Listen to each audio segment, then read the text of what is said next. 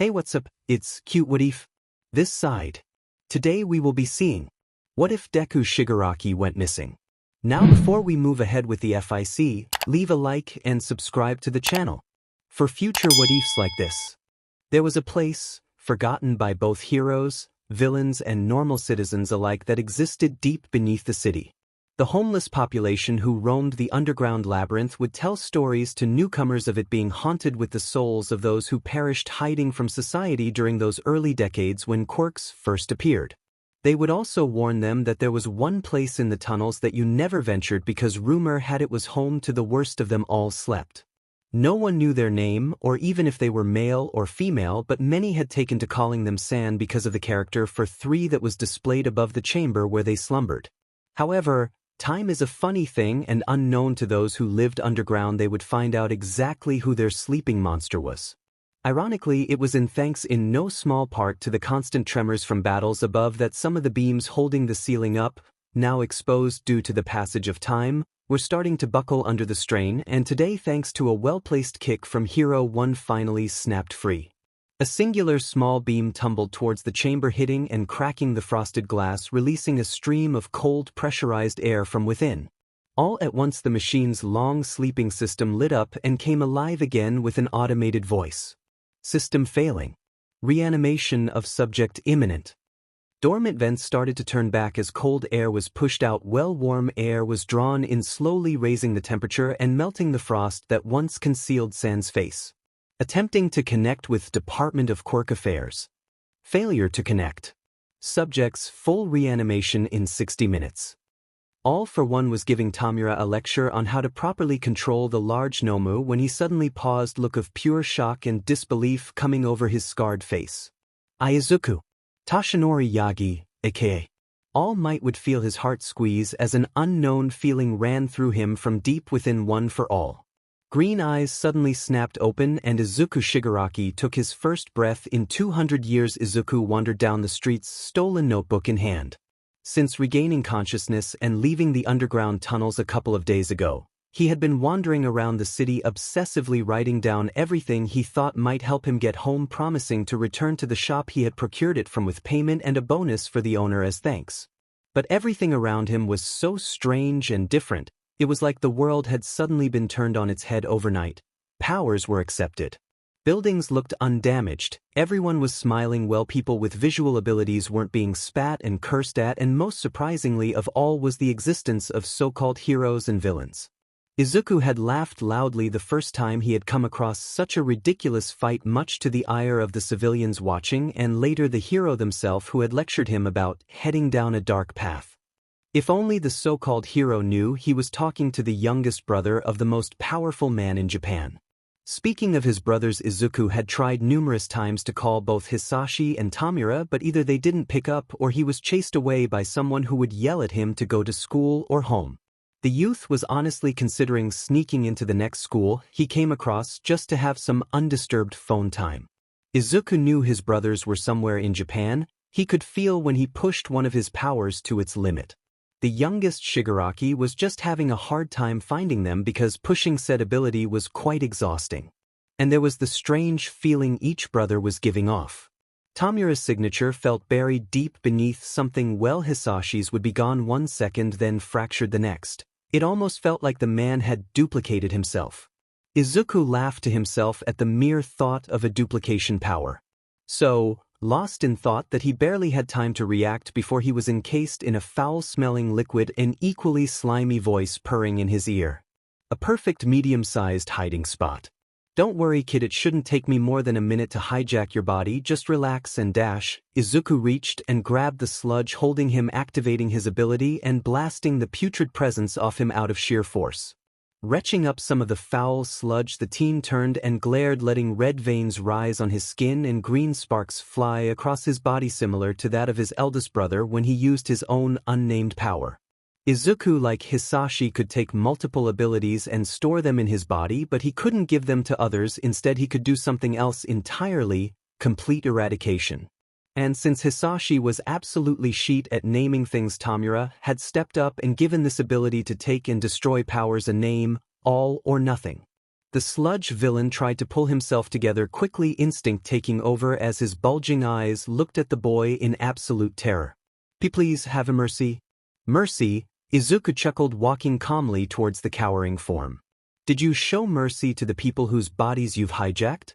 Reaching out, Izuku was about to destroy the man's disgusting power when something, or rather someone, burst out from the sewer. Have no fear. But because I am here. Toshinori had been out shopping when he ran across the robbery. Quickly adopting his muscular form, the number one hero gave chase. But the villain was fast, using his liquid body and knowledge of Mizutofu's sewer system to slide in and out of cracks, preventing Toshinori from capturing him at first, but soon the hero started gaining on him, eventually tracking him down to this underpass. Bursting out of the sewer, he quickly said his famous line, nearly coughing up blood as the sight that greeted him. The sludge villain was cowering in fear, much of his liquid body sprayed across the tunnel wall while a young boy stood over him, a glowing hand poised to attack. Who the F are you? Toxic green eyes stared. Well, a very familiar pattern crept all over his body. Are you serious? The sludge villain gasped, looking at the boy in disbelief. That's All Might? The F is an All Might. At first glance the boy looked like his nemesis reborn, especially wearing a suit that looked nearly identical to All for One's signature outfit. The only thing missing was the jacket. Ha ha ha, citizen. Toshinori laughed, walking over to the boy, trying to remain calm as the boy studied his appearance with intelligent green eyes. Once he was close enough, All Might leaned down, placing a hand on his shoulder to keep him in place. Surely you know the number one hero. Green eyes narrowing, the boy tried to shrug off his hand, only to frown further when it held him tighter instead. Let me go. Giving another fake laugh, All Might leaned down slightly, looking directly into hostile green eyes, while his own furious blue ones stared out from dark shadows. Take a good look at my face, remember me now? The sludge villain chuckled nervously, collecting himself in haste. Look, it seems like you both have some things to work out. I'll just dash. You're not going anywhere. The boy spoke, attention returning to the villain, glowing hand swing around and grabbing them before All Might could stop them. There was a bright flash of light that blinded him for a moment, that caused the number one hero to cover his eyes, listening as the villain screamed in pain. When the light finally faded and he could again, All Might found not a pile of sludge greeting him, but instead an average-looking man with hair the same green color as the sludge, sitting on the ground naked, looking at his hands in shock. And the boy had disappeared. Cursing, Toshinori quickly dialed Tsukachi's number in and gave his location to his friend, asking for a pickup and promising to explain later, while the former sludge villain started rocking back and forth, murmuring to himself about a monster. Not knowing which way to go, Toshinori picked a direction and hoped for the best as he started his pursuit of the devil. Izuku kept running as fast as he could, trying to put as such distance between himself and the hulking blonde as possible, no matter how much his legs seemed to burn because of it.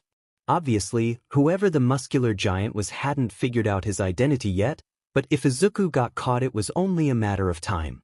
As much as he wanted to see his brothers again, a reunion being in the center of a police station was not the backdrop Izuku was hoping for.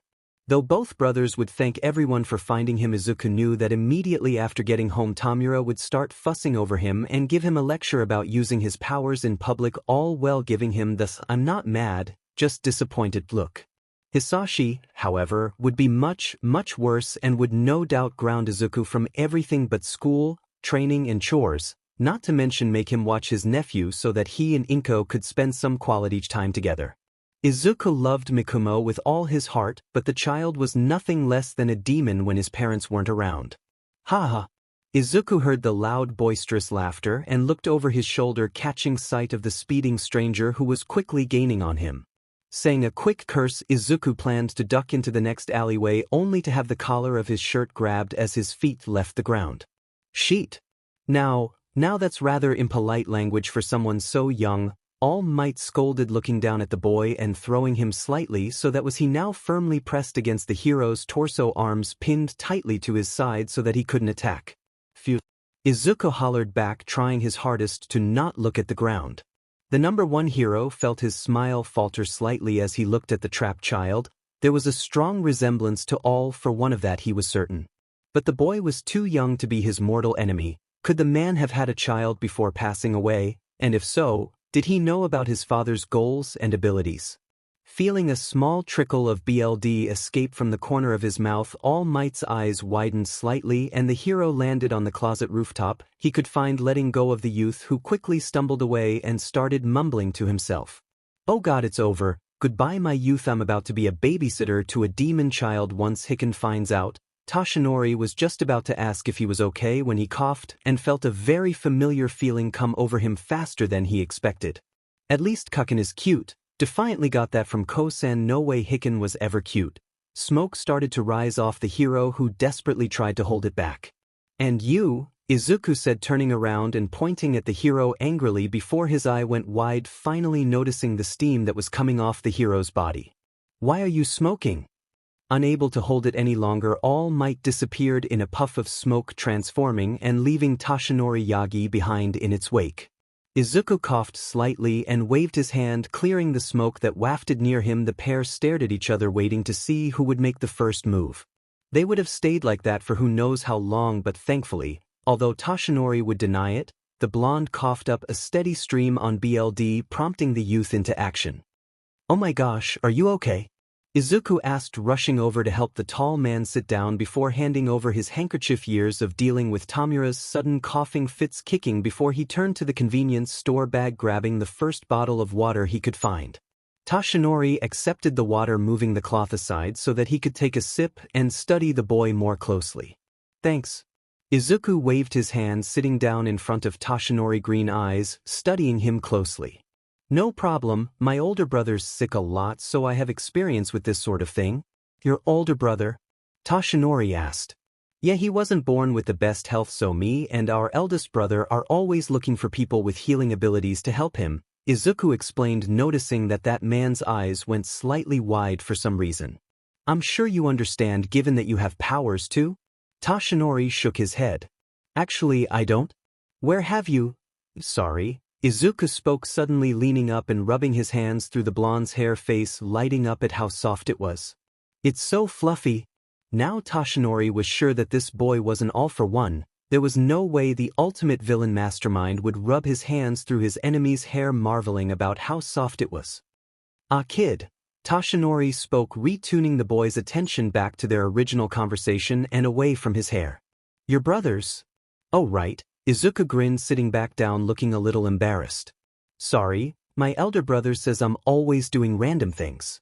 But my other brother says that I'm just like Hicken when he was younger, which is why our powers are so similar."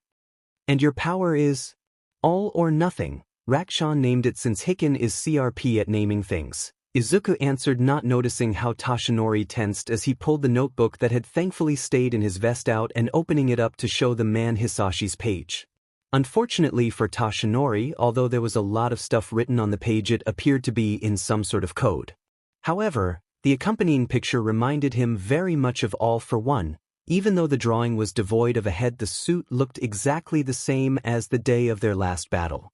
"See him and I can take powers if someone doesn't want them, which is why we're always looking for someone looking to give away a good healing ability."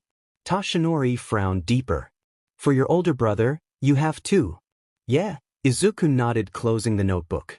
"But sometimes we also meet people who want power and he gives them one 'cause Hicken's such a hoarder and will take any power someone is looking to toss away." "Can you give people powers like your brother?" Toshinori asked. "No way, only Hicken's ability can do that, though it doesn't have a name yet." Izuku laughed, shaking his head before lighting his hand up a little. "I can destroy someone's abilities, but I don't really like doing it." "What about that man in the tunnel?" Izuku frowned, remembering the suffocating feeling when the sludge man tried to take over his body. "He hurt people, he tried to hurt me." "That doesn't give you the right to destroy his quirk," Toshinori argued.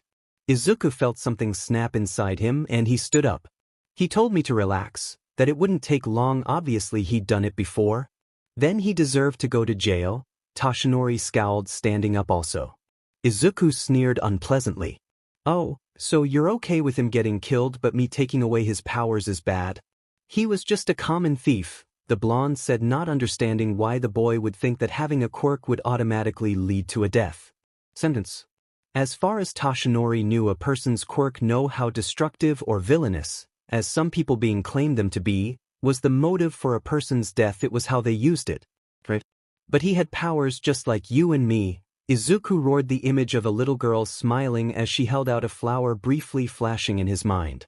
Didn't you see the footage from Mustafa? People were getting dragged out of their homes and killed. The city looks like a war zone. And don't even get me started on those militia groups that keep popping up all over the place. Toshinori looked at the boy like he was insane. Didn't he realize where he was standing right now? But kid, this is Mizudafu?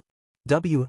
Izuku gasped, launching forward to look over the guardrail and seeing not a city in chaos but instead just a normal, everyday town. It didn't make sense. Izuku should have only been asleep for a few days, a couple months at worst. There was no way that repairs to Mizudafu could be done so quickly. Even with the added effort of people with powers was added to the labor. Activating his own ability, Izuku pushed his radar to the max, trying to find his brothers again because fear was slowly starting to bubble inside him as a horrible thought popped into his head. None of Hisashi's dots were coming up anymore, meaning he wasn't close or he had hidden completely by, but Tamura's was coming in loud and clear from the man next to him. Legs caving under him, Izuku grabbed the railing and looked up at the blonde with wide, terrified eyes. What year is it? The year what year is it? Izuku screamed again. Toshinori took a deep breath and calmly answered. 24XX. The number hit Izuku like a ton of bricks as he realized that he had been asleep for more than 200 years. Toshinori stood on the other side of the glass watching Tsukachi converse with Izuku. After realizing that Izuku gone into shock and was unable to answer any of his questions, the number one hero had called the detective, who gladly came and picked the pair up, thinking he would hear the story behind the naked man in the tunnel. Instead, Tsukachi found Toshinori in his deflated form, trying his hardest to get a visibly upset Izuku to talk to him, to say anything really instead of just staring off vacantly. Toshinori had even used up what little of his hero time remained to carry the boy down to the police car, since there was no way Izuku would be able to walk down to the ground floor by himself. After they had arrived at the police station, Izuku had snapped out of his shock enough to follow directions, handing over his outfit over to forensics and letting it be replaced with a simple pair of sweat breathes and a shirt that said t-shirt before following the detective into the most secluded interrogation room. Pulling out his cell phone, Toshinori's fingers shook as he punched in a number, getting a rather annoyed sounding "what?" on the other end after only one ring. Hello, Gran Torino, Toshinori greeted, standing at attention, legs shaking with fear despite his best attempts to stop them. Toshinori, the retired hero, spoke curiously. Is that you? Why, yes sir. Why, you see, I'm calling because I know why you're calling, kid, Gran interrupted, sounding angry for some reason. Your old pal Night Eye came sniffing around a few weeks ago looking for my help in convincing you to pass it along. I see. Toshinori frowned, remembering how his former sidekick had called him out of the blue, claiming to have found the perfect successor for One for All. Mirai called you, did he? Look, Toshinori, I know this might not mean much now, but choosing a successor should be your choice, the retired hero lectured. When Nana first told me she was giving her power to you, I didn't agree. Hell, I even tried to find someone else, but after she died, well, that's when I got it. Too little too late to hear her say I told you so, I suppose. Toshinori sighed and looked into the interrogation room, where it looked like Izuku continued to talk with Tsukachi, though he did appear to look more hostile than before. Putting thoughts of successors and Sir Night Eye aside, Toshinori tried to steer the conversation back to why he had called in the first place. That's why I called, it's about, Toshinori spoke, putting his hand over the mouth and lowering his voice. Did you and MSTR ever hear anything about a third brother? A third brother?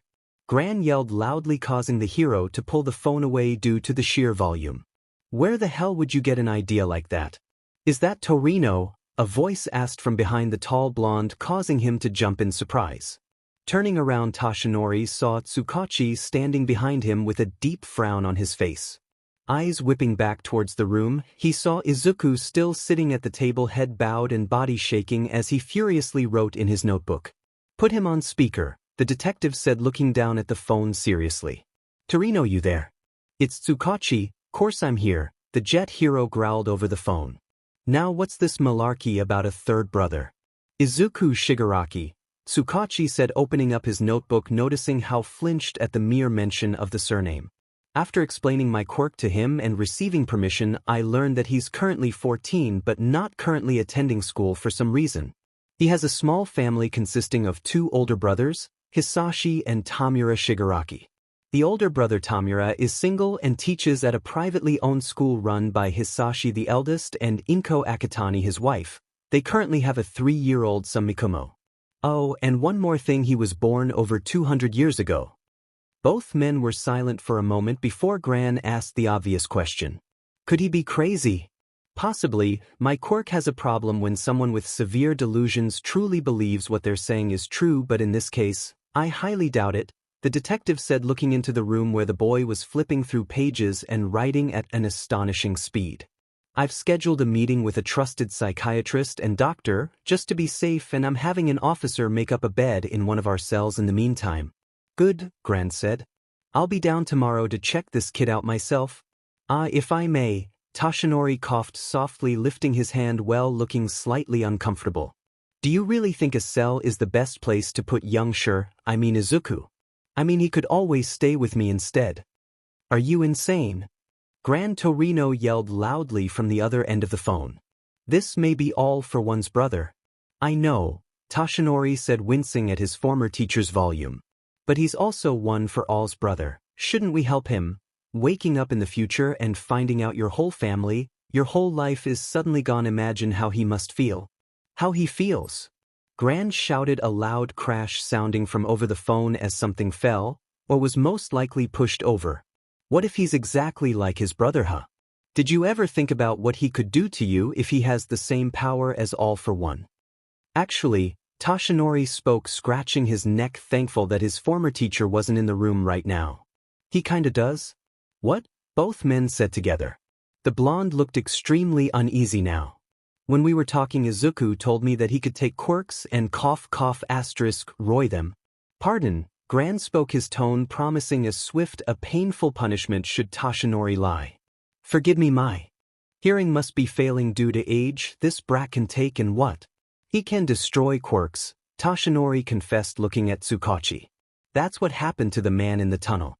After a few tense minutes of silence, Gran Torino said he would see Toshinori bright and early tomorrow and hung up without another word. Tsukachi, however, gave his friend with an anxious look. You know this is a really stupid idea, right? Probably one of my top 10, no doubt. Tsukachi stared at his friend a moment longer before sighing deeply.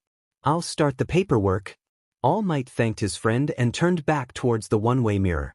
Oh, and one more thing, Tsukachi said, looking back, his hand just hovering above the doorknob, turning his head to look at the blonde. Well, I don't endorse him destroying the man's quirk. I should tell you that the thief you were chasing, I heard from forensics before heading in, his DNA has been linked to the deaths of over 7 civilians already.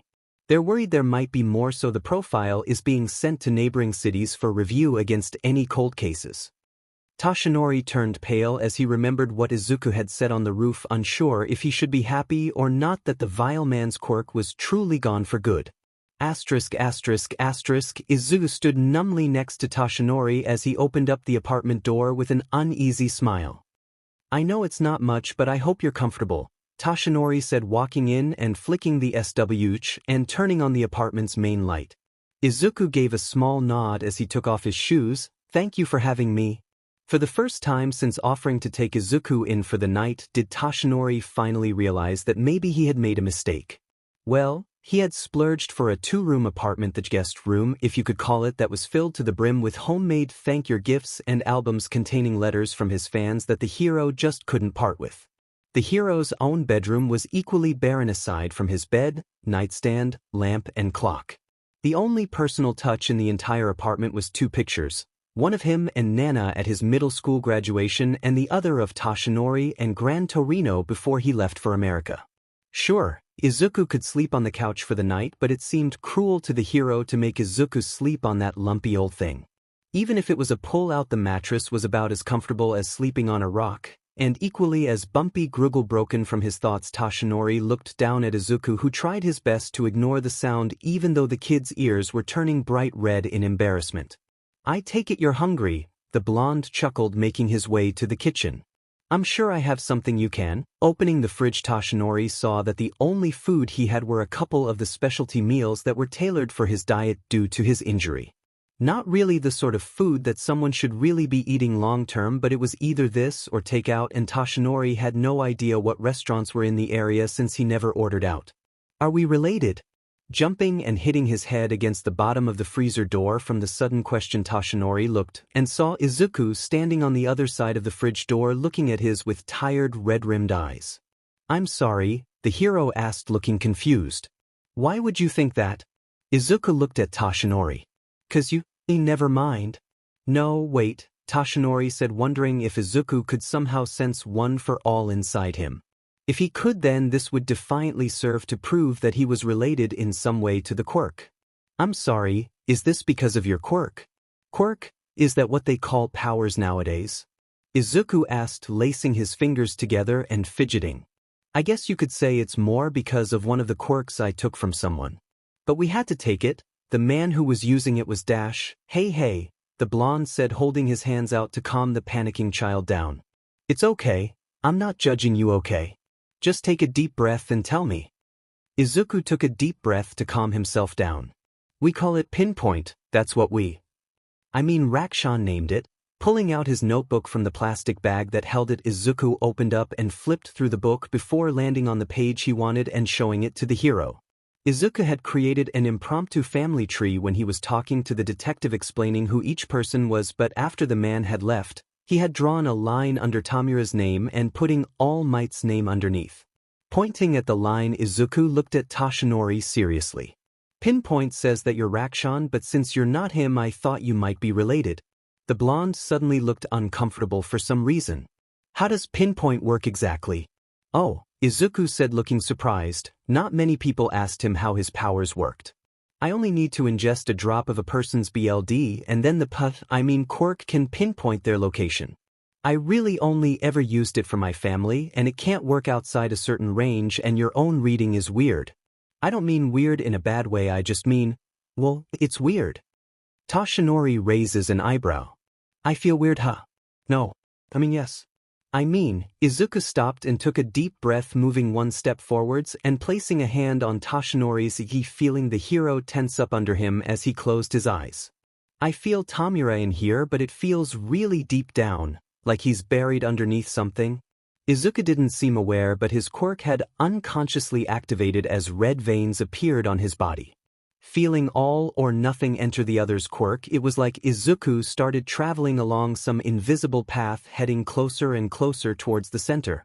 It also felt like something was trying to reach back to him also, but just before they connected, a burst of energy shot out and electrocuted him. Ow, the boy said, holding his hand as he took a step back, fingers smoking slightly as he looked at Toshinori in alarm. What was that? That was... Toshinori began, knowing logically he should wait till Gran Torino was here to tell Izuku the truth. But something deep inside him was urging the number one hero to tell the boy the truth. My quirk, your brother's quirk. Rakshan, Izuku said, looking confused and shaking his head in disbelief. That's impossible, Rakshan doesn't have powers. Me and Hicken looked with ours and we couldn't find anything. It's complicated, but basically your brother had a stockpile quirk that he could pass from one person to another, Toshinori explained, not wanting to go too deeply into the story behind All for One and One for All. I inherited that power from my Emsir and am the 8th person to have it. Izuku looked at Toshinori, studying the man in front of him before moving forward quickly and wrapping his arms around the man's skinny waist. Hey, what are you? Izuku sniffled a little, holding tighter. Nephew. Well, yeah, I guess I am kinda like your uncle given our ages, Toshinori said, not used to having someone hug him in this form. Izuku shook his head, looking up with a watery smile. Nah, I'm your uncle. BLD spurt from Toshinori's mouth as he laughed, realizing that technically Izuku was right. Izuku's tight grip started to loosen as the boy slowly drifted off to sleep, the stress of the day finally starting to catch up with him as he nuzzled Toshinori's skinny sissy, yawning slightly. Rakshan gave me such a cute nephew, face softening. Toshinori pat Izuku's head and changed into his muscular form, carrying the boy to his bed, making sure to cover him with a blanket before heading back out to get something to eat. Although Izuku slept soundly for most of the night, for some reason his dreams were haunted by images of his brothers fighting. Well, he stood trapped on the other side of an invisible wall, unable to stop them. Toshinori froze up when the urgent pounding rang throughout the apartment. The number one hero nearly dropping his tea as he glanced at Izuku, who thankfully had not moved from his spot at the table. When he'd finally woken up and shuffled his way into the kitchen, Toshinori almost had a heart attack at the ominous way Izuku growled, asking for coffee, having flashbacks of his fight with All for One. After making some instant he had laying around, Toshinori, more a tea fan since his injury, he had watched in slight horror as Izuku all but unhinged his jaws to swallow the drink in one go before his head collapsed against the table. Not noticing the way sharp emerald eyes peeked over his arms, Toshinori silently made his way to the door and opening it and giving his old teacher a nervous smile. "Hello, sir." Gran Torino thankfully hadn't shown up, completely dressed in his full hero costume, but that didn't stop Toshinori from feeling his legs shake in terror at the sight of his signature yellow boots and gloves. "Where is he?" the jet hero ordered, walking into the apartment. Before he could answer, Toshinori heard Izuku's voice come out behind him as the boy popped his head around the corner, a bright smile now on his face. "Hey Toshi, where's your food generator? I'm hungry." Gran took one look at the boy, seeing the resemblance to All for One, and launched himself off the nearest wall, bouncing around as he tried to confuse his target a little before aiming an attack at his back. As if sensing what was approaching, Izuku activated All or Nothing and turned around and lifted his arms to block the hit. Flipping backwards and landing on the couch, Gran Torino looked at Izuku, who simply picked up a mug off the countertop, taking another of it before returning the cup safely to the counter. Once the mug was out of the way, Izuku started bouncing up and down on his feet, giving Gran Torino the come at me sign with his hand. Grinning savagely, the jet hero launched himself around the apartment again, surprised when started doing the same thing, dodging and blocking him every time he tried to land a hit. "Hey, you two," Toshinori called out from the doorway of the kitchen, afraid for his apartment given the high speed these two were bouncing around at. "Be careful. Keep out of this, Toshinori/OK Toshi." Landing down next to the sink, Gran Torino looked down and noticed a small freshly washed knife in the basin and the first aid kit next to his foot instead of in its normal spot hanging on the wall. Eyes glancing back towards All for One's brother's supposed little brother, the jet hero noticed a small band-aid wrapped innocently around his fingertip and frowned. Stepping up to the top part of the counter, Gran Torino lowered himself as close to the granite as possible, putting all his strength into this jump before he launched himself at Izuku. For a second, the Viridian-haired boy stood perfectly still, only to vanish in the blink of an eye as limbs as strong as steel suddenly circled around Gran Torino, pinning his own arms against his body. The world suddenly spun as Gran found himself staring at his wide-eyed student, while a chin rested on his head, a smug voice calling out, "Caught you?" Toshinori looked at his teacher trapped in Izuku's arms, looking like a surprised cat, and tried his best not to laugh. "Hey, Toshi, what's this guy's name?" Izuku asked from his spot on top of the jet hero's head. Placing one hand in front of his mouth to hide his laughter, the man coughed. "Izuku, meet Gran Torino." "Gran Torino, this is Izuku." Snapping back into reality, Gran started to struggle against the person holding him. "Let me go, you brat." "Aw, is someone sad 'cause he got caught?" Izuku laughed, letting the man go and moving backwards to avoid a surprise kick as he did. "He's like a living grumpy cat." Gran felt his BLD pressure rising, taking a deep breath to try and calm himself down before pinning Nana's successor with steely eyes. "What the hell is a grumpy cat?" "Toshinori explained to me what this is, 'cause there is no way he's related to Dash." The blonde clapped his hands together. "Izuku, you're hungry, right?" Instantly Izuku's attention turned from Gran Torino to Toshinori again as the boy smiled widely, nodding. "Yeah, I tried looking for your food generator but couldn't find it. In fact, I only saw normal kitchen stuff. Where's the future stuff? Is it outside? Do you have jetpacks? Are there robots? Is teleportation a thing? Have we met aliens yet? Do you have jetpacks?" "Dash, you already said that one." Gran fumed from his new spot next to Toshinori. "Jetpacks, grumpy." "Jetpacks?" Izuku stressed, looking at the pair with sparkling eyes. "Oh shit, he's the same type of idiot as you, isn't he?" Gran spoke, looking at the boy with horror as he turned to his former student and pointing at the boy. "He's the FNG pure type." Toshinori smiled weakly looking at Izuku, who had thankfully ignored Gran Torino's insult. Listen, kiddie? Well, the thing is, some heroes have jetpacks? Izuku's smile brightened and he leaned in closer, eyes sparkling. Technology hasn't really. I mean, quirks are always changing things. What I'm trying to say is, there is no future stuff. Izuku fell to the floor almost instantly, like a puppet whose strings had been cut as a dark, gloomy cloud settled over him. No future stuff, both men shook their heads. No aliens, again, the two heroes shook their heads wondering if All for One was secretly just as dramatic in his spare time as Izuku. No robots, actually, Power Loader might have something laying around his studio, Toshinori said looking at the time and realizing how late it had gotten, not noticing how Izuku looked up, excitement returning to his eyes. Maybe we can check it out after your meetings today. Thankfully it only took 20 minutes to get to you aimed from his apartment, plenty of time to get Izuku some breakfast on the go before his appointment with Recovery Girl and Hound Dog. Izuku instantly got up, running to the entrance and grabbing his shoes, jogging on the spot as he looked at both men from the entrance. Come on, let's hurry, we can't keep the good doctors waiting. Wait, Izuku! Toshinori yelled as the boy ran out the door, the cry of Transformers echoing down the hallway as he did. Gran Torino snorted. Now I understand why the kid was on ice, way too much energy in that one. Izuku looked at the large gates in wonder, feeling like he had when he was a child and Hisashi and Tamura took him to Disneyland Tokyo. The three had spent the entire day going on rides and exploring the park. It was one of the few times that Hisashi's busy schedule and Tamura's health didn't conspire against the three brothers. It was also one of the happiest memories Izuku had of his family until Inko married Hisashi and they had Mikumo. Wow, the 2 centuries-old boy preparing to take a step inwards only for a loud alarm go off and a large metal door came slamming down, nearly crushing him if Toshinori hadn't appeared and pulled him back just in the nick of time. Idiot! Gran Torino yelled, landing next to the boy. Are you insane? You could have been crushed. Said this was a school, Izuku declared looking up at Toshinori and pointing at the metal gate. What sort of school has a killer door of death? It's a hero school, brat. The jet hero explained. Why would people need to learn to be heroes, brat? Izuku replied, reminding Gran Torino that frozen or not he had nearly 200 years seniority on the man. How old are these kids? You better not be training child soldiers. Before the deflated number 1 hero could explain, the door opened and a familiar voice was heard.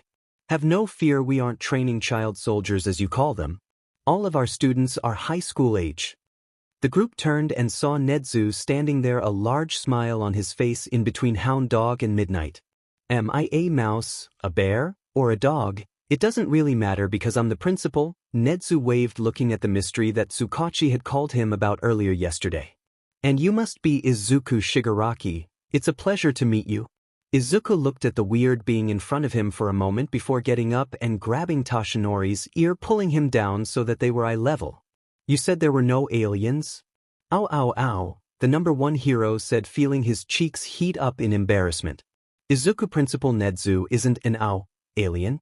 Midnight and Hound Dog snickered, having thought the same thing about the principal once or twice themselves as both students and teachers. Everyone had except Aizawa, who claimed Nedzu was an immortal being from another dimension who came to their universe in order to feed on the perpetual chaos of high school. He's right, you know. The high-specs user smiled, a gleam of light catching his eye. I'm just a simple school principal. Izuku stared at the creature in front of him before lifting his hand and making a sign with his fingers. Live long and prosper. That sent Midnight over the edge as she couldn't contain herself any longer. This kid was just way too funny. It made her want to tease him, and she looked at the boy slapping her flogger WHP against her thigh as she smiled. I love this kid. Can I keep him? I promise to look after him. Izuku looked at the peculiarly dressed woman, a shiver running up his spine at her sadistic smile, now hiding behind Toshinori, pointing at her. Stranger danger. All right, settle down everyone, Nedzu spoke, clapping his paw together and looking at Hound Dog. Would you please take out guests to Recovery Girl? The counselor nodded and growled at the boy to come with him. Izuku looked up at Toshinori, who gave him an encouraging smile and nodded. Giving the blonde a quick hug, Izuku ran after the hunting dog hero. making sure a good amount of distance was between him and Midnight, who was pouting now as he did. Izuku's face soon lit up in excitement again as everyone heard him launch into a stream of questions about Hound Dog's quirk as they left to go see the school's nurse. Nezu waited until they were no longer in sight before he turned to the number 1 hero and his mentor. "Now who's up for a nice cup of tea?" Nezu sipped his tea and looked at the pair in front of him. Gran was unhappily stuffing his face with some of Lunch Rush's homemade taiyaki while Toshinori slowly drank his drink, trying his best to appear as small as possible. "Well now," Nezu spoke, placing his cup on the saucer. "All for One's little brother. I can't say I ever expected to meet him, mostly because I thought he only had one." Toshinori gave a nervous smile and nodded. "Took me by surprise too, but he's defiantly connected to All for One." "Toshinori," Gran Torino growled, pausing his eating to look at the number 1 hero sternly. "How can you be so sure they're connected? What did you do?" The number 1 hero's hand started shaking and he chuckled nervously. "Well, you see, sir, hypothetically speaking, last night Izuku may or may not have used his quirk on me, and it may or may not have resonated with One for All." Gran Torino sat mouth open, processing this information before shoving the remaining taiyaki into his mouth to muffle his curses, jumping up and hitting the blonde on the back on the head. "Now that is interesting," Nezu said, lacing his paw pads together and leaning forward in interest. "What happened exactly?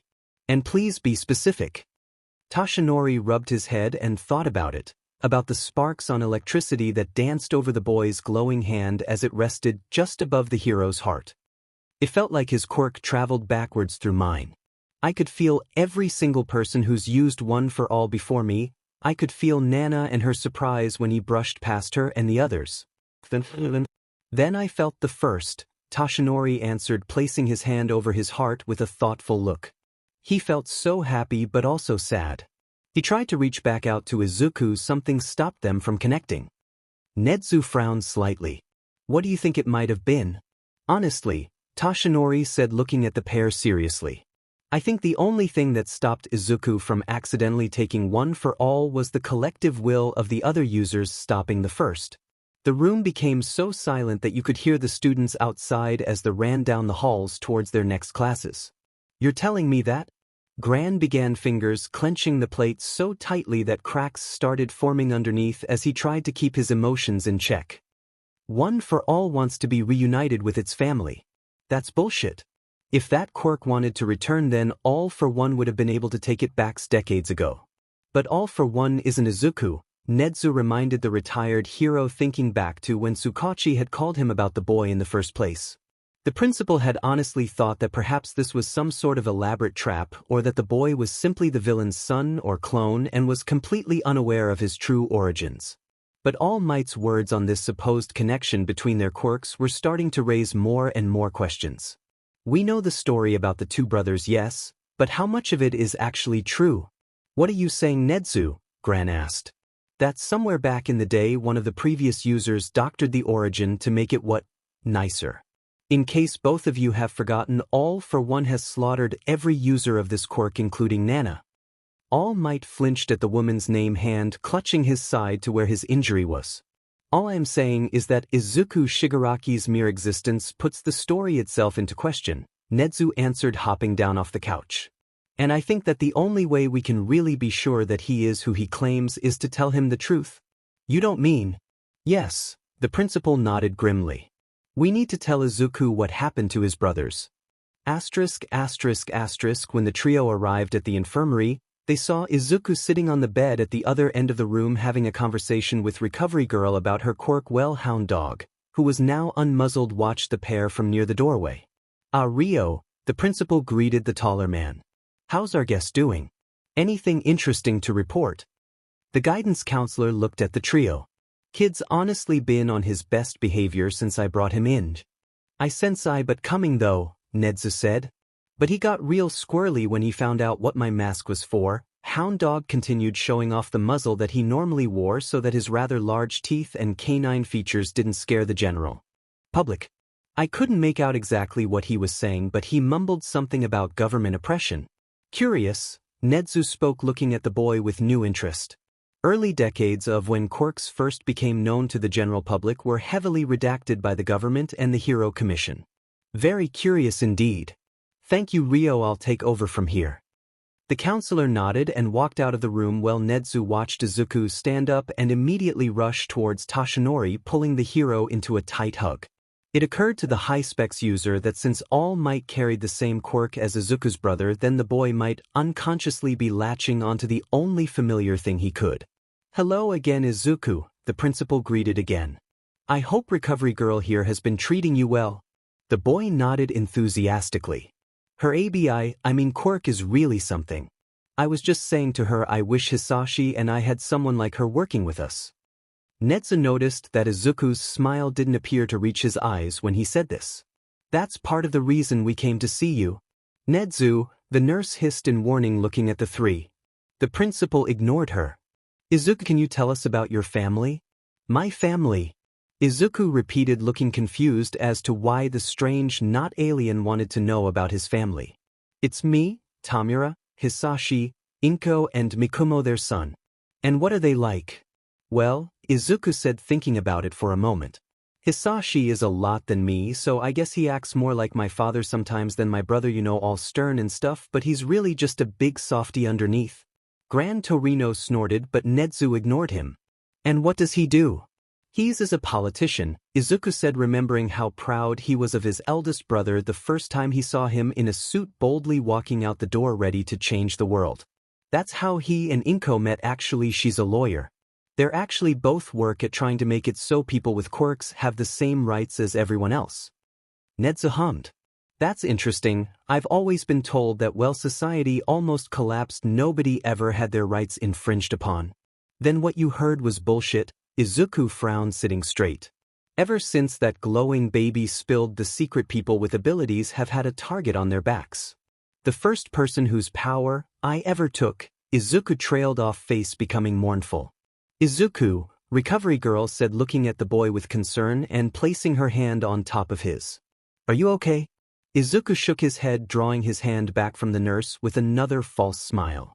Hisashi and Inko want to change things. Make it so people with powers and without can live together. They say it probably not be possible in our lifetime, but we want to make it better for Kukin and his kids. And what about Tamura, what does he think? Nezu asked. He's gonna help us, Izuku answered, looking proud. We built the school you see, and Tamura's teaching their cause. He's a teacher, that's where I was heading after.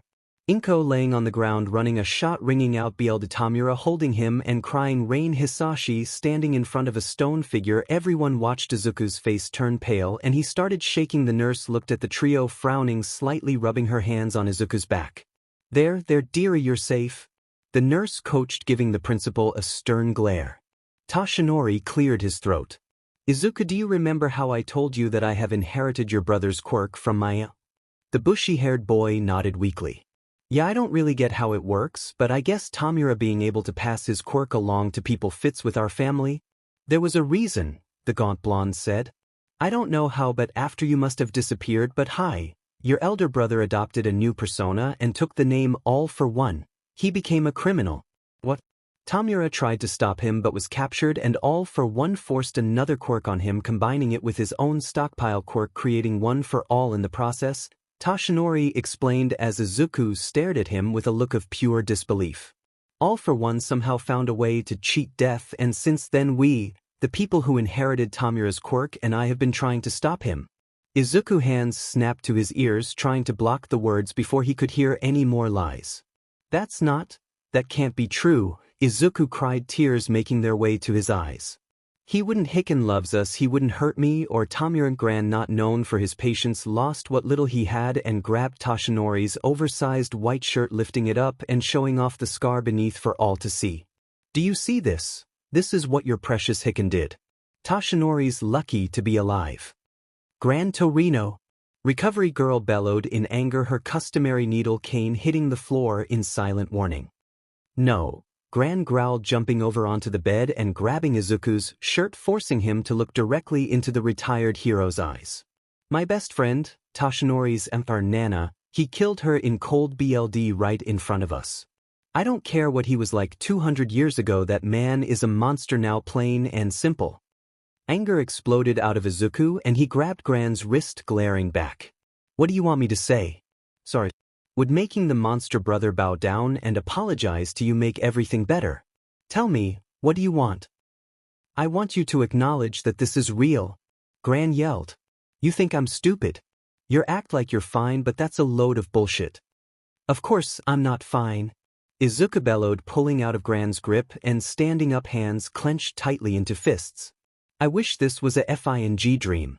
I cut my finger this morning thinking I would wake up and everything would be back to normal. But that didn't happen, and now I'm all alone in a strange world, and the only people who want to help me only seem to be doing this out of pity or because they're afraid of me. Toshinori shook his head, one hand reaching out the boy. Izuku, no. Izuku yelled, activating his quirk. The other occupants of the room felt themselves be pushed back by some sort of invisible wave.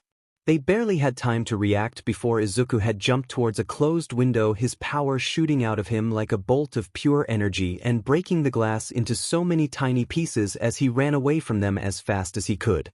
All for one thanked the doctor with clenched teeth and hung up the phone.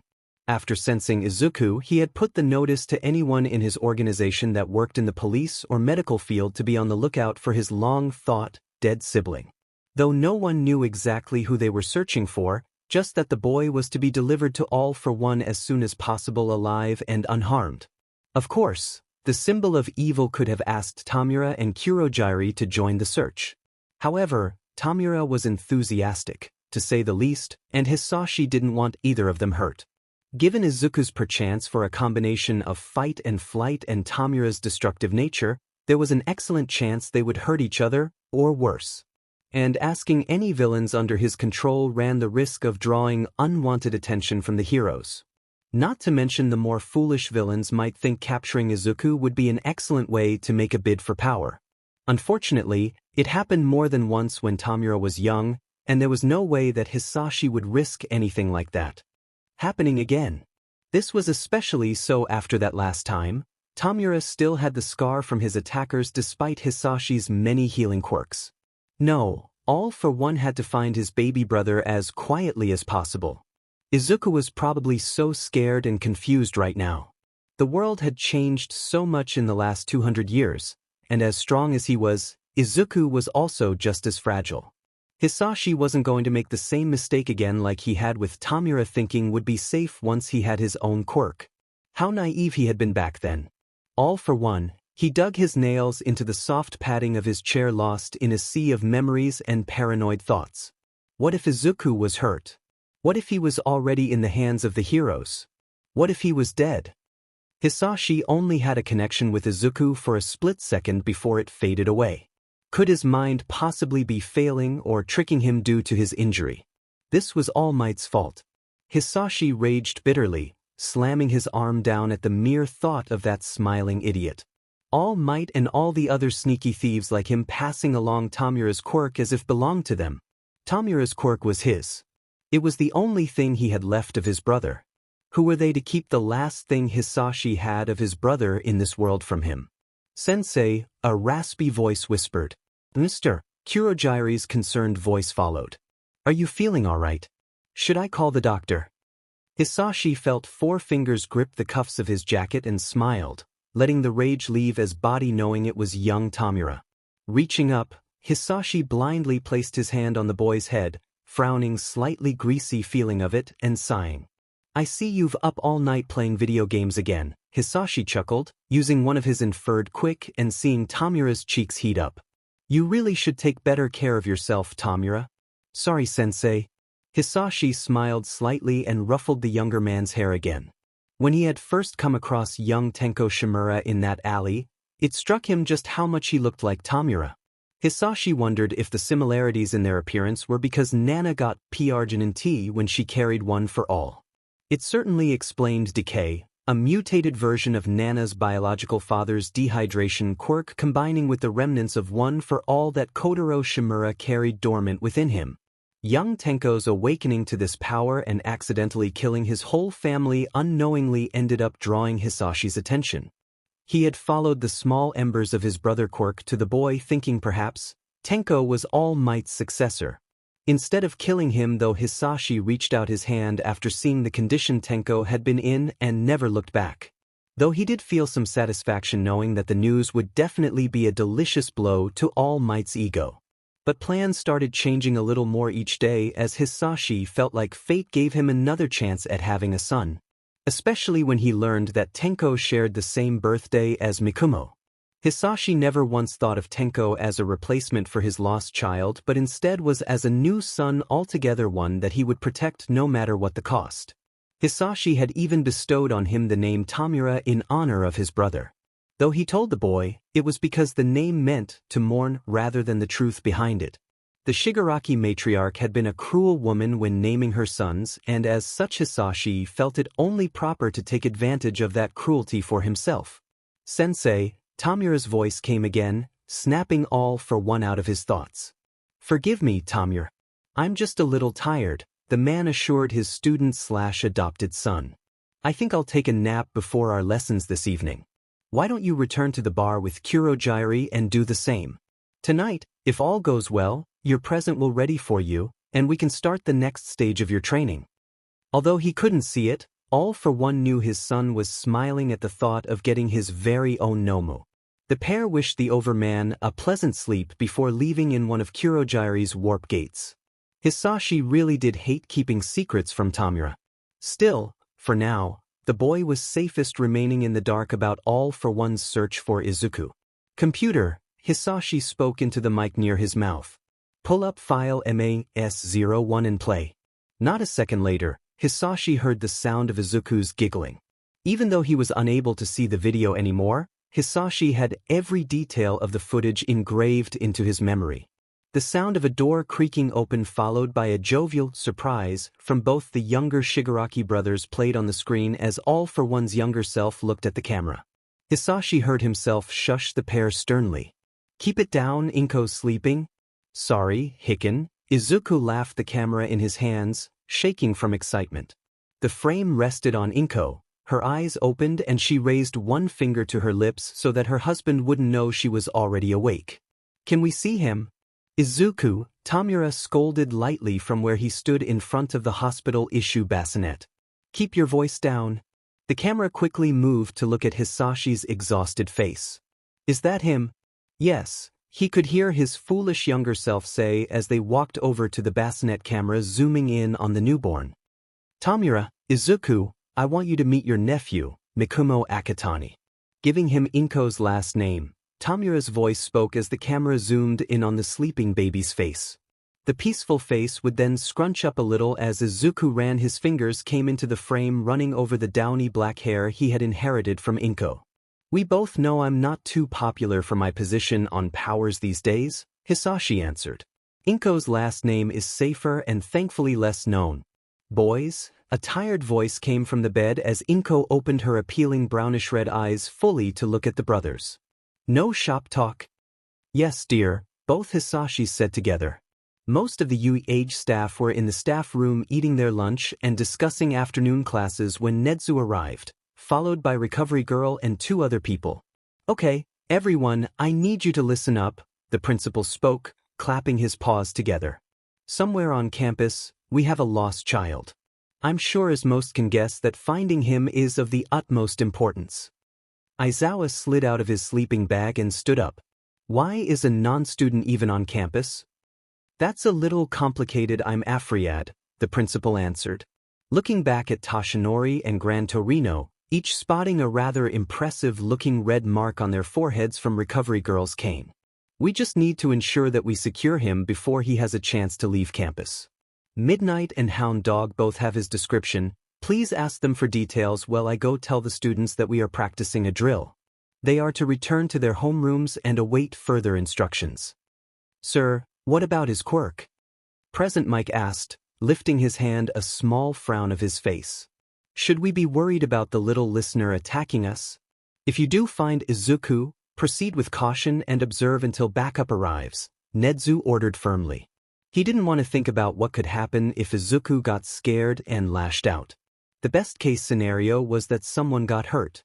Well, the worst was one of the faculty's quirks taken or destroyed. Whatever you do, don't attack. The boy is rather emotional right now, and his quirk might lash out if you're not careful. And where will you be during this dust-up? Snipes spoke, already in the process of swapping his regular ammo out for some tranquilizers. Nedza looked at the nurse.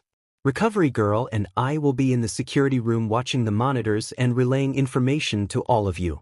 This is still gonna take forever. I mean, the campus is huge, Midnight said, remembering how small Izuku was and knowing that there were many places he could hide. This could take days, and we can't keep the students here until we find him. Vlad King nodded. We also can't take the chance that he could slip out amongst the student body if we open the gate. Someone cleared their throat, and all eyes turned to the rather tall, sickly-looking blonde man as he raised his hand. I may have a dumb suggestion. Izuku took a deep breath, leaning against the wall, trying to catch his breath. After activating one of all-or-nothing blended abilities and jumping out the window, the curly-haired boy ran as fast and as far away as possible. Much like Hisashi, Izuku also liked taking quirks and combining them together. Though the elder would typically experiment to see what combining two abilities could yield, Izuku preferred more to weave powers together and strengthen them as a whole. His speed, for instance, was actually from combining a few similar powers together until he had finally achieved a working version of something from an old comic book. The only downside was that Izuku couldn't use it for long PRDS without causing strain on his body. Hence why Tamura called the quirk Cheetah. Looking up, the youngest Shigaraki found a massive door in front of him, just open enough that he could sneak inside and hopefully find someplace to hide. Staggering towards the entrance, he slipped inside and found himself in the center of a vast abandoned city. Moving as quickly and quietly as possible, Izuku weaved through several alleys and side streets before ducking into one of the buildings and climbing up to the top floor, finally letting his thoughts catch up. According to Tashinori and Gran, sometime after he had disappeared, Hisashi had gone crazy and forced a quirk on Tamura, becoming some sort of villain. Then he had spent the last 2 centuries hunting down the people who carried Tamura's quirk. Izuku was positive he had sensed Hisashi with pinpoint when he pushed it to its maximum distance. If he was still alive, should Izuku be worried? After so many years apart, was there a chance that his eldest brother could have forgotten all about him? Was it possible that he could attack Izuku like did with Toshi? And where was Inko when the fighting started? Surely the lawyer wouldn't have ever let Hisashi become a criminal without using her telekinesis to drag him back by the ear. Sharp pain suddenly hit Izuku. Inko lying on the floor, Bale D on his hands. Tell Hisashi I love him, running. Mikumo-kuken. Izuku gasped and grabbed at the wall, falling to his knees and shaking hands, lifting up to cover his ears as the phantom sound of gunfire rang out. Attention Izuku, please make your way to the nearest robot. Attention Izuku, please make your way to the nearest robot. A loud mechanical voice came from below, snapping Izuku out of his flashback. Peeking over the window ledge, the all-or-nothing user saw 2 long lines of robots coming down the street, breaking off whenever they reached an alleyway or side street. Izuku knew that these must have been the robots Tashinori was talking about before they left, but this was way more than a few. Why the hell would a school need a robot army? Trying to get a closer look, Izuku peeked a little more, noticing that an antenna was blinking on top of each of the robots' heads. It only took him a second too late to realize what it was before one of the robots in front of his hiding spot snapped its head-up camera lens, narrowing in on him. Ducking back down to try and hide, Izuku cursed himself for being so stupid. Of course, a place that could have an army of robots would also outfit them with some sort of tracking program. That alien Nedzu probably had all the bells and whistle on his mechanical henchmen. Hiss, click, click, Izuku, said Alien's voice came over a speaker. I know you're there. These robots are equipped with thermal imaging technology. Izuku rubbed his face with his hands. First killer doors. Then a city that looks like it's waiting for survivors in the zombie apocalypse. Now thermal tracking robots. This is not a FING school, it's military training ground or something. And they still don't have jetpacks. Izuku, Tashinori's voice now came over the speaker. I'm sorry, the thing with your brothers, it's well complicated. Standing up, Izuku wrenched the window open and shouted. You want to talk complicated? Try waking up 200 years in the future and then come talk to me about complicated. Izuku, please come down and let one of our robots see you to the nearest faculty member, Nedzu's voice returned. I'm sure that we can sit down and figure something out over a nice cup of tea. Izuku narrowed his eyes at the robot before lifting one hand and flipping off his no-doubt captive audience. Izuku was a Shigaraki, and Shigarakis never just gave up. They fought until they had nothing left and then went beyond. Just like that one French guy said. Taking off the shirt, Izuku sent a silent apology to the kind detective who gave it to him before he started ripping it into long strips. Glad that he had also taken the tank top, Izuku began wrapping the fabric around his knuckles. This is your last chance, Izuku. Nedzu's voice came sounding a little more annoyed than before. Surrender now, or I will be forced to detain you. Izuku activated all or nothing again and made his way towards the roof, not planning to make it easy for the so-called principal to capture him. Asterisk, asterisk, asterisk, holy see, Gran gulped, watching Izuku jam another metal pole into one of the robots. I knew the kid was fast, but this is like watching old videos of myself from my prime. How many does this make? Nedzu asked, looking at power loader. 16 in 10 minutes. The excavation hero gulped as he watched another robot feed go out. This kid, whoever he was, using a combination of speed, power, and surprise attacks to take out robots one after another. I'm sending all one-pointers to ground beta, as well as letting the other teachers know where our runaway is.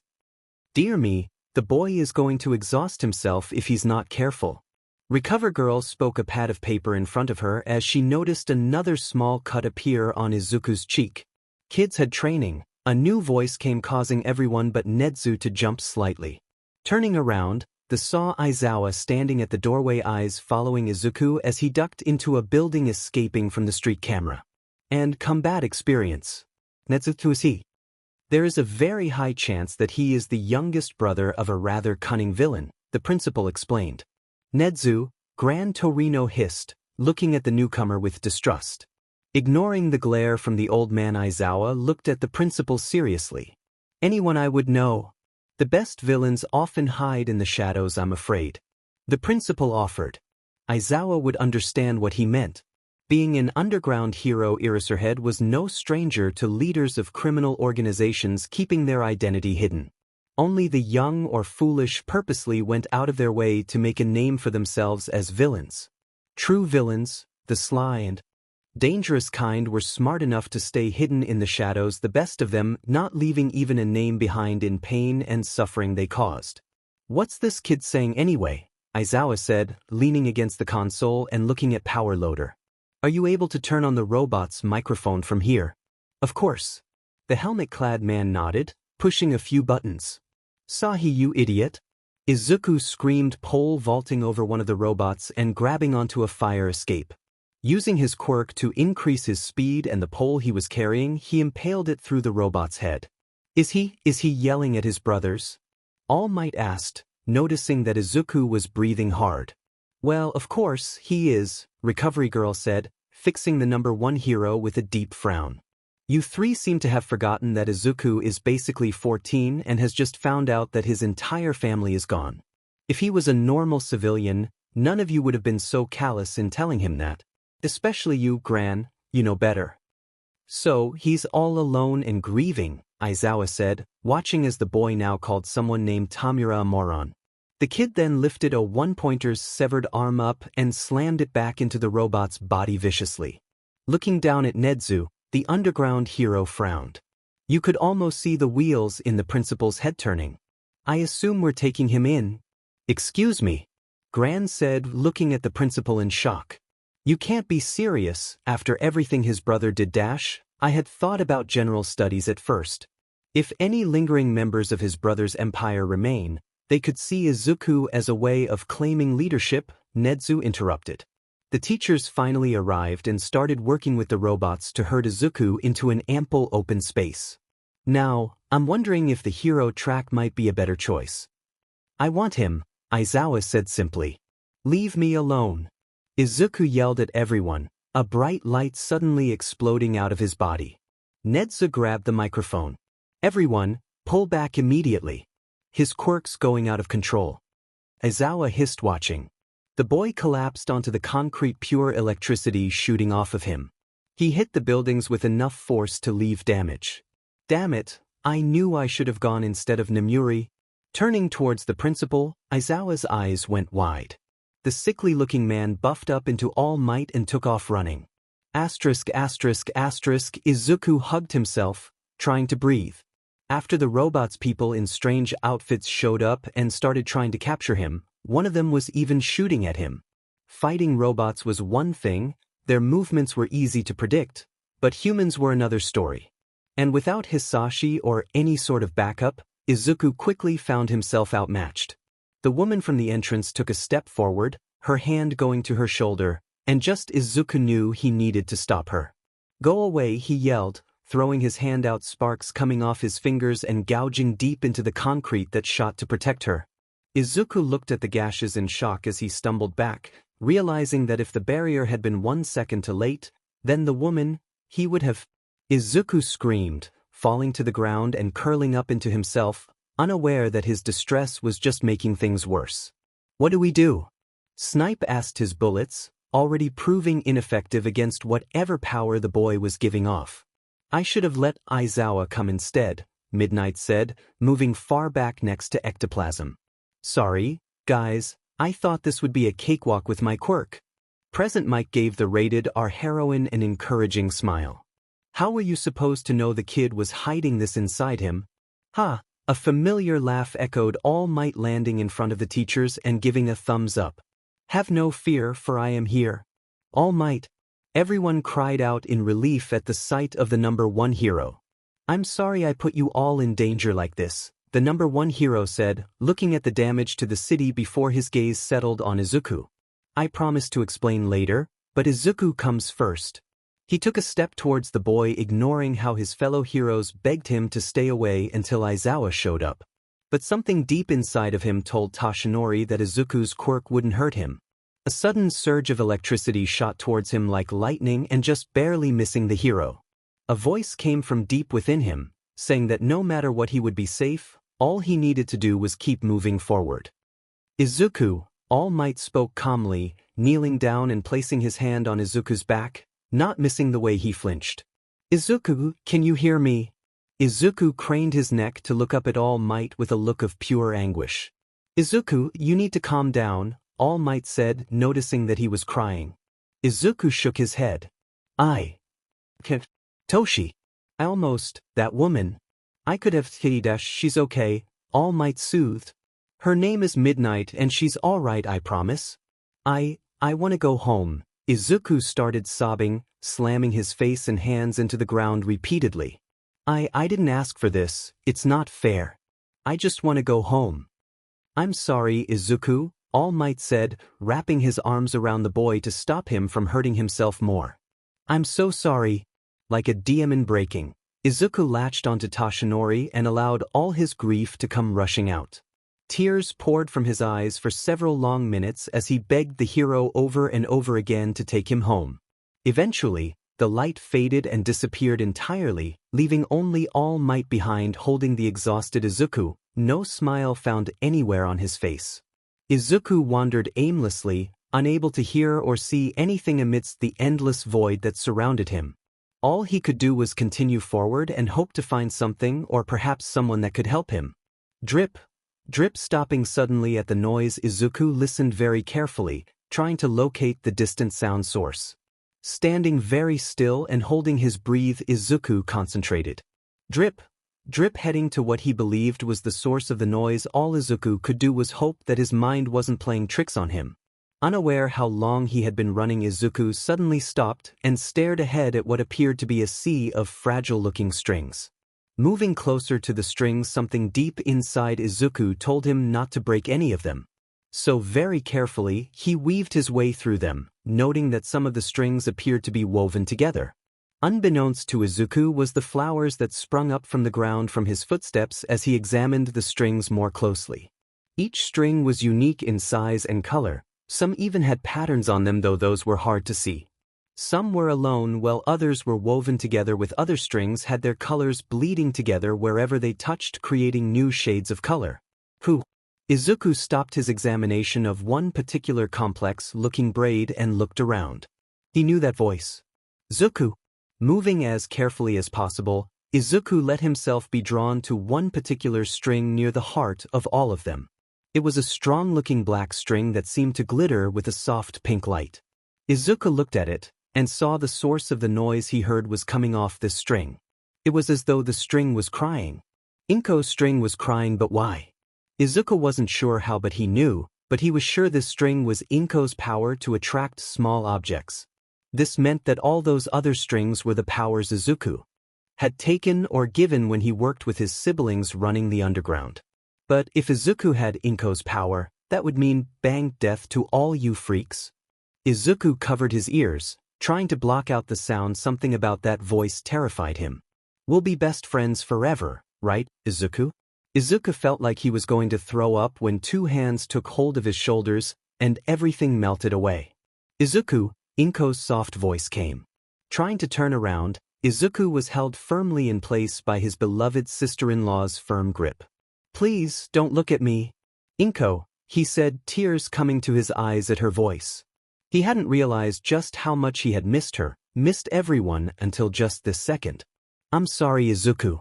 I'm so sorry, Inko spoke, her head coming to rest softly on Izuku's shoulders, dark strands appearing in the corner of Izuku's eyes. You have to find Hisashi. Please, Izuku, you have to keep your promise.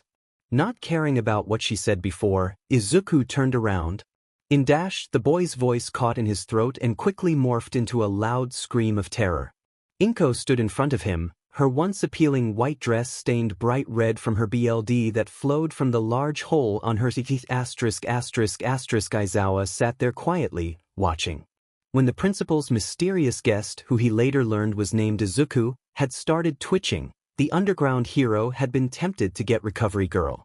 Still, he knew that the woman would no doubt chase him out of the room. Not to mention how All Might would react. The number one hero had practically slept next to the boy's bed for the past couple of days. Even the old man, Gran Torino, would come without fail numerous times during the day to check up on Izuku. Netsu told them that Izuku was related to a very powerful criminal that had a history with the two men but failed to mention a name or alias. And from what All Might had told them later, Izuku helped his brother in his work. Aizawa had been suspicious at that. How could someone not realize they were working for a villain? Plus, the boy had nearly killed Midnight. There was no way he was going to take any chances before Shoyuta first got a red on Izuku himself. With a quick gasp, Izuku's eyes snapped open, and he sat up, breathing hard, face pale, looking like he was going to be sick. With practiced ease, Aizawa picked up the trash bin next to the bed and held it out to Izuku, who flinched at the sight of his audience but still accepted it with a quiet thank you. You want some water, kid? The underground hero asked, pouring some into a glass. Wise, please, Izuku said, holding a shaky hand and accepting the water, taking small sips as he studied the exhausted man in the chair. You're in the infirmary, Aizawa stated, already knowing what the boy was going to ask. Private room, since you broke one of the windows in the main room. Izuku flushed in embarrassment. Oh, sorry. Crossing his arms over his ear, Aizawa stared at Izuku. Don't apologize to me, it's Recovery Girl you should be saying sorry to. Alright, Izuku stuttered, looking uncomfortable as he fiddled with the cup lid before looking up at Aizawa. Who are you? I'm Shoyuta Aizawa. I teach one of the hero classes here at Yuye, Shoyuta explained, noticing that a strange look came to Izuku's face. He pulled out his license and passed it to Izuku, watching as the curly-haired boy examined it with open curiosity. As you can see, I'm a certified hero, though I do mostly underground stuff. Yue. Is that what this place is called? Izuku said, tracing the gold letters on the black protective sleeve. A few minutes passed as Aizawa stared at the kid like he had grown a second head. Had he really never heard of Yue before? Kid, he said, leaning forward with a stern look. Do you understand what's happening right now? Izuku looked startled at the question. I know that Toshinori brought me here. The detective from last night wanted me examined by some doctors, Izuku said, unaware he had been sleeping for so long. And I got upset because Gran said, my brother, Tears suddenly formed in Izuku's eyes and quickly fell onto the blankets. The boy remembered that Hisashi had become a villain, that Tamura was dead, and Inko, bright red blood flowed freely from between Izuku's fingers as he pressed down as hard as he could, feeling sick again. Izuku grabbed the waste bin and started throwing up what little he had in his stomach. Aizawa observed, trying to determine whether this was an act, but couldn't find any signs of deceit. Lifting his hand, the teacher placed one hand on Izuku's back, rubbing it in the same soothing way he did when Hisashi was hungover. When Izuku was done, Shoyuta removed the waste bin, replacing it with another cup of water. "Is there anyone we can call?" Aizawa asked while Izuku took a sip of water. "Maybe your parents?" Izuku gave a short bark of laughter and looked at Aizawa with dead green eyes, familiar eyes. "My parents have been dead a long time. It was just my brothers and me." Aizawa frowned. "If you don't mind me asking," the underground hero, wondering if perhaps there was some extended family for the boy to stay with instead. "What happened to them?" Izuku put the cup back on the table next to the bed. "Mother died having me. I'm sorry for your loss." "It's fine," Izuku dismissed, drawing his knees up and resting his head on them. "Hisashi said she wasn't a nice person. More interested in partying and flaunting our wealth than in her children. She hated my brothers, and she would have aborted me if someone hadn't leaked her PRDNCY to the press." Aizawa frowned deeply. "What about your father?" "Father was..." Izuku trailed off, curled tighter into himself. He remembered very few things about his biological father, and none of them were good. Just the man's cold eyes and cruel words whenever he punished one of them. "He was mean. I don't want to talk about him." "All right then," Aizawa said, knowing pushing would only cause Izuku to retreat further into himself. "How old were you all when he died? There must be someone we can call for you." Izuku shook his head. "My parents were only children, and I never knew my grandparents. That's why the courts let Hisashi take care of us." "And how old was he?" Izuku didn't say anything. He just looked at Aizawa suspiciously. "Hisashi was 18, Tamura was 16, and I was 5. That's a big age gap. I take it then that your brothers raised you by themselves." The underground hero nodded now, understanding a little more. Acting as a backup on a few cases with child services, Shoyuta had seen more than his share of elder siblings getting custody of their little brothers and sisters. The foster system didn't have the best reputation, so kids either had to grow up fast or be separated. Izuku hummed in agreement, his face completely blank. Shoyuta suddenly knew where he had seen that face before. It started back at him from the mirror a lot when he was a student.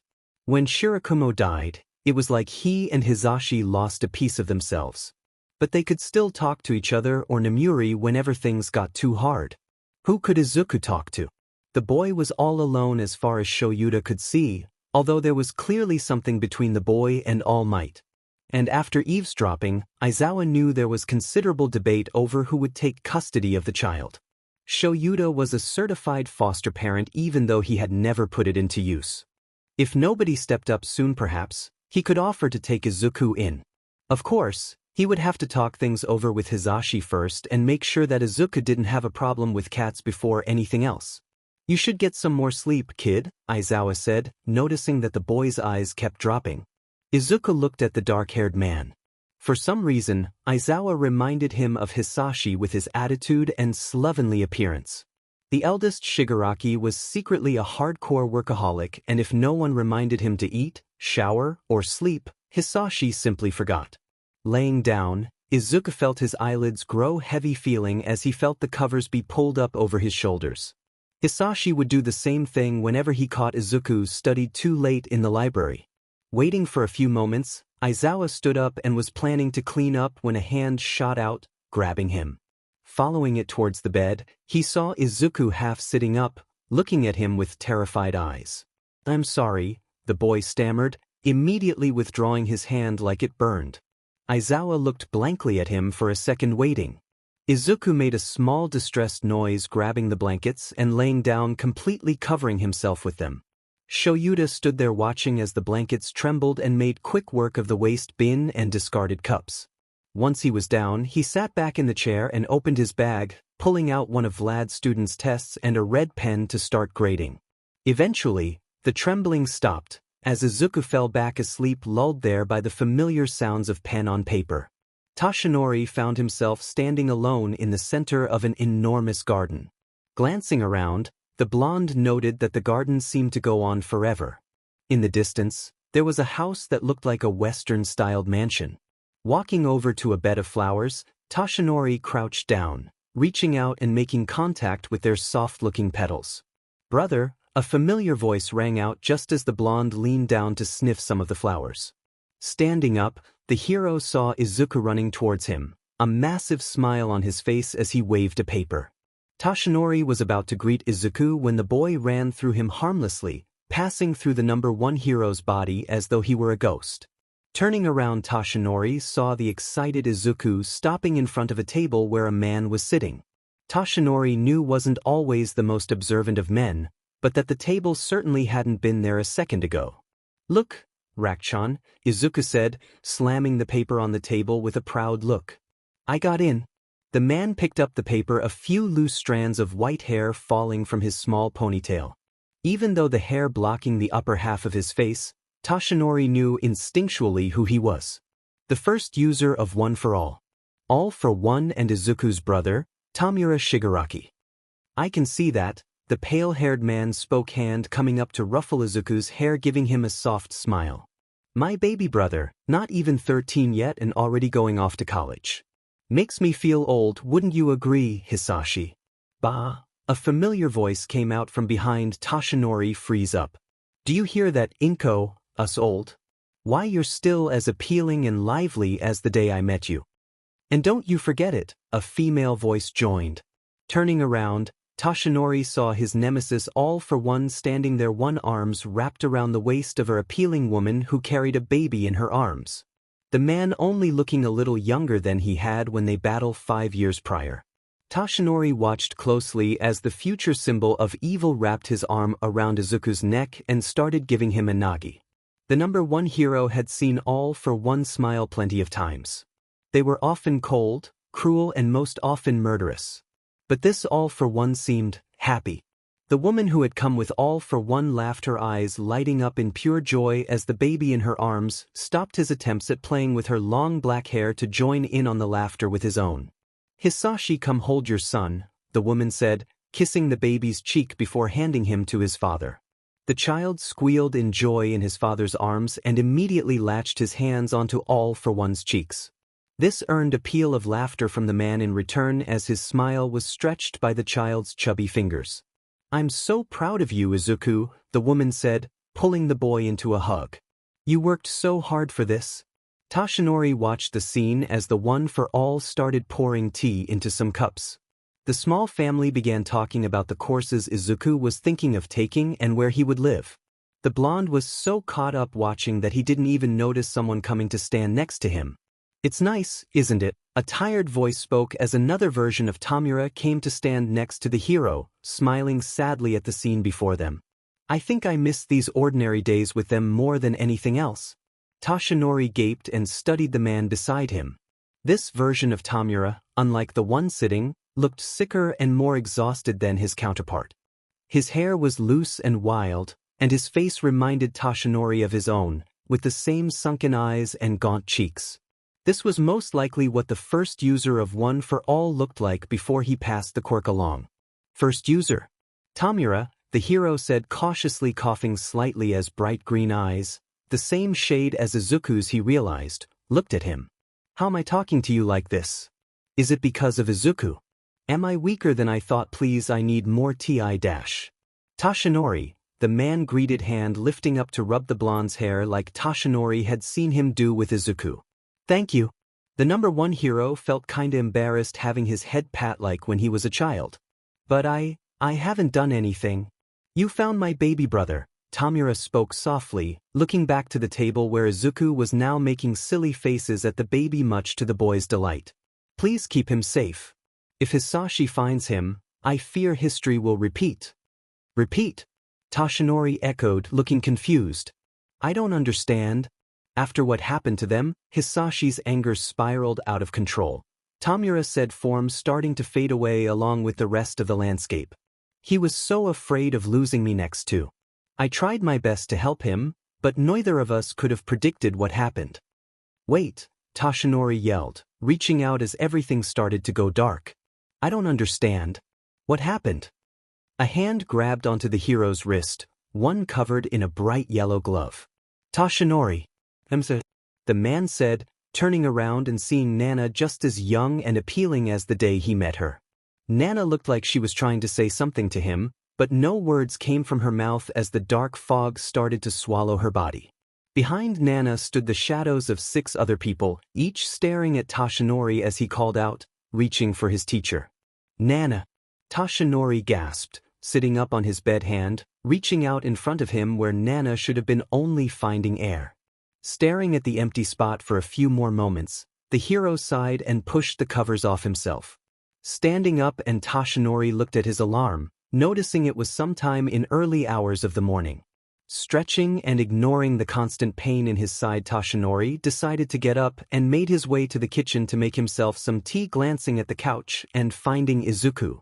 Gone. Gasping slightly, the blonde felt some blood escape his mouth. Tearing through the apartment, the hero started looking for Izuku, thankful that Gran Torino had finally agreed to go home the day before. Things had been tense, to say the least, while he was staying here. Gran had taken to camping out in Toshinori's guest/gift room, studying Izuku's every move like a powder keg waiting to explode. Mercifully, after the talk recovery girl had with the jet hero, Gran didn't seem interested in lighting the fuse. If the retired hero knew that Izuku was missing, he would undoubtedly go into a frenzy, bouncing between the boy running away or going out to search for All for One. Hearing that his nemesis was alive, everyone at U8 who knew about his existence, who knew what All for One had been doing these last 5 years, while the select few who knew about his existence thought him dead. And yes, Toshinori was scared, but maybe deep down inside, he already knew that All for One wasn't dead. Perhaps deep down inside One for All's core, there was still a connection, no matter how small and strained by blood and fighting, that connected Tamura to his brother. Just like how it connected with Izuku through Toshinori, or how the boy knew his eldest brother was alive. If that was the case, then what were these quirks really? Something that connected the brothers together across time and people, or something more? Toshinori shook his head as he finished looking through all the rooms and still unable to find Izuku, grabbing his cell phone, ready to call Tsukachi. As his finger hovered over, the detective's contact, the balcony door slid open, and Izuku walked in, closing the door quietly behind him. There you are, the blonde exclaimed, causing the boy to jump and nearly drop his new laptop. A gift from Nedzu, who was tutoring the boy personally, since any decent school in the area would require his school records. Good morning, Izuku said flatly, walking over to the coffee table and plugging the laptop in to charge. I'll just be a moment, and then I'll start on making breakfast. Toshinori looked at the deep circles under the boy's eyes and knew Izuku had barely slept again, knowing he needed that new apartment for them as soon as possible. Since taking Izuku in, the boy would often stay up late doing who knows what on the computer. He barely slept more than a couple hours on the couch before Toshinori walked him to U8. Izuku would spend most of the day being tutored by Nedzu. The principal told Toshinori that Izuku was a quiet but diligent worker. It was clear to everyone that Izuku was distracting himself from his grief by throwing his attention into schoolwork instead of trying to catch up on the last 200 years. And he was also absorbing whatever information was thrown at him by the principal at a startling rate. If Toshinori's dream was right, the boy had been accepted into college at 13, he was a prodigy. Perhaps Toshinori should suggest to Nedzu that they give Izuku an IQ test when finished catching up. His mental state, though, worried recovery girl and everyone else the most. Izuku had barely cried about the loss of his family. In fact, he hardly showed emotion since he woke up after the incident in ground beta. Aizawa shoved his phone number into Toshinori's hand, hair floating as the underground hero's red eyes glared into him. Izuku's parents were not the nicest of people, and his brothers were all he had. After that vision, Toshinori finally started to comprehend exactly what Izuku had lost. Izuku, Toshinori said, watching as Izuku moved around the kitchen like a robot, pausing in his task of pouring the tea to look at the blonde. Let me make breakfast this morning. Why don't you get some sleep? Izuku turned around, pouring the hot water from the kettle into the teapot where it could steep a frown on his lips. I'm fine. But I said I'm fine. Izuku yelled, slamming the metal kettle back down on the counter before gasping surprise and looking at Toshinori with wide eyes.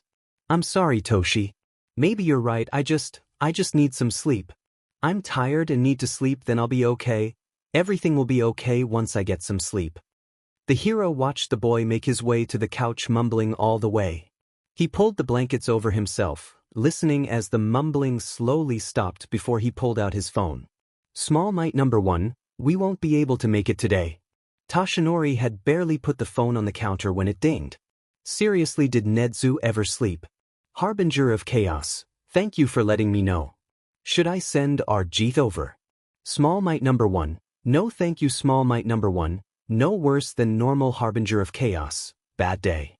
Small Might number 1, bad day. The principal sent Toshinori a final good luck text before tapping the phone to his chin for a few moments before he pulled up his newest contact. Small Might number 1, can we talk? 3 dots hovered almost immediately after he sent the message. It seems the underground hero slept as much as Nedzu did. Cat Dadsua, when and where?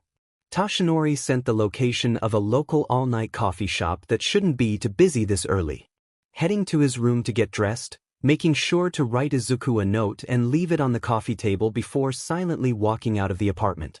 Toshinori sat nervously at the back booth waiting for Aizawa to show. It had been over 20 minutes since the number 1 hero had arrived and sat down waiting, and now he was starting to get nervous. What would Izuku do if he woke up? What? Would he believe the note? Aji. Gran Torino had told Toshinori to watch the boy close when he left. What if? Hey Yagi, can you hear me? An exhausted voice asked, pulling the number 1 hero from his anxious thoughts.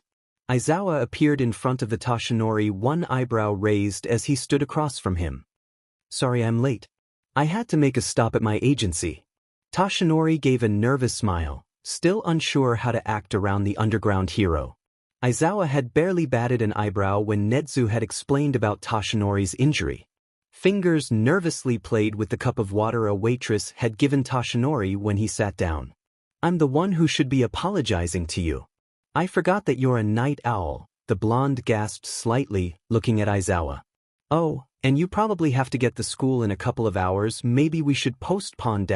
Sit, the underground hero ordered, pointing at Toshinori as he started standing up.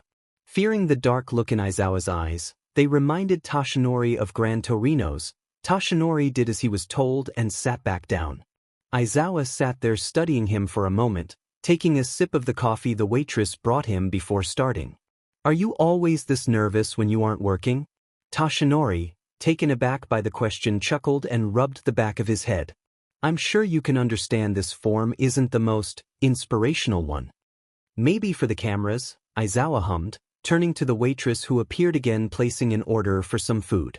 As the woman walked away, Aizawa opened up the bag he had stopped to get from his agency, pulling out a thick pile of papers, sliding them over to the number 1. For the record, though, I think as long as you're capable of doing what we do. Screw what you look like. Toshinori felt himself smile in relief at those words. Of the small group of doctors that knew of All Mights, most of them gave Toshinori pitying looks when he went in for his regular checkups. Even David, one of Toshinori's best friends, would give this unreadable look sometimes on their video chats. Taking the papers, Toshinori started reading them, trying to understand what he was looking at. It looked like searches typed in and screenshots of websites, but why would Nedzu think this was? Then, like a bolt of lightning, the hero realized what he was looking at. This what Izuku has been doing on the computer, Toshinori said, looking at one particular page where everyone with the surname Shigaraki was listed. Nedzu put spyware in it? Aizawa took a sip of his coffee, leaning back. Sort of. The laptop he was given is actually U8's property given to students who have financial problems to help with their schoolwork. Whatever website he uses it for is logged and sent to the mainframe. Nedzu had PowerLoader set it up to make sure that students were actually using the laptops for their given purpose. And this is all of Izuku's? Toshinori asked, looking at the large stack with wide eyes. The underground hero snorted. Hardly, this is just last night. Nedzu emailed it to me, and I printed it off at my agency before coming. Toshinori coughed at the news, quickly pulling out his handkerchief to collect any stray BLD that might escape from his mouth. It was no wonder Izuku looked so terrible this morning if this is what he was doing all night. Frowning, the number one hero gripped the pages tighter, knowing he had to do something about this as soon as possible before the boy ran himself into the ground, or worse. I like that look, Aizawa's voice pipped up, drawing the blonde away from his thoughts. Toshinori looked confused. I'm sorry. Aizawa placed the mug back on the table. If you had brushed this off, I would have had Nedzu immediately take the kid from you and put him in my custody. Toshinori clenched his teeth as the underground hero continued. But you genuinely seem to care for the kid despite what Nedzu told me his brother put you through. Nedzu told you about him? Toshinori asked, looking baffled. No doubt the abridged version. The underground hero shrugged, reached back into his bag to pull out a smaller bunch of papers held together by a single paperclip. Can you take a day or two off from work? Toshinori nodded. If you tell me when I can defiantly take time off. Does today work? Mentally going over his schedule, Toshinori knew that All Might didn't have anything that couldn't be rescheduled and nodded. Good, the underground hero said, handing over the paper he had been holding. Get Izuku ready and meet me at the train station. The three of us are going on a trip. To where? Toshinori asked, taking the paper. Aizawa slides out of the booth, putting some money down as he got up. Toshinori looked like he wanted to say something. Still, Aizawa was too quick, already out the door, grabbing his food from the waitress before the number one hero realized what had happened. Slouching down, Toshinori lifted up one of the stacks of paper Aizawa had left behind. An old article that showed a picture of a very wealthy-looking mansion in one corner, in particular, catching the number's one hero's eye. The Akatani group. Toshinori felt a slight chill run up his spine, knowing exactly who the group was and what sort of influence they had. Paying his half of the check, Toshinori headed home to tell Izuku about their sudden trip, a nagging feeling following him the entire way. The hero barely even heard the door chime sound as an ashen-haired male in a black hoodie made his way inside the coffee shop. Tamura had told Kurogiri he was coming to Mizudafu to do some recon on Yuye, and well, that was partially true. He also just needed to get away for a moment. Sensei had been acting strangely. At first, Tamura barely noticed. That creepy doctor always insisted that Sensei stay away from germs as possible because of his injuries. It didn't stop Tamura from making Kurogiri to take him to see Sensei whenever he wanted to, though. But lately, Sensei had been doing something. The last few times Tamura had Kurogiri warp them to Sensei, he had heard the man talking to himself. When he had first gotten hurt, the doctor did say it could take years for some of the damage to make itself known. Could this be some late damage from Sensei's injury presenting itself? Tamura's fingers tightened over the glass of water the waiter had brought him. This was All Might's fault, everything was. The first opportunity Tamura had, he would murder the so-called symbol of peace in the bloodiest and cruelest way possible. But first thing was first, recon, and maybe breakfast. Are you gonna throw me in prison? Izuku asked, placing one of his cards down. Gran Torino cussed and threw his own in the air, having lost their 10th game of Uno. No, Aizawa said, putting his cards down and gathering all the cards again for another game. Kill me and throw my body into the ocean? Toshinori coughed BLD, escaping his mouth as he looked at Izuku in horror. What? Why would you think that? Izuku shrugged, picking up his cards. 'Cause well, you know him? The boy pointed at Gran Torino, now in full hero costume, as the old man glared at him from over the Uno cards. Hey! Torino growled, looking at the boy and slamming one card onto the table. I said I was sorry. Izuku snorted in disbelief, still not having forgiven the man for what had happened. It certainly didn't help Gran's case that he had stuck to the youngest Shigaraki's side like glue the entire time he stayed at Toshinori's apartment. The only time Izuku got a break was when he was learning with Nedzu or had snuck out onto the balcony to do research at night. Toshinori put his cards against his tea and opened his mouth. A phone call is here, a phone call here, a phone call is here. The number one hero jumped in surprise as his ringtone rang out. Well, everyone raised an eyebrow at it. Grabbing the phone from his pocket, Toshinori gulped when he saw the name on the call screen. Sir Knight. Sorry, guys, the blonde grinned weakly, standing up. I have to take this. The trio watched him walk away quietly, Izuku staring at Gran Torino. What? Just? I've seen your phone. It's all new and shiny. Izuku spoke, picking his cards, the barest hint of a smile on his face. So why the hell does Toshi have one that's older than me? Gran stared at the boy for a second before he grinned evilly and started telling the story behind Toshinori and Flip's phones. Hello, Sasaki. All Might, the man greeted coolly on the other end. You haven't called me to make the arrangements, so I am now forced to call you. Arrangements? Toshinori repeated. What arrangements? Night Eye huffed on the other end of the line. To pass along one for all to Mirio. What else would I be talking about? Sasaki, Toshinori spoke seriously. The hero had already talked to Torino this to get his mentor's own thoughts on Mirio Togata. Both of them surprisingly coming to the same conclusion. I'm not giving it to him. What? But why? Night Eye bellowed, the faintest thud heard in the background. He's perfect. Mirio already has a powerful quirk, and he's so much like you that he would make the perfect symbol of peace. You're right, he is, Toshinori said, watching the countryside fly by him as he stared out the window. Which is why he doesn't need my power. Young Togata will do amazing things as a hero, and one day he'll earn the title as the #1 on his own merit. It was true. From the moment Toshinori saw Lemillion's file, he knew the boy would be something great. Togata had the power and charisma to become a top hero, perhaps even faster than Hawks had. But if Toshinori gave him one for all, then no way would happen. If Izuku was right about his eldest brothers still being out there, then Togata would get caught up in the endless battle and never reach his full potential. Whether All for One was still alive or had somehow figured out a way to pass his own quirk along, Toshinori couldn't say. He just knew that his battle with the symbol of evil wasn't over yet.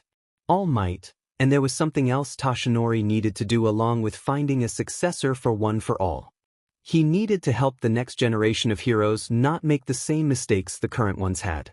After Toshinori's brush with death, he realized that there needed to be heroes around to pick up the slack if the worst happened. It's not that Endeavor and the others weren't good at their jobs, but crime had nearly tripled while Toshinori was on forced bed rest. No one was cooperating with each other as they should have been. All Might was supposed to be the symbol of peace that inspired everyone to be better. To make villains think twice before they committed a crime. Instead, he had unknowingly made people too dependent on him. What's the point in pushing yourself to be better when All Might can do it for you? It was a bitter realization for Toshinori to swallow. All Might, being a teacher at and now served a second purpose. Toshinori would search for his successor and lay the groundwork for the next generation of heroes to work together better. Well, they were still students. Toshinori. Jumping, the blonde nearly dropped the phone in shock, laughing nervously, knowing precisely what face Night Eye was currently making. Sorry, I got lost in thought. What were you saying? I said, Night Eye replied, no doubt grinding his teeth. If you've already found a candidate, then just tell me. We can meet up, and I can evaluate them for you to see that Mirio is clearly the superior choice. Hopefully, you haven't passed on OFA yet, but if you have, it shouldn't be too much of a bother for them. Pass it along to the right person. Found his successor. Toshinori thought the image of Izuku's smiling face popping into his head for some reason. The hero shook his head. I haven't found one yet. Then what's the problem? Night Eye asked. Toshinori said, suddenly wondering what was holding him back. Netsu had told him that he could look through the rest of the hero students' files if Toshinori wanted. Not to mention that someone in Gen Ed and support courses could also be a viable candidate given the right training. If no one caught his eye, in the upcoming new hero students Toshinori would look at the other courses. The #1 wasn't out of options just yet, even though his time was growing closer with every passing day. I just need to make this decision myself, Toshinori answered, wondering if Nana had ever felt this weight also. I appreciate your trying to help, but this is something I need to do myself. Fine, Night Eye said, hanging up, leaving Toshinori to listen to the dial tone. The blonde stayed like that for a while, rubbing the phone bridge to try and fight off the oncoming headache that was quickly making its presence known. Once, Toshinori made his way back to the group, surprised to hear soft laughter coming from Izuku as he sat back down. And the poor president stood there looking at her empty hand. Was this idiot's new phone sank to the bottom of the sea? Ack, the hero gasped, some BLD spilling out of his mouth as he realized what story Gran Torino had been telling the pair. What are you doing? Raise? Gran Torino snickered, throwing some candy into a pile, his Uno cards now replaced with regular playing cards. Telling these two why you have to buy flip phones in bulk. I have to say that I never expected the #1 hero to be so bad with technology, Aizawa hummed carefully. Sliding more candy into the pile, his eyes staring at Izuku with suspicion. Raise. Did you seriously think a bomb was on that phone?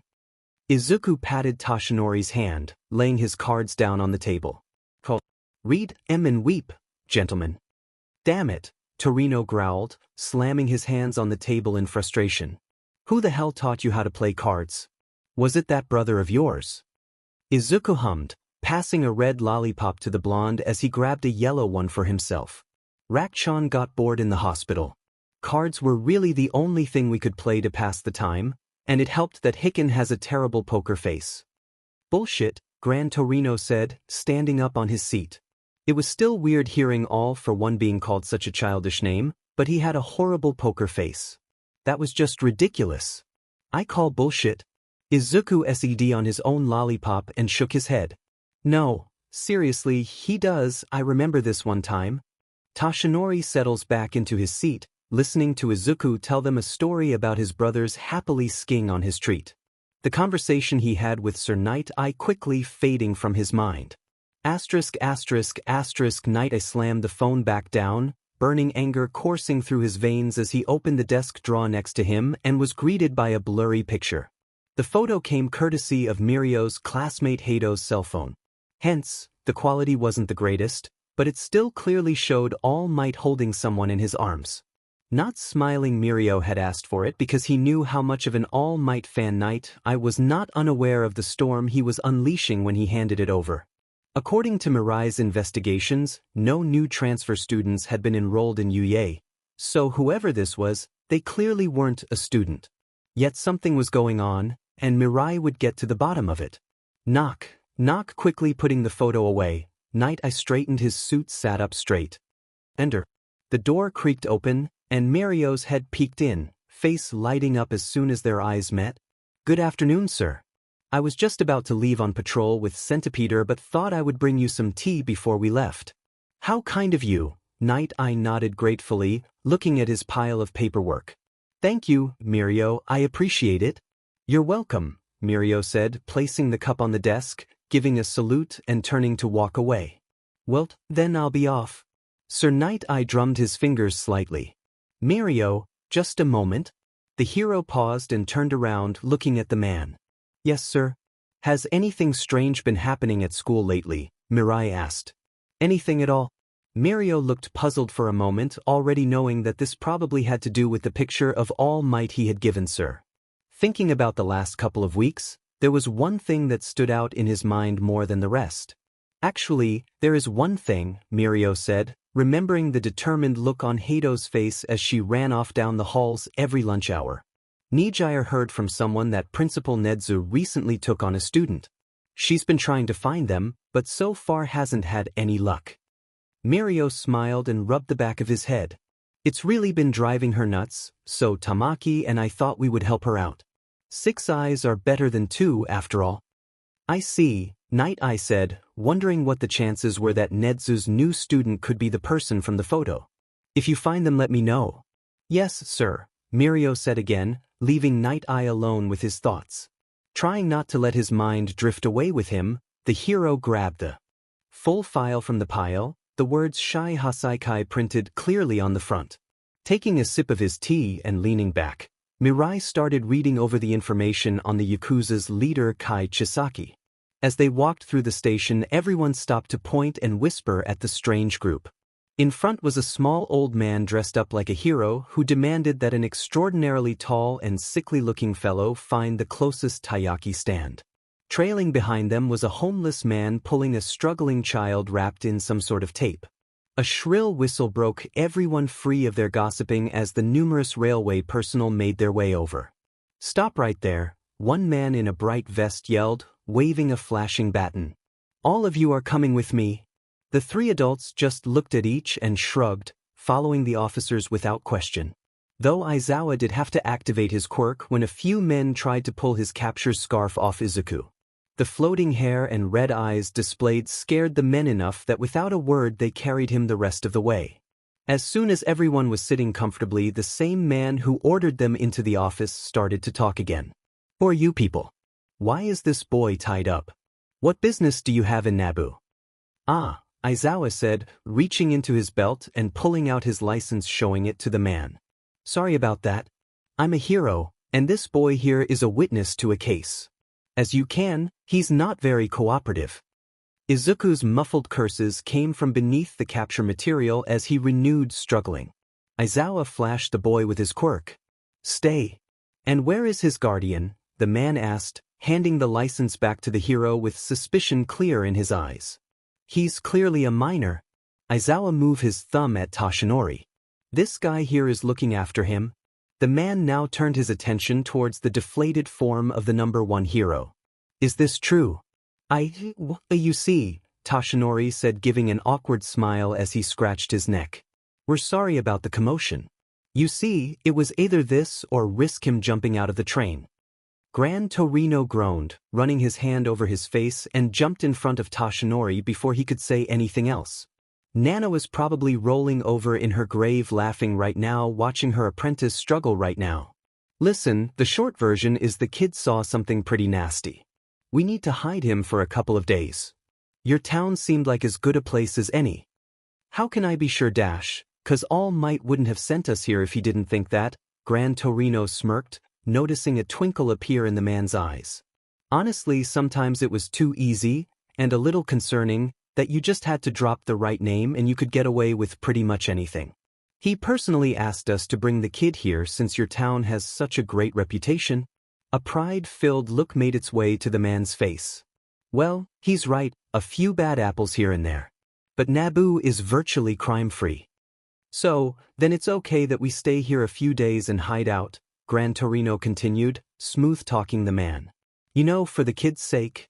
"I mean, Dash, it would really mean a lot to All Might," Gran smirked, looking at Toshinori, who felt himself start to shake with fear. "He might even come to pick us up personally before we leave just to say thanks." "Okay," the man instantly agreed, acting like a giddy schoolgirl. The rest of the way to their hotel was a much easier trip now that they had a police SU. The workers at the inn barely even bat an eyelash at Izuku's restrained form, probably having already received a call about their unusual guests from the station.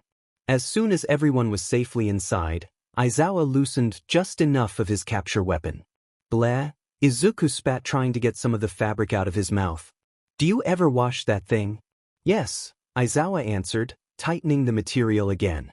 "Now, are you going to behave, or will we have to carry you around this entire trip?" Izuku's eyes narrowed. "You wouldn't?" The underground hero gave a sadistic grin. "Try me." Toshinori cleared his throat, trying to steer the conversation back on track. "Look, Izuku, I'm sorry we lied, but Dash, would you have come any other way?" Gran Torino interrupted, pulling his cape off. "The moment you heard the conductor over the loudspeaker, you practically jumped out the window." "Gee, I wonder why," Izuku snidely replied. "Maybe because I don't." "But why?" Toshinori asked, kneeling down in front of the boy. "I've seen your search history. You were researching this town. Why would you do that if you didn't plan on coming?" "And what's your connection to the Akatani group?" Aizawa inquired. Everyone had heard of the Akatani group. They were one of the biggest and most prominent non-profit organizations in Japan. Rumor was that they were founded when quirks first began by a group of powerful and rich individuals. These individuals had wanted to help people like them since they themselves were unable to come out to the public about their abilities. They also single-handedly ran one of the biggest quirkless support networks in Japan. In a society driven by quirks, they helped those without fine jobs and helped provide the well-needed support that was sadly lacking. And never once had they ever been embroiled in any sort of grave scandal. The mysterious group behind the organization was actually known for turning in people complete with evidence whenever someone used their resources to commit a crime. Shoyuta himself, having personally arrested a human trafficker who used a children's tutoring program to scout out potential victims. Does this have to do with your brother? Toshinori asked, shivering when acidic eyes pinned him down. So, what if it does? Izuku hissed. It's been 200 years. I doubt Hisashi even remembers me. Activating all or nothing, Izuku called on Plump, increasing his body just enough that this time when Aizawa erased his quirk, he was able to slip free of his bindings and escape out a window the staff had left open. Before either Toshinori or Gran Torino could go after Izuku, though Aizawa erased their quirks. Red eyes narrowed dangerously as he pinned both the men down with a single look. You two explain, the underground hero hissed. What did he mean by 200 years? Asterisk. It didn't take long for Izuku to get lost in New Naboo. The Naboo from 200 years ago had been a good-sized city for the Shigaraki family to vacation at. But it had looked like as time moved forward, the city grew and expanded. Thankfully for Izuku, his favorite part of the city was right where he had left it. But the park's natural beauty was quickly forgotten by the sight before him. A teenager beating up on a little girl. Izuku felt his nails dig into his palms and he quickly made his way over. Placing himself between the striking foot and the girl, he smiled. Hello there, my name is Izuku.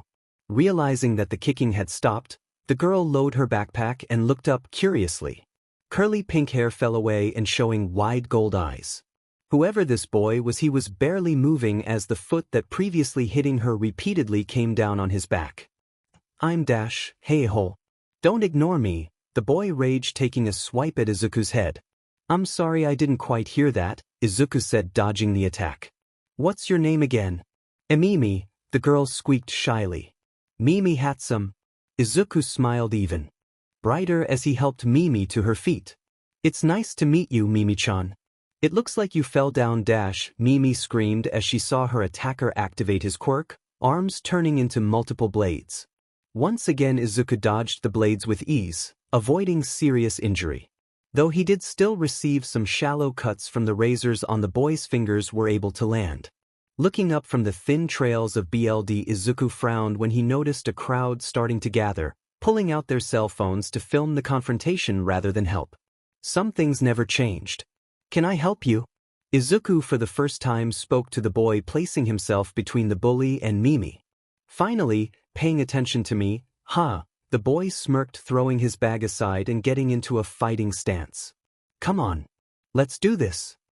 All right, Izuku nodded, turning back towards the girl. Mimi-chan, what kind of juice do you like? It'll be my treat. Mimi looked confused. Was the boy not going to fight? Izuku, 80. The boy roared, diving at Izuku again and trying to cut him. Expecting the attack this time, Izuku was able to easily weave and avoid every strike. Damn it. Stand still. Why? Izuku said, moving further and further away from Mimi and closer to the ever-expanding crowd of onlookers. I won't just let you attack me. Dodging another strike, Izuku moved forwards into the boy's space so that they were nose to nose. What's wrong? Can't hit someone more than half your size. Shut up, the boy roared, more blades bursting from his body pointing at Mimi. It's her fault anyway for being related to that freak. Oh, I see, Izuku said, taking a few steps back and giving Mimi a thumbs up. It's okay, Mimi-chan, you haven't done anything wrong. This little boy here's just throwing a tantrum. He's probably just jealous and lashing out. Some people in the crowd started laughing as the bullies' faces went a violent shade of crimson. Jealous? What would I have to be jealous of? Look at my quirk, it's perfect for being a hero. Izuku did a backflip, glad Tamura had talked him into gymnastics when he was younger. Here, yeah, right? Vegetable cutter is more like it. This only seemed to infuriate the bully more as some of the crowd started laughing. This moment was just what Izuku had been waiting for. I'm the strongest person in this 2-bit town. Everyone says what an amazing hero I'll be, he roared, the blades on his arms hitting each other over and over again till sparks started flying off them. I can do anything I want, and no one says anything because they know just how great I am. I could kill that little beach right here and now, and no one would stop me. Izuku stopped moving and looked at the crowd, really looked at them. Some had expressions of disgust and fear, some looked angry, most just looked hungry for more carnage. It was so similar to the looks he would see on people's faces centuries ago. The more the world changed, the more it stayed the same. Glancing back towards Mimi, all Izuku saw was a little girl scared and alone right now. Someone just looking for someone, anyone to help her. No, not someone Izuku. This boy was trying to enter the same world as Toshi and Aizawa, but he was nothing like them. He was cruel and toxic. Someone like that was anything like the men Izuku had come to know. He was nothing like family Izuku looked up to as his heroes. Fixing his eyes on the bully, Izuku took a step forward, unleashing some killing intent. "You're wrong." "Huh," the blade user said with a cocky grin, holding his hand to his ear. "What am I wrong about?" "You're wrong because I would stop you." Izuku's eyes turning acidic as he released more murderous intent, freezing his prey where he stood. "You claim you want to be a hero, but heroes don't hurt people. They help them." Shut up," the bully said, taking a step backwards for every step Izuku took forwards. What do you know anyway? Someday I'm gonna be bigger than All Might with tons of money and power, and you'll be Dash. The boy tripped over his discarded bag, falling to the ground just in front of the crowd that had gathered. "Money, power, hell, even quirks," Izuku said, looking down at the boy with contempt. "They don't matter. Superficial titles like number one and strongest don't matter. What matters is helping people, not hurting them." Looking up, Izuku stared directly into the cameras in front of him, letting the crowd feel his anger now. "I don't need to be a hero or have a quirk to help someone in trouble. I just need to be brave and hold my hand out to them." Not even sparing the bully of the crowd any more time, Izuku turned around and walked back over to Mimi, picking her bag up and holding out his hand to her. The little girl stared at it for a moment before a huge smile came to her face, and she took it. "So," Aizawa sighed, standing in front of the pair, arms crossed. "Let me see if I understand." Toshinori gave a small squeak when Aizawa pointed at him. "Your MSTRS's MST are found out that there was an immortal villain, and rather than tell anyone about them, he kept it to himself." Toshinori nodded. Aizawa then looked at Gran Torino, who was staring back defiantly. "And when he died, you and Nana, was it? Teamed up to take him down. Except things didn't go as you planned and she passed away, but not before telling this idiot Dash, hey, about him starting the whole Suizel all over again," Aizawa finished. "And Izuku is his little brother who's been missing and frozen for these last 2 centuries. Does that cover everything?" Gran grunted and nodded. "When you say it like that, we must sound crazy." Shoyuta sighed and sat down in front of the pair, looking them dead in the eye. "Does he go by all for one?" Both men chocked as they stared at the underground hero, shocked by what he said. How do you know that name?" Toshinori gasped. "I'm underground, remember," Aizawa said. "Anyone who's anyone in our field knows all about the boogeyman. I just never thought he was actually real. That name leads to a lot of trouble, you hear. Don't you dare use it so casually," Gran Torino spoke harshly. It was like he was expecting All for One himself to appear now that his name had been spoken aloud. "Anyone who knows it knows not to say it out loud. How did you even hear it?" Shoyuta sighed. "Was about 7 years ago. Maybe I got called to do surveillance on this gang. I was maybe an hour in when the screaming started. The screams were what Eraserhead remembered the most. Even today, he still woke up from his worst nightmares hearing them.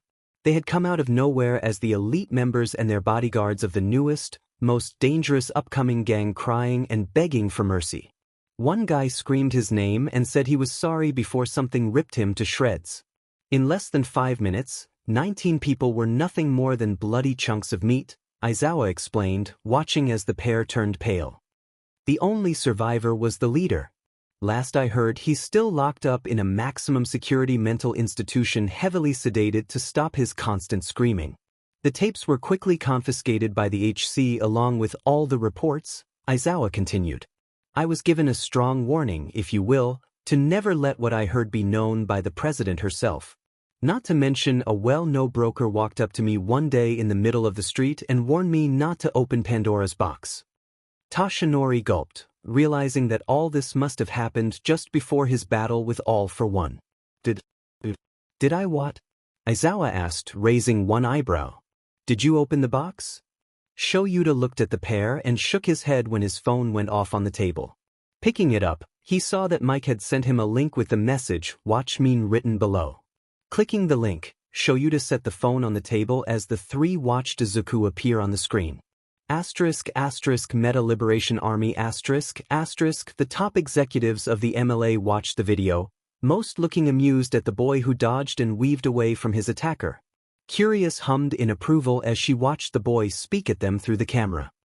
Too bad they don't mention his name. I would love an interview.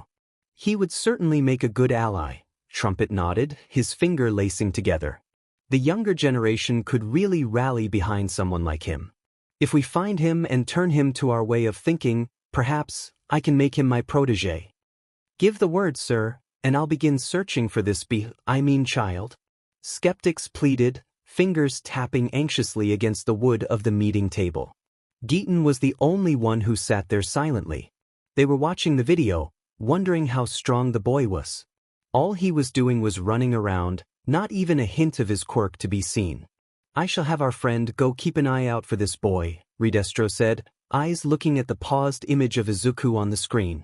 For some reason he looked familiar, but Rikiya couldn't place him. Perhaps his parents had been members. In the meantime, Skeptic, if you would please start a file on him.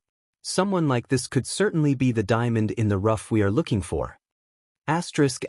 Gentle and La Brava Manami waited with anticipation for the tea that Gentle was preparing. She had uploaded their newest video last night.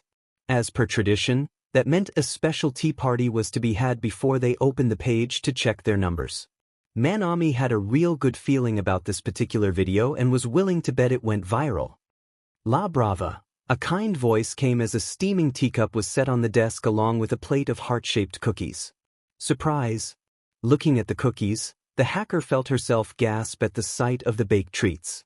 The pink and red frosted cookies were her favorites. Manami's felt herself swoon. Gentle knew her favorite cookie. No one but her parents had ever taken the time to learn such a thing about her. As thanks for all your hard work, I got your favorite. Gentle smiled softly, sitting down and picking one up for himself. Though I have to confess, I have become fond of them myself. Their sweetness pairs quite nicely with many of my teas. Manami's hands covered her bright red face while Denjuro booted up the computer, pulling up the video website. The pair watched in disappointment as it was not a picture of the gentle criminal's latest crime that appeared at the top but of some green-haired nobody. Though Gentle's smiling face could be seen just below. Wanting to see how this boy had beaten them, Denjuro clicked on the video and the pair watched closely. Shy Husaikai Overhaul closed the laptop and sat back in his chair, thinking about the video. This boy, whoever he was, claimed that quirks didn't matter. It was probably a long shot, but Kai couldn't help but wonder if the child was a pure human being. Someone free from the disease that plagued them.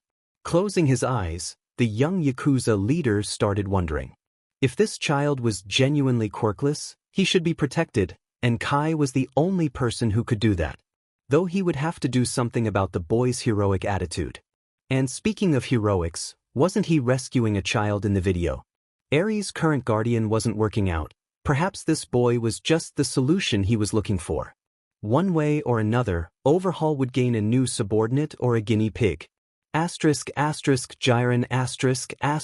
Kajiro knew who the boy was related to instantly.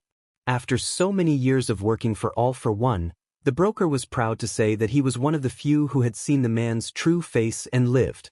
Saving the video and backing it up on numerous different devices, Kajiro picked up the phone to see if anyone he employed was currently in Naboo. It was only a matter of time before All for One saw the video, and Jiren needed to be prepared. Himiko giggled as she paused and rewound one part of the video over and over again. She watched with a hungry gleam in her eye as the person recording zoomed in on the adorable boy's bleeding arm. It was so pretty and red that the runaway couldn't help but salivate at the thought of the BLD hitting her tongue. Giggling to herself, Himiko turned off her phone and grabbed her knife, heading out to one of her favorite spots in the city. The next day, the dead body of a young man with dark hair and freckles would be found in an alleyway drained of BLD***** spinner****. Shuichi felt excited when he watched the video, hoping that someday he could meet the stranger. Someone like that would defiantly be a kind person who wouldn't judge him, right? Mr. Compress**** at Suhiro's side as he flicked on his apartment's lights, shedding his jacket and throwing it over the couch. Another dull day at the office, working for people who didn't seem to appreciate anything he or the other drones did for them. Looking over to the altar, Atsuhiro smiled at the picture of his older sister holding his niece and nephew. The new puppy he had gotten them held proudly in the youngest child's arms. Perhaps this weekend he would don his disguise and head out to the park. Opening up his computer, already starting to plan what magic tricks the children might love to see and if anyone was interested in hiring him for a job. Magna****. What Magna liked most about the boy were his eyes. They were so clear and focused. Eyes like that were determined to change the world. Sadly, she knew from experience that people who had eyes like that were also those who ended up getting killed the quickest. Life wasn't a fairy tale where good always triumphed, and everyone lived happily ever after. Society thrived on cruel and bloody forms of entertainment, and kids like that one were its favorite. He seemed nice. He was an idiot. Did he remember to take the trash out today? His hair looked like broccoli. Could he help us? Would he smile at me to... Of course, not you idiot. Could he make the voices stop? F you crazy bastard. We're the real Eugene. Yeah, you're just a clone. Maybe you're the clone, idiot. Ever think of that? Gene pressed his hands over his masked ears harder, rocking back and forth, trying to drown everyone out. Dobby threw his phone at the wall, rage building up inside him. How dare some brat talk about how titles didn't matter? If titles didn't matter, then what Endeavor was trying to achieve didn't matter. If what Endeavor was trying to achieve with Dobby and his siblings didn't matter. The pain their mother endured every day until she broke didn't matter. Was everything he had done up until now was worthless. I'm worthless. Slamming the door to his apartment shut with a loud bang, Dobby stalked out into the night flames, eager to burn something. Kaizome was pulling his blade from a fake hero's corpse when his phone dinged. Jumping onto the nearest roof, the hero killer pulled up the video, wondering which so-called hero would be featured today. Imagine his surprise. It was not a hero but rather a young child that started talking. Letting the full video played, Stain decided to keep an eye on the UA Sports Festival for the next few years. Seeing him smile at the young girl, ignoring the crowd and his own injuries, gave the killer some small hope. Perhaps his message was finally starting to get through to people. If it wasn't, well, Kaizome would swiftly handle this new fake like he had all the others. Ujiko was not focused on the video's main subject, but instead on the blade using the child he was fighting.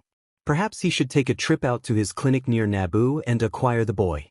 His quirk, though simple, might be interesting to use in his next Nomu. And it would be simple to get around Sensei's rules about children. He had done so before. Tamura and Kurogiri Kurogiri watched as Tamura Shigaraki screamed and decayed the old machinery. The warp gate user had heard the shouting from upstairs and transported the pair to one of Sensei's warehouses, thinking they were under attack. It became clear quickly enough though that after watching something on his computer, Tamura Shigaraki had become quite irritated. Especially if his neck was any indication. Now the ashen-haired man was grabbing things left and right as he mumbled to himself. Lies, all lies. No one helps you, no one offers you a hand, he's a liar. I'll kill him.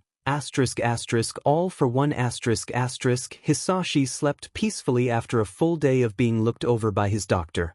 The routine checkups always took a lot out of the villain, who would sleep for a few days afterwards, undisturbed in a safe house guarded by his most loyal comrade. Hisashi was completely unaware that the person he was searching for was just one town over, currently pulling drinks out of a vending machine. Izuku pushed the button on the vending machine twice, listening as 2 cans of juice dropped a moment later. Picking them up in his now bandaged arm, he walked back towards the bench Mimi was sitting on as she put the last of her first aid kit away. The verdant-haired boy was concerned at first when she had pulled out such a large kit from the bottom of her backpack. As the girl bandaged his arm, Izuku complimented her skills, asking if she was interested in medicine. Mimi explained that to her older sister, the bully was so mad about was always in need of some bandage since she liked inventing. Though some part of Izuku's mind nagged at him that Mimi was only telling him half the story. As much as Izuku wanted to press and get answers, he also understood that he and Mimi had just met. Even though he had helped her out, that didn't mean the girl would be willing to share her entire life's story with him. However, that certainly wouldn't stop him from making sure that he and Mimi stayed in contact no matter what fate had in store for him. Sitting on the bench, Izuku gave his undivided attention to Mimi, trying his best not to openly stare at the statue in front of him. So, this sort of thing happen often? Mimi froze for a moment, slowly nodding, her bangs now covering her eyes. Big sis isn't very liked? I see, Izuku hummed, taking a sip of his drink while Mimi fiddled with the tab of her can. Why is that?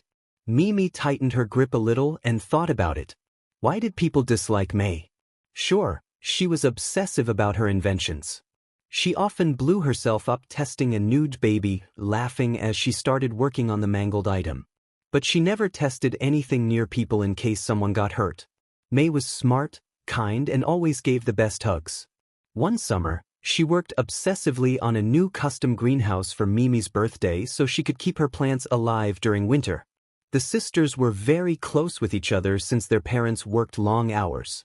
Even though it hurt to have her go away, Mimi knew that May's dream was to go to U8 to graduate from the support course. Then she would start her own support company and spend the rest of her life building things to make people happy. It didn't make sense why people didn't like her. I don't know, Mimi confessed. Tears were falling from her eyes, wondering if May was lonely. Mimi had never once seen her older sister with friends. Izuku was about to say something when he felt something hard press into the back of his head, followed by the voice of a demon. Excuse me, but are you the piece of sheet that made my adorable baby sister cry? Sniffling, Mimi whipped around and saw May standing behind the bench, her favorite wrench pressed to the back of Izuku's head. With a happy cry, Mimi dropped her can and threw herself at her big sister. May, I'm sorry, Mimi sobbed, feeling her sister lift her up in her strong arms as she continued to sob. Hey little bud, May smiled, one arm holding Mimi while the other combed through her hair.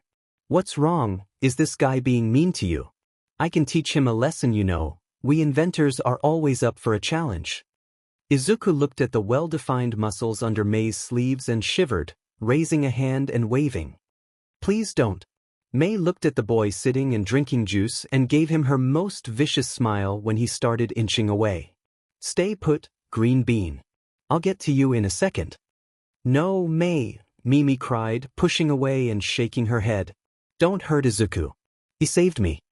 Before May could answer, she heard her phone gave a shrill alarm, which was strange. She was rarely contacted by anyone other than Mimi or their parents. Readjusting her little sister, May pulled her phone out from her uniform's breathes. Yes, she wore the boy's uniform. It made working on her babies much easier, thank you very much. Opening her messenger, she saw dozens of texts from people asking her if this was her sister. Clicking the video, May watched closely as Mimi stood in the background, a boy from her class attacking the one in front of her. When her classmate threatened her sister, May nearly broke the phone in anger. When it finished, the inventor simply put the device back in her pocket and stared at the boy who had gone red as the video played. Well, aren't you a real Prince Charming? The boy started flailing to cover his head with his arms in some attempt to hide his flushed face. This is so embarrassing. May's eyes narrowed. What's so embarrassing about saving my sister? No, Izuku said, shaking animatedly. You got it all wrong. Saving Mimi-chan was the right thing to do. It's just... Izuku's fingers came together, and he looked so embarrassed. That video makes me look kinda cool, and I'm not like that. I'm just plain old Izuku. Well, plain old Izuku, Mei smirked, extending her hand. I'm Mei Hatsum. You better remember that name because I'm the next genius of you. A's support course and world's future top inventor. Izuku looked at Mei, his eyes suddenly growing wider as her grabbed her hand with gusto. Moving forward, Izuku's face was so close to the Hatsum sisters they could have sworn they saw stars in his eyes. Mei, the boy said earnestly. Have you ever invented a jetpack before? Mei started at the boy for a second before a huge smile broke out over her face as the pair started talking about her many babies. ******, Gran Torino ran as fast as his quirk could carry him. After watching the video, the three heroes had split up to hunt for Izuku. Toshinori was ordered to stay at the inn if Izuku returned, leaving Gran and Aizawa to split the town's only 2 parks between them. Sorahiko knew they should have gotten the brat a cell phone before coming here. Even if he had ignored their calls, there were always those locator apps people used. That would have made this so much easier. Gran was just about to take off when he heard a voice from heaven. Bye, Izuku, will see you later. You better call me Charming, another female chimed. I can't wait for you to meet my babies. The retired hero nearly lost his mind running past 2 pink-haired girls and seeing Izuku sitting comfortably on a bench staring at a statue. There you are, the old man yelled, jetting over and landing on the bench. Izuku looked at Sorahiko from the corner of his eyes, mumbling a, "Oh hey Grumpy," as he took a sip of juice. Hey, the jet hero said, hands clenching. Hey, is that all you have to say to me? Hello, Gran wished suddenly he had a scarf like Aizawa so he could strangle the kid. Plopping down on the bench next to him, the retired hero sent a text to the others letting them know he had found Izuku. He also sent his location to Aizawa, in case Izuku ran again. Looking up to yell at the boy again, Sorahiko found empty air instead. Standing up, the former hero whipped around looking for All for One's little brother, when something cold bopped the back of his head. Turning around, he saw Izuku standing there with a new can of juice for himself in one hand, the other holding out a water bottle. Grabbing the bottle, Sorahiko drank half the thing, watching Izuku sit back down on the bench, a little further away than before, and continued to stare at the statue. Looking at the podium figure, the jet hero couldn't understand what was so special about it. It was just some kid, boy or girl, Sorahiko wasn't sure, sitting in the middle of bronze flowers, a cheerful expression frozen on their face. Looking down, Gran read the plaque underneath, "Children should be cherished so that they become seeds to a better future." Putting his water down, Gran looked severe. You know something about this state? Izuku hummed. Did you know them? Gran asked. I did, Izuku answered, one cold green eye looking at the man next to him. What about it? What about them? Gran countered, pointing at the figure on the statue. Who are they? They are, Izuku said, putting his juice down, a somber expression appearing on his face. Their story involves you know who. Are you sure you want to hear about them? You're not exactly his biggest fan. No sheet, Gran said, his hand crushing the water bottle slightly. But I thought a lot about it when I was staying with you and Toshinori. Especially after that old hag, Chio rang my bell a few times with that Demed cane of hers. I'm gonna tell her you said that? My point is, Sorahiko hissed, that I'm an old man now and can't change how I feel about your brother. But maybe I at least shut up and listen about when he wasn't a total a-hole. Izuku gave the man a skeptic look as he leaned back against the bench. All right then, he spoke, pointing at the statue. Who you see there is Midori, my first and really only friend. She's also the first person whose quirk I ever took. Gran looked at the statue again with newfound interest. Back in my day, you see, quirks as you call them weren't seen as normal everyday things. They were a great source of shame to a person and their family. Izuku began to talk, a faraway look in his eyes. Midori's father worked as my family's gardener and her mother a maid. For as long as I could remember, she was with me, my best friend in the whole world until that day. Sorahiko took a stab in the dark, given the appearance of the statue. The day her quirk came. Izuku nodded, taking a small sip of juice. It wasn't really all that powerful. When she touched a flower, she could make them blossom instantly. Midori loved plants and wanted to work with her father when she was older, but she got really scared when her quirk came. Even in our isolated world, the two of us had heard about what happened to people with abilities. Gran felt his heart clench. The story Banjo had told him and Nana of when he was young hadn't painted a pretty picture of the world. The former jet hero could only imagine how much worse it was back in the beginning. Midori avoided going outside for weeks afterwards and would scream whenever she saw any plants inside. It took me months of begging to get her to tell me what was wrong. When she finally did, Izuku smiled sadly. I hugged her and told her that no matter what, I would always protect her. Izuku placed his hand on his ear. That's when mine kicked in, and I felt her quirk unravel and travel into me. It was like someone was dragging something up my arms. When we separated, Midori looked shocked and immediately touched a small plant, but nothing happened. She was so happy, she broke down in my arms and started crying. We didn't know then. Izuku felt tears start pricking his eyes. Her mom had overheard us. The pair lapsed into silence for a long time until Gran heard the sound of liquid sloshing. Looking over at Izuku, the hero saw that the boy had gone completely pale and had started shaking. There was so much BLD, Izuku said. Memories were flooding into him of coming over to the small house the Shigarakis had given the family to live in. He remembered opening the door and gagging from the smell, that horrible coppery smell. And Midori was just lying there. I think Hisashi heard me scream. Izuku remembered Midori lying there staring up at the ceiling blankly. Her father was not too far away from both stabbed to death by her mother. Gran saw Toshinori and Aizawa running towards him at full speed, the blonde completely ignoring his mentor. What happened? Aizawa asked, looking at Gran seriously. I swear we were just talking, the jet hero said, feeling sick himself at what Izuku must have seen at such a young age. I didn't know. I swear I didn't know. Izuku latched onto Toshinori's shirt, looking at the blonde with terror. She killed them, she killed all of them. Midori's mom killed Inko and Mikumo. I take it things aren't going any better.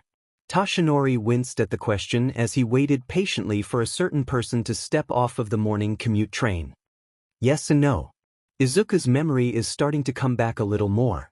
But I'm not sure that's necessarily a good thing.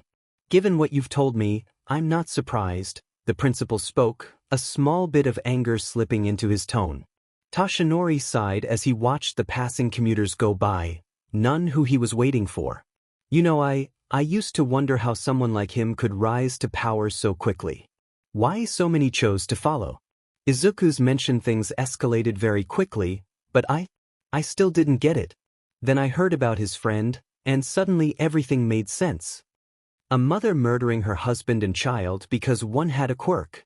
Evading the police for years because no one cared to look beyond the child having a quirk. Was it really any wonder now how someone like All for One could have been born? The mere thought of it all still made Toshinori sick.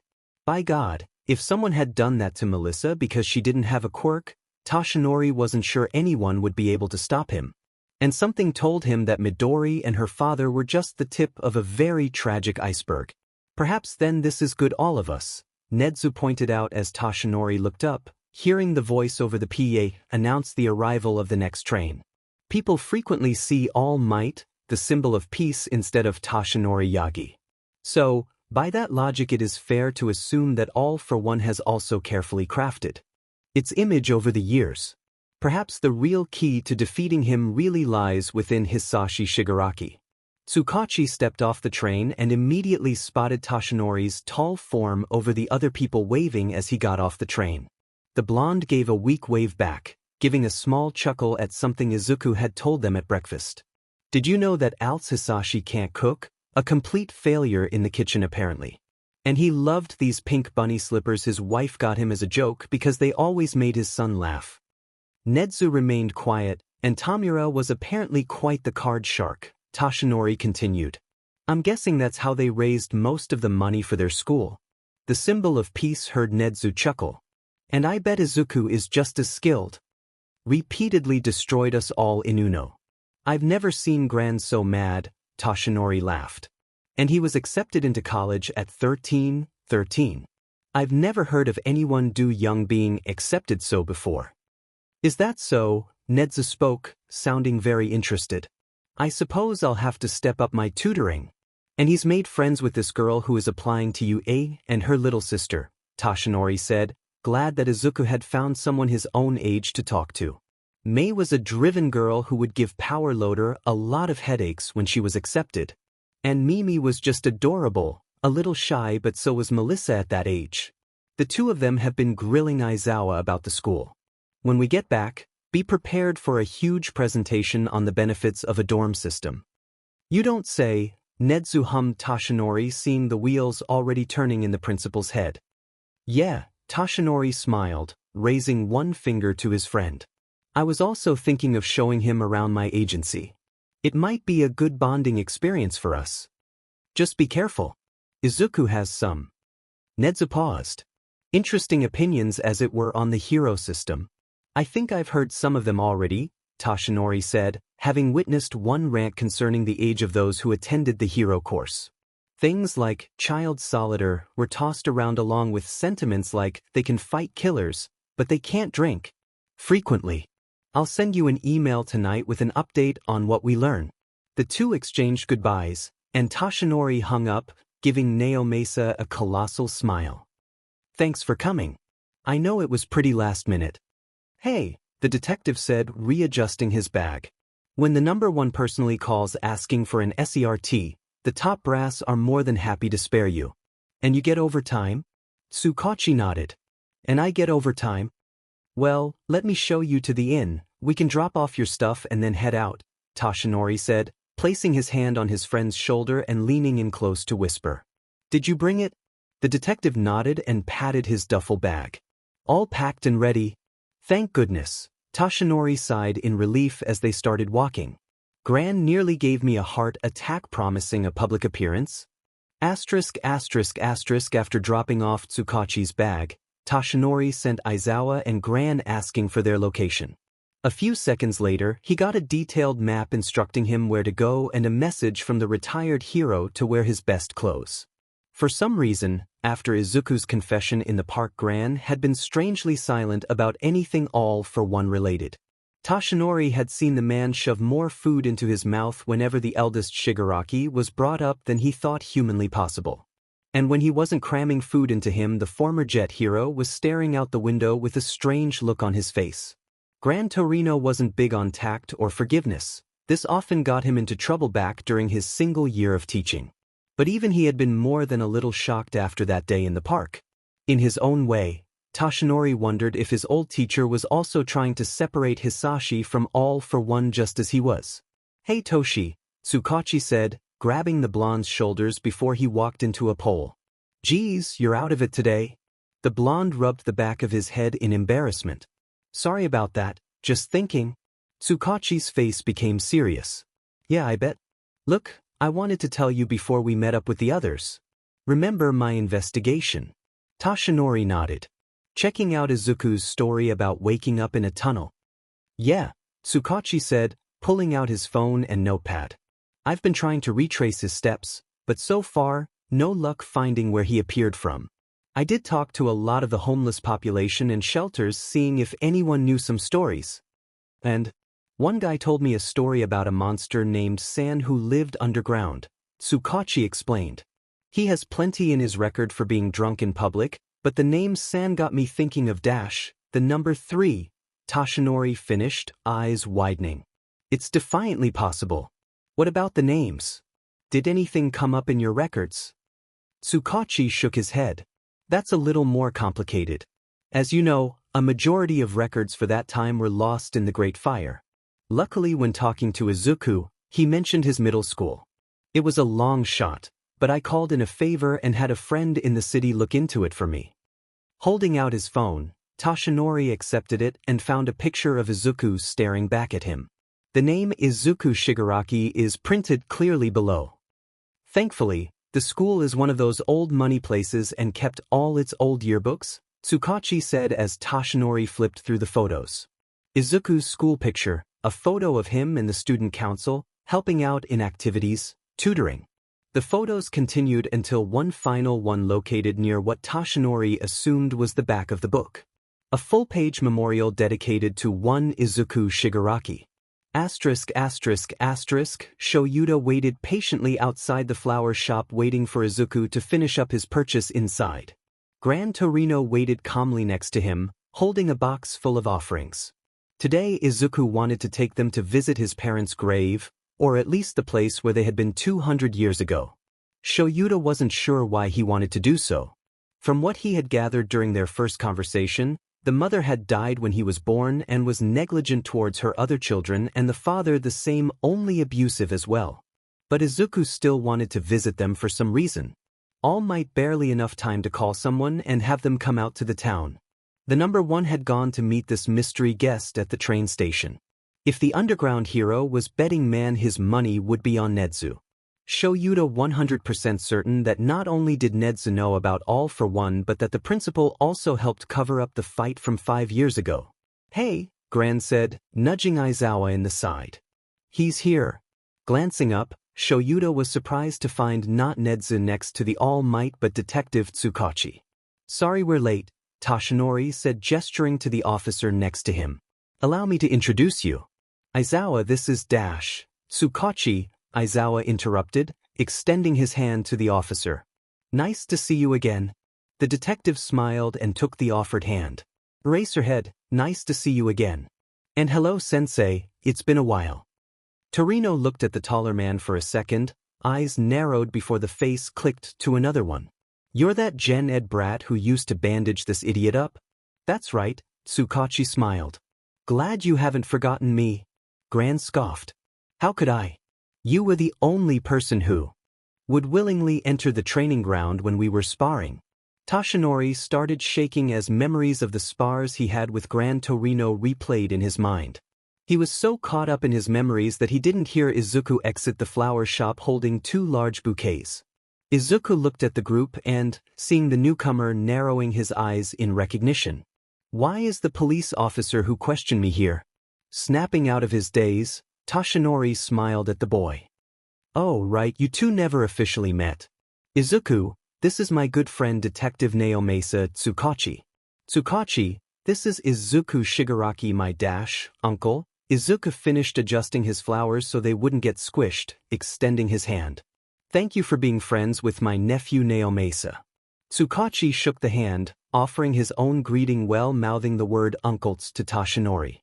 As soon as introductions were over, the group set off towards their destination. A rather grand manor was located just next to an expansive forest, the same one Toshinori knew Izuku had been researching. It was widely considered the pride and joy of Naboo and brought tourists flocking to it from all across the country. Even though it was technically owned by the Akatani group on paper, the city was really the ones who maintained and made use of it. Everything from weddings to corporate retreats had been held in it at one time or another.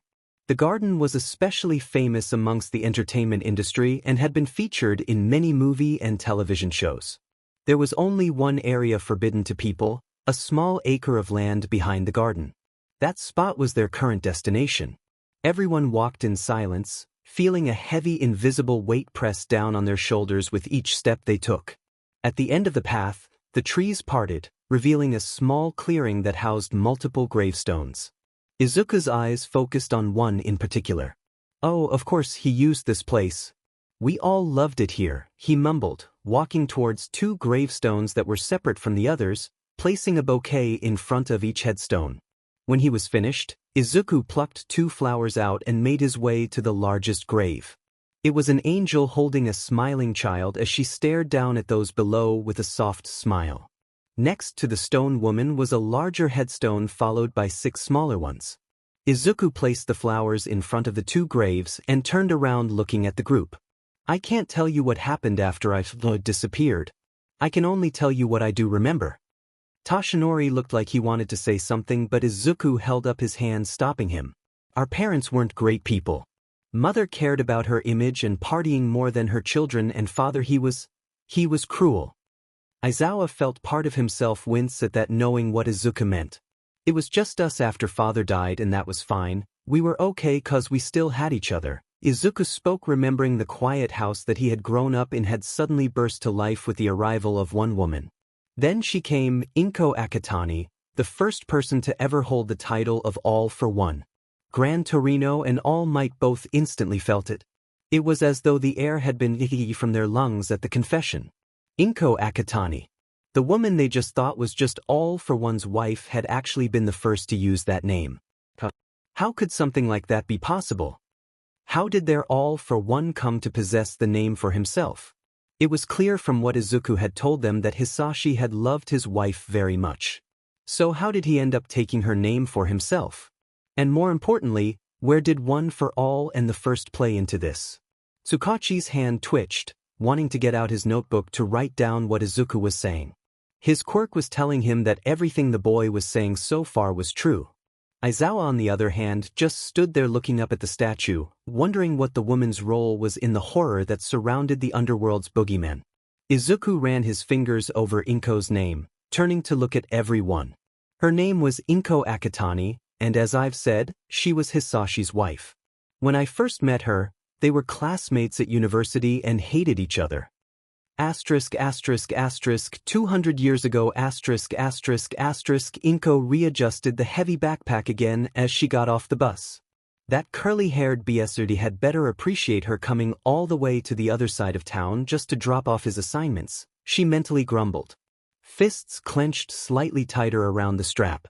If Inko found out he was just ditching, she would personally make sure Shigaraki never saw the inside of a classroom again. Pulling out a piece of paper from her pocket, Inko walked in the direction of Shigaraki's house, eventually coming to stand in front of a massive gate. Glancing between the paper and the address on the plaque, Inko sighed, realizing that she had found the place. Staring at the house through the metal, the raven-haired woman felt her blood boil slightly at the sight of the vast residence.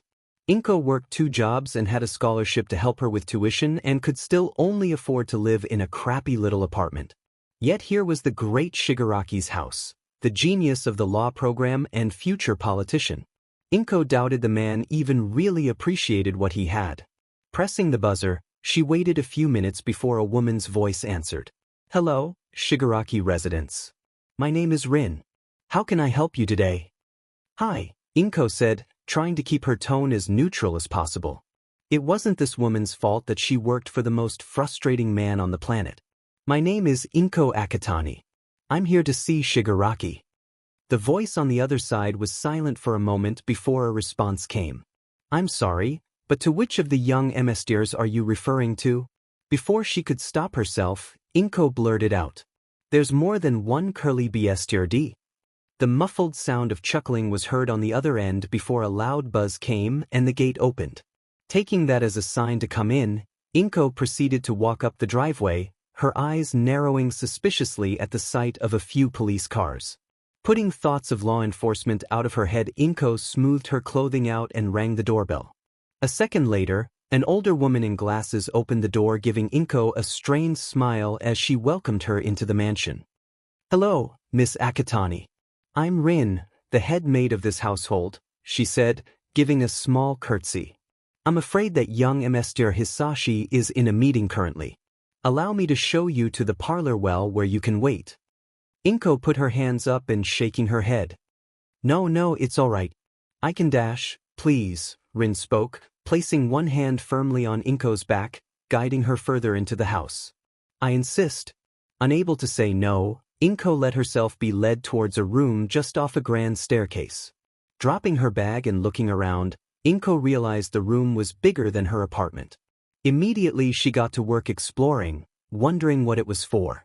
It had a reasonably simple, ornate table surrounded by uncomfortable-looking chairs. A small piano that she doubted her classmate could play in one corner, along with various other expensive-looking trinkets scattered around. But what really grabbed Inko's attention was the pair of large paintings that hung above the piano. One was of an appealing woman with dark hair, though the painter highlighted green in it and cold brown eyes.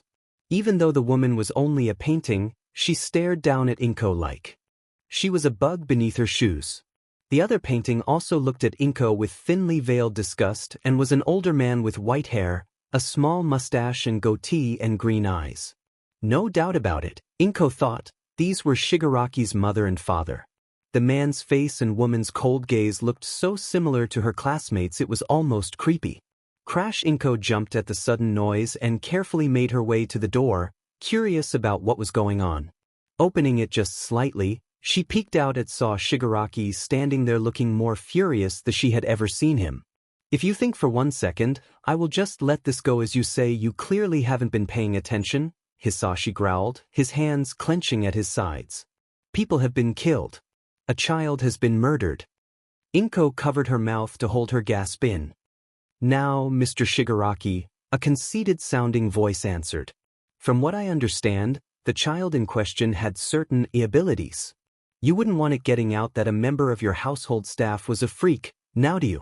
From what I hear you have a bright future in politics to consider. A second voice gasped loudly. Sir. Inko felt her nails dig into her palms and was about to storm out when Shigaraki beat her to the punch. Freak. A freak. Hisashi roared, any patience he once had, evaporating immediately. The father has, pardon me, had been a member of my household for close to 2 decades. Now just because some murderess claims her child had powers, they are to be written off like so much garbage. Now hold on, I didn't dash, you didn't have to, Shigaraki bellowed. Your answer is quite clear. Should a murderer say that their victim had abilities, then you will write it off as justified. Pat them on the head and send them on their merry way without a second thought to those left mourning. Mr. Shigaraki dash, Kahaku, Hisashi hissed, looking next to him at someone Inko couldn't quite make out. Escort these men out. I have some calls to make. Sir. Please, we're sorry, the squeaky voice begged, sounding terrified. We'll find her. I promise. Hisashi sneered, and for some reason, it sent a chill of fear up Inko's spine. Don't worry, you won't have to. I'll be calling the superintendent personally to ask for new detectives to be placed on the case since his current ones had no interest in helping freaks. Whatever the 2 police officers were going to say went unheard as they were skirted away. Noticing Rin walk up to Shigaraki and whisper something to him, Inko quickly closed the door and moved back towards the table. Her hands were shaking as she started taking the homework assignments out. The gentle knock that came made Inko flinch as Shigaraki opened the door and walked inside. Akatani, the white-haired male greeted, his arms crossed as he scowled. My apologizes for the delay. Inko gave a nervous smile. It's all right, I dash, how much did you hear? Hisashi interrupted, his face mirroring that of the woman's portrait. Inko spoke, her heart beating a mile a minute. All of it really? I see, Hisashi nodded. You would do best to keep your mouth shut about it then. Anger flared inside Inko as she stood up, slamming her hands on the table. Excuse me. You heard me.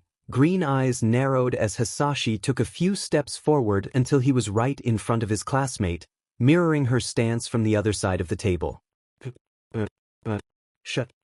Inko growled lowly, all previous fear and nervousness gone and replaced with righteous fury. How dare you order me around? Who do you think you are? I don't think I know, Hisashi spoke, standing up straight and crossing his arms over his and I know that think me to be some rich spoiled brat. Because you are, Inko snapped back. I bet never had to work a day in your life. Just because I do not have to work like you to feed and clothe myself does not mean I am lazy, Hisashi argued, one hand slamming back onto the table. If I was, then how would I know your secret? Inko froze, fear all color draining from her face. I don't know what you're talking about. Once is an accident, twice a coincidence, but 3 times is a pattern, Hisashi smirked. And you Akatani are not as discreet as you believe you are when summoning school supplies. Before Inko could come up with an excuse, something slammed the door open. Whatever it was ran as fast as it could into the room, colliding with Shigaraki's leg. Hicken, the small bundle cried, tiny hands appearing from underneath the blanket and grabbing onto the man's leg tightly. Izuku, Shigaraki gasped, his face morphing from cruel to concerned as he knelt down and picked up whoever was under the large blanket. What's wrong? Are you okay? Where's Tomura? Inko stood there stunned. Here she was watching the man who just threatened her fuss over the small boy. Taking a closer look at the child's face, he and Shigaraki were obviously related. Was it possible her classmate had a child? He would have had to have been very young when the child was born. Stop that, Hisashi hissed, snapping Inko from her thoughts. I can see your mind working. Izuku is my youngest brother, not my son. Though he does feel like that sometimes. A new voice came from the entrance. Looking towards the doorway, Inko saw a frail-looking man with straight white hair holding a tray. The newcomer defiantly shared the same green eyes as Shigaraki and the child, though his face resembled the woman's painting more and was infinitely kinder-looking. He placed the tray of the table where Inko saw an assortment of treats along with a tea set. The woman felt her stomach growl treacherously, looking at the goodies. She only looked back up when a loud cry startled her suddenly. No! The child screamed loudly. Inko winced at the volume and almost felt sorry for her classmate seeing as one of his ears was right next to the boy. No on Hikken. No Rakchun. Come now, Izuku, Rakchun smiled softly, holding his arms out. Hisashi has work to do. Why don't we go see about finishing our story? Izuku shook his head, clinging to the eldest tighter. Hikken, don't make me. Hisashi sighed and placed his hand behind Izuku's head, running his fingers through his curls. I'll make you a deal. I'll go with you to see about getting snacks from Rin and then you can go with Tamura. No. Hisashi looked at his Inko, who had her hand over to mouth to stop herself from laughing. And I'll read you however many stories you want tonight. Izuku sniffled and pulled back, wiping his eyes. Promise. Promise. Izuku wrapped his arms around Hisashi's neck again, going limp in his elder brother's arms as they walked out. Inko waved goodbye to the boy just to be friendly, only for him to curl more into Hisashi's body when they locked eyes. The elder Shigaraki paused at the door and glared at Inko. I'll be right back. Tamura, would you please keep our guest company? Of course, the other male smiled serenely, holding a freshly poured cup out. Sure, Inko said, taking the tea, letting the calming smell wash over her. Tamura sat down and poured his own cup, looking at Inko with tired eyes. Please forgive my brother's rudeness. It's been a hard week for all of us. Inko put the teacup down and frowned. If you don't mind me asking, what happened? Tamura said, his own clinking harshly on the saucer. I'm sure you saw the police on your way in. Kinda hard to miss them, Inko said, picking up a cookie and nibbling on it. They were here to not so subtly tell us that catching a murderer did not rank too highly on their priority list, Tamura explained. A dark look came over his face, and Inko choked on the cookie slightly in shock. Serve and protect my butt? They're all just a bunch of bigoted fools if you ask me. Asterisk cough, excuse me, the student gasped, taking a few sips of her drink to try and clear her throat. They still haven't caught this person. Those a-holes. Or they? I'm gonna kick their butts. Unaware she was doing it, some of the smaller items in the room started floating as Inko's own power responding to her anger. Tamura sat there and watched a curious look on his face as he grabbed a cookie off the now floating plate. Fascinating, he said, biting into the cookie. Your ability seems to respond to your anger. I wonder, does the amount of weight you can lift change because of your emotional state? What? Inko said, snapping out of it the floating item returning back to the table. Realizing she had been caught, Inko became nervous. Words were one thing, experience had taught Inko that they could be covered in the sweetest of honey to hide the poisonous truth underneath. For all, she knew the man in front of her was just as bigoted as that detective was. Shigaraki's threat fresh in Inko's mind. Tamura gave the nervous woman a smile and waved his hand. Don't worry, Hisashi already told me about you. He did, Inko said warily. And what does Hisashi say about me? Tamura smirked as he took a sip of tea. That you have powers like he and Izuku do. That your proposals for laws are too short-sighted. That he's never met a more frustrating woman in the entire universe. Wait, Inko exclaimed, waving her hands. He said what? That you're frustrating? Inko shook her head. No, the other thing. That Hisashi also has abilities. No, well, yes, that too, Inko said, curious about the Shigaraki's abilities maybe. The middle part. Tamura said, picking up another cookie. That your law proposals are short-sighted. Are you kidding me? Inko cried, reaching down and pulling one of her own binders from the bag, opening it. Look at these ideas for new anti-discrimination laws. Arguments against the registration of citizens. I even have something in here about a business who publicly hire people those with abilities receiving tax breaks. Those tax breaks support greedy men and women who will no doubt take advantage of their employees. They shall work them into the ground well and only paying them half of what they should be getting. Hisashi's voice came from the door, getting Inko and Tamura's attention. Hisashi stood there holding Izuku in one arm, the boy staring longingly at the plate held in his other hand. I've told you this before in class. Your idealism could end up getting someone killed. Inko stood up, not one to back down from a challenge. And I suppose your slow and steady plan is the best idea. People are getting hurt out there. The law has to catch up quickly if we are ever going to help them. The law is not the problem, Hisashi retorted, passing Izuku off to Tamura, who sat there watching the pair with amusement. They are stupid and attack anyone different from. Your laws place those different people in the spotlight with some naive notion that we can all get along. Tamura smiled and looked down at Izuku picking up the plate. Why don't we go finish that story now?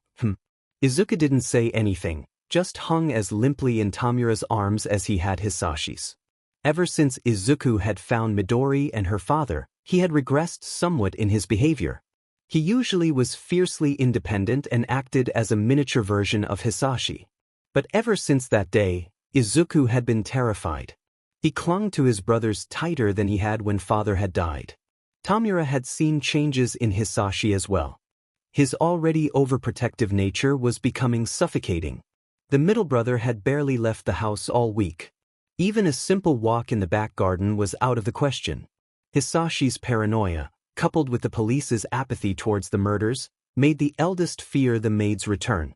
Hisashi, who was usually so calm and collected, had one weakness though, Inko Akatani.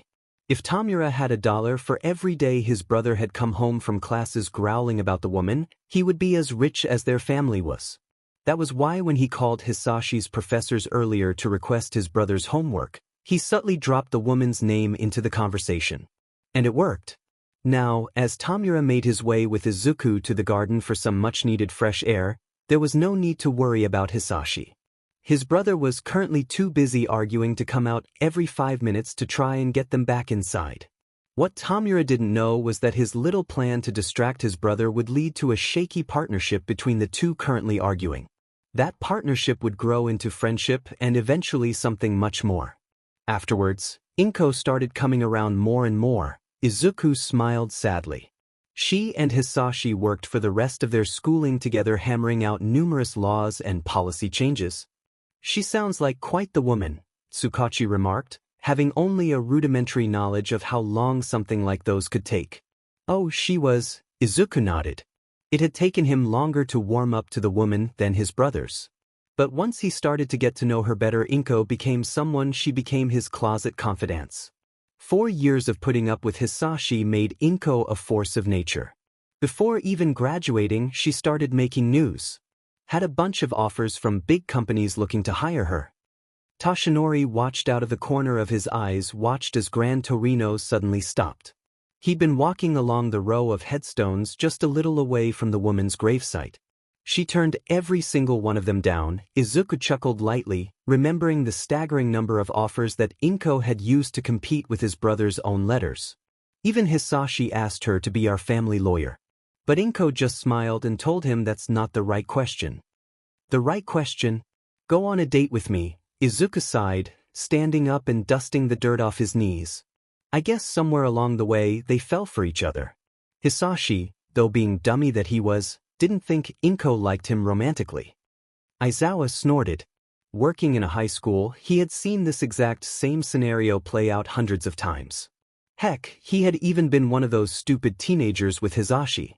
That is until Namuri and Tensei joined forces and locked the pair in a room together and didn't let them out until they admitted it. Who made the first move? Shoyuta asked curiously. Izuku looked away from the statue for a moment. Inko, though Hisashi always swore it was him. Toshinori coughed lightly, wondering how all for one asked such a remarkable-sounding woman on a date. They met at the courthouse, and Hisashi asked if she wanted to get a cup of coffee to catch up. The barista there started flirting with Inko, who flirted back. Izuku recounted the story. She wanted to see if Hisashi really was interested in her. And well, Hisashi being Hisashi. Izuku trailed off, leaving what happened next to everyone's imagination. The only thought the entire group had was that poor barista. Next thing me and Tamura know, we're standing next to Hisashi in the courthouse, and Inko is walking signing her name to the marriage certificate. The all-or-nothing user chuckled. Hisashi had wanted to do a huge ceremony and make whatever wedding fantasy Inko had a reality. Turns out Inko wasn't one for making a big deal out of something and preferred to use the money towards their honeymoon. She could never go get coffee at that courthouse again, and soon after that oh God. Izuku suddenly paled and slapped his hand over his mouth, running towards one of the bushes throwing up. Toshinori ran to Izuku's side, not sure what to do right now. Are you okay? Stupid question, of course not. You don't have to tell us, we can see dash. No, Izuku shouted, throwing his arm to the side to create some distance. The tears the hero had wanted to see now flowing from Izuku's eyes. Someone has to know. Shigaraki, Aizawa said, taking a step towards the boy, ready to use his quirk at the first sign of lightning. I came home one day and there was nothing. Nobody. No sound. I got a bad feeling, but I didn't call anyone, Izuku said, grabbing his hair tightly and pulling on it.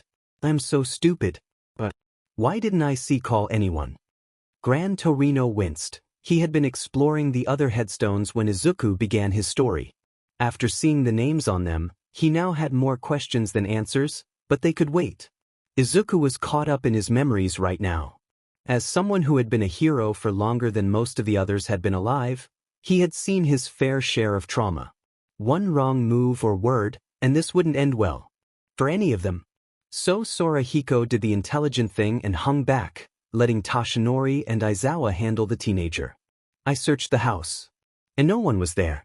I made my way to Emidori's house and Izuku turned and threw up again, images hitting him all at once. The phantom smell of BLD assaulting his nostrils. The BBLD, there was so much of it.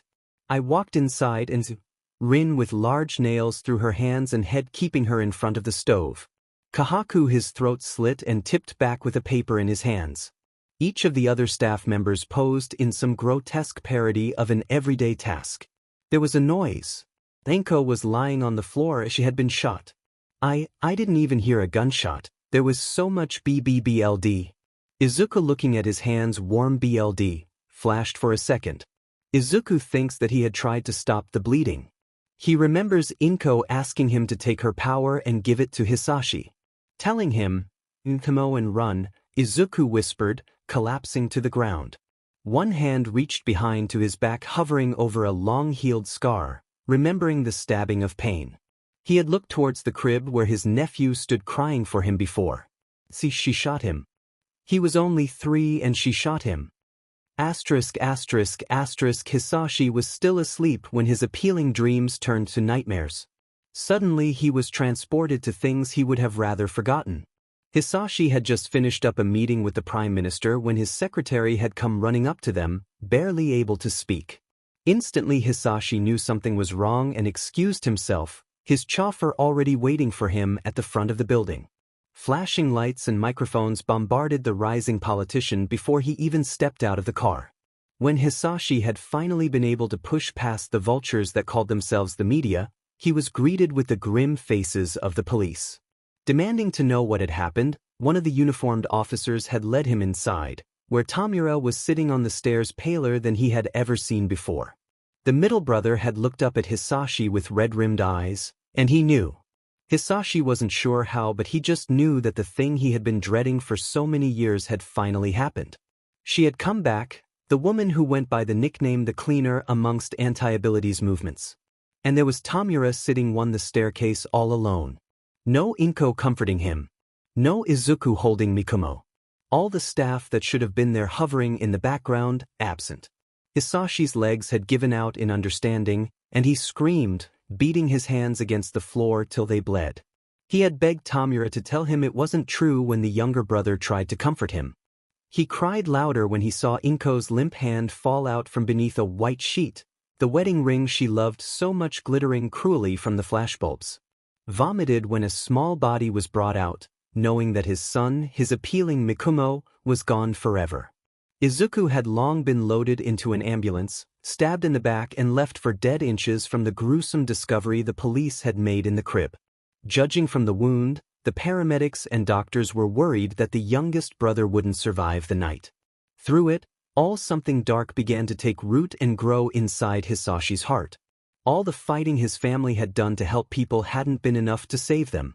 That was the first time sitting there on the hospital bench that a particular memory hit Hisashi. You know, Inko smiled, laying in his arms one night. The moonlight from the window giving her an ethereal glow. I've heard some people have started giving themselves nicknames. Something that fits with their abilities. I think we should do the same. Oh, really? Hisashi said, looking at his wife's shoulder, giving her a kiss. Then yours should defiantly have the word queen in it. Or maybe goddess with you, I'm never sure which one fits you better. Inko snorted. I was actually thinking of something from I saw in the library. In that book your grandfather brought back from France. Go on. I want to be all for one, Inko spoke, sitting up with an excited smile on her face. All those people out there who need help. They come to see me looking for it. All for one, Hisashi repeated, the taste of it smooth on his tongue. It sounds perfect for you. And you, Inko continued, should be one for all. After all, you're one person who tries to help everyone.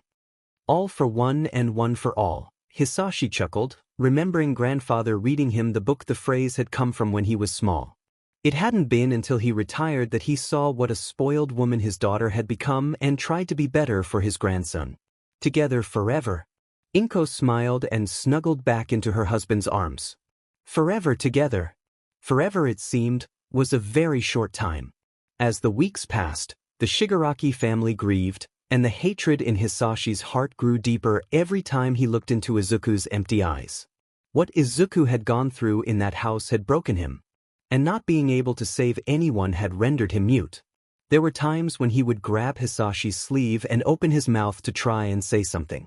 But nothing would come out no matter how much he tried. Tamura tried his best to help his brothers. But the combination of it, trying to run their school and his own grief, weighed heavily on the middle brother's health. Then Izuku was killed, or so he thought at the time. The clinic where he took his physical therapy blew up not long after Izuku had entered. It was clear to Hisashi just who the target was, so he made the group responsible paid for it in with their lives. Things quickly progressed after that. Tamura found his brother paranoia, ever-growing, spinning out of control. No matter how many quirks he stole or people joined him, it was never enough. Tamura tried talking to Hisashi about his brother's actions as they grew more and more extreme. Burning the building where records housing information on everyone with quirks had been the final straw. Especially when it took several other record-keeping buildings with it earning the nickname the Great Fire. Tamura had finally had enough and tried to leave, only to find himself locked away in what appeared to be an old bank vault. Hisashi standing on the other side of the door telling him he would understand soon enough. The stockpile quirk was originally just supposed to collect the sun's energy and store it within Tamura's body, strengthening it. The middle Shigaraki's health had grown so bad Hisashi was afraid he would soon be left alone. How was he supposed to know that Tamura had a quick that would merge with it? Hisashi had never used his own powers on his brothers before. It wasn't until he had found the vault empty one day that he quickly realized that Tamura had gained his own small group of followers. People from within his own organizations did not agree anymore with what he was doing. They had banded together and taken his brother from him. So Hisashi went to work finding them. There had been so many close calls over the next couple of years. Sometimes Hisashi got close to Tamura, only for the man to slip away. Other times they would glimpse each other only for a brief moment. Their last meeting, the one before Tamura fell to a stray bullet from the two groups clashing, he found Hisashi sitting atop a pile of corpses. The man was humming an old lullaby. The same song they had sung to Izuku and Mikumo when they were young. And sitting there amongst the sea of carnage that had once been the high-ranking members of Cleaner's militia, Hisashi had looked up at Tamura. His white hair was now stained a bright red, a serene smile on his face when he dropped the woman's severed head. Tamura had gulped and looked at his brother fearfully. Or you now, brother? Hisashi laughed, raising his foot at stomping on the head, shattering the skull instantly. She told me forever together, you know. Hisashi smiled again, not as serene this time. No, this one was full of cruelty and malice, and he started laughed louder. The severed head now a bloody mess under his feet. And now she's gone. But she did leave me with something to remember her by. Standing up among the corpses, the last of Hisashi Shigaraki allowed itself be dragged under an ocean of darkness. The man's bloody hands reached up and slicked back his hair before he gave a formal bow. Greetings, my beloved brother. You may call me All for One. Mei held onto Mimi's hand tightly as the sisters made their way to the inn. Neither of them had seen Izuku yesterday at the park but thought nothing of it. Maybe the curly-haired boy had gotten busy and lost track of time like Mei did when she was inventing. However, when he didn't show up again today, Mimi got really worried, claiming that something had to be wrong. Izuku wouldn't leave without saying goodbye. She'd insisted, grabbing the bottom on Mei's shirt. He promised me he would say goodbye. Mei herself wasn't sure what Charming would or wouldn't do. Sure, she liked the boy. Izuku was smart, and talking to him was like tapping into old forgotten knowledge Mei hadn't known existed. Seriously, she had never even thought putting biometric scanners on her babies before he asked. All the chaos people could do if they just got a hold of one of Mei's precious creations. But the most important thing is that he made Mimi sad. And if there was one thing Mei Hatsum would never forgive, it was someone who hurt her little sister. Her classmate from school had learned this lesson all too well recently. Not to mention some sketchy-looking guys had been hanging around the park watching the sisters since yesterday. They could just be people who recognized Mimi from the video and wanted to meet Izuku. But something told the older Hatsum that wasn't the case. Stepping through the automatic doors, the sisters made their way to the front desk. The woman on duty took one look at them and smiled. Here to thank that young man, are you? Mei's eyes narrowed in suspicion. How did you dash? I've seen the video, she interrupted, looking down at the younger girl and giving a strange smile. For what it's worth, I'm sorry that happened to you. You didn't deserve that given your cough condition. Mei thought, realizing what was happening. This woman pitied Mimi. She looked at the girl and saw a fragile doll that needed to be protected. It shouldn't surprise Mei anymore. Mimi was quirkless. Putting on her best show woman smile, Mei bowed and thanked the woman, keeping up the appearance until the room's door opened and her favorite hobo stood there. Power Loader's future headache, he greeted, looking at Mei and then glancing at the younger Hatsum, a soft smile barely there. And Mimi, how can I help you today? We dash, Izuku, Mimi yelled, pushing past the man and running towards the boy sitting in the farthest corner of the room staring out the window. Mimi grabbed onto the boy with her might, tears springing from her eyes. I was so worried. Izuku turned his head, giving Mei a good look at the dark circles under his eyes. I'm sorry, Mimi, I haven't been feeling well. Are you sick? No, Izuku said, shaking his head. Just some old memories making it hard to sleep. Mimi brightened up. I can help. Grandpa has been teaching me about plants that help you sleep. Has he now? Izuku said, moving over a little so that Mimi could sit next to him. Tell me what you've been learning. Mimi nodded and started talking about the different plants she had been learning about. With her sister distracted, Mei turned and looked at the three men. What happened? Don't know how it's dash, Gran Torino began before his cheeks were gripped between powerful fingers. What are you mooing? My such plump cheeks you have for someone your age, Mei grinned, stretching the skin slightly. Reminds me of Machi. You should take care that someone with a hammer doesn't make a mistake and P&D your face instead. Tashinori and Aizawa watched the interaction closely. Gran Torino just lifted an eyebrow, his checks still trapped. Are you fretting me? Oh no, I would never do that, Mei grinned larger, letting go of the retired hero's face. Just giving you a small warning. You never know who you might come across late one night. The pair stared at each other for a few moments before Gran Torino laughed. The girl had a pair on her. The last person to talk to him like this was Nana. I like you. Tashinori breathed a sigh of relief as Aizawa coughed. Now that you're finished, warning Gran, I'm sure you and Mimi have to be getting home.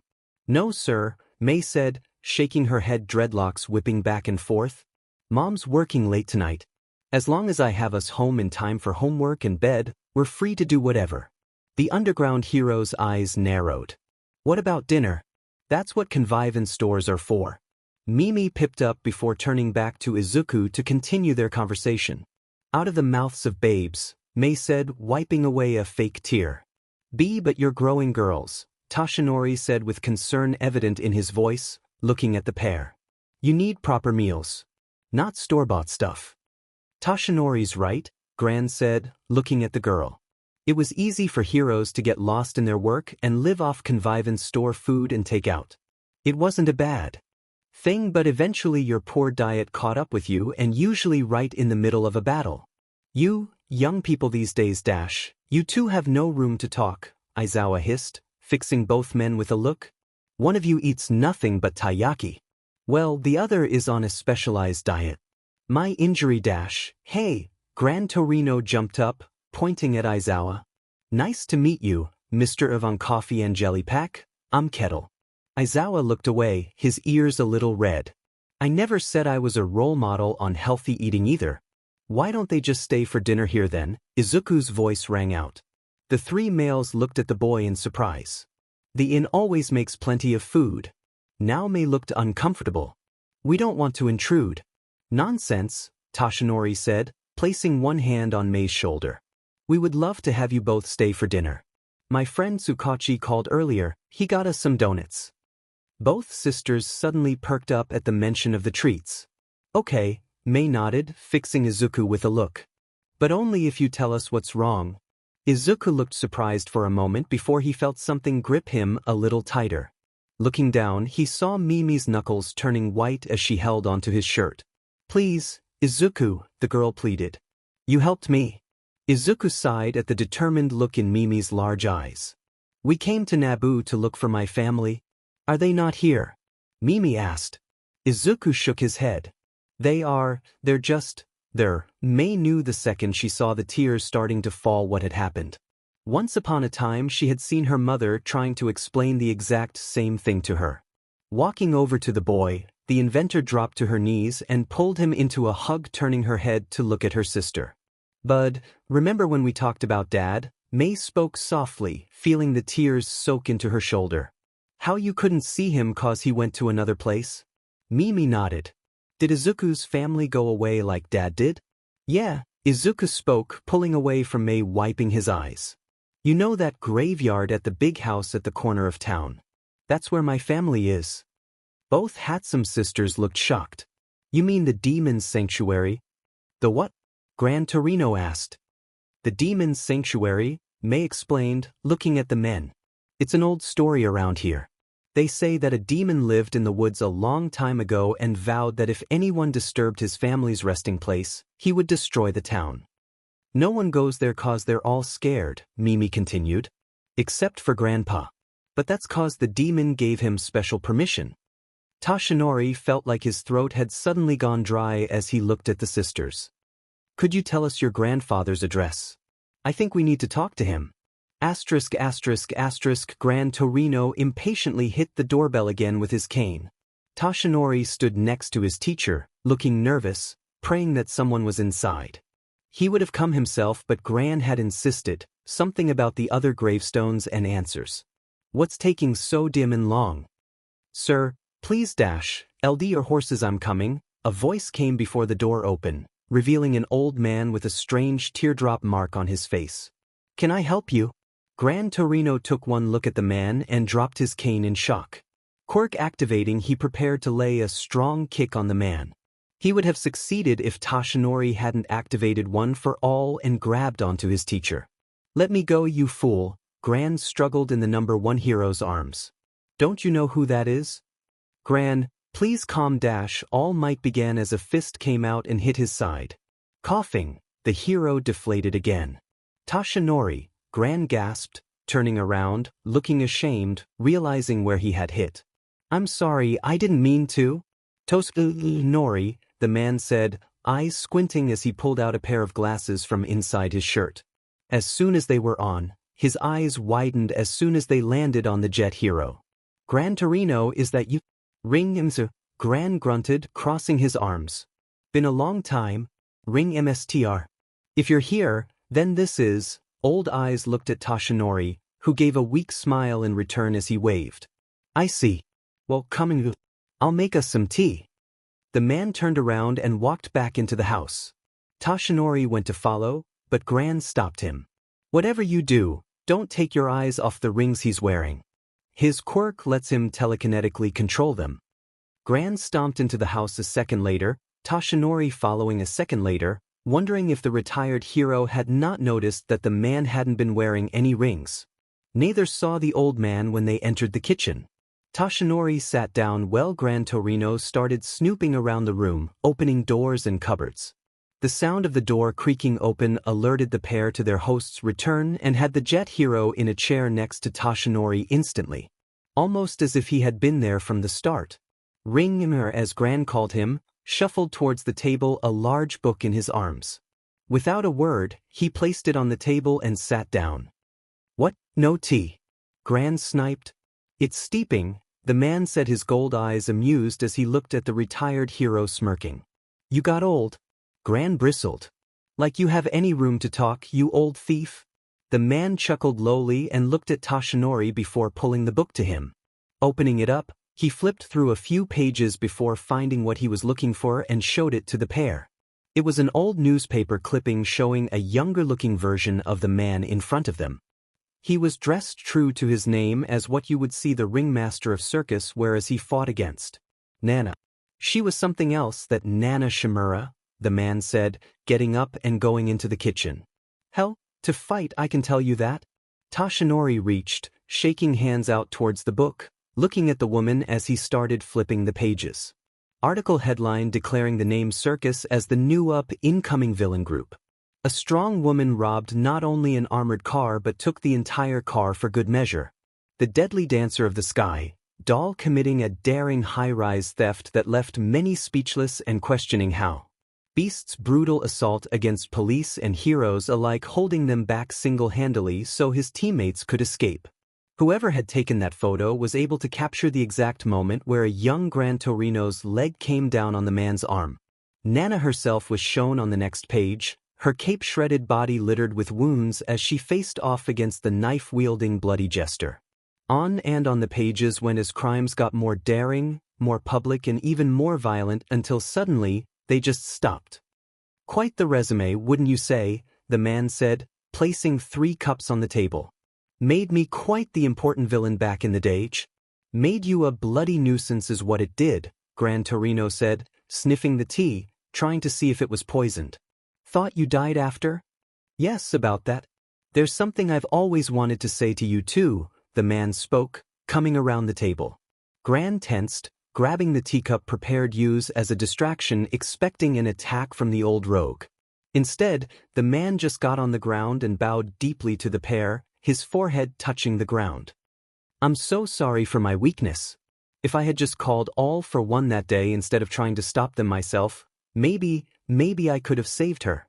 Toshinori heard the cup crack in Gran's hand. I know I have no right to ask forgiveness of either of you. I don't expect you to forgive me after what happened, but please, the old villain said, lifting his head, sorrow and regret on his face. Please believe me when I say I tried to stop them. There was a heavy feeling in the atmosphere for a long time. Toshinori didn't know what was going on and was too afraid to ask. The man stayed there kneeling on the floor in front of the entire time, Gran watching him before finally speaking softly. You? Kotaro told the police he heard his dad scream when a name in a funny hat grabbed him and ran out of the house. It was you, wasn't it? The man flinched and sat up nodding. All for One has this rule. You can fight a hero, you can kill and maim them, but their children and families are off limits. For a man who's called the first demon, it's a strangely kind thing. I don't understand, Toshinori said, understanding just who this man, who these people were. This was the leader of the group that killed Nana's husband. All for One never sanctioned the attack, the former Ringyamthar swore. I don't know who told the others about Shimura's family or why, but All for One never ordered it.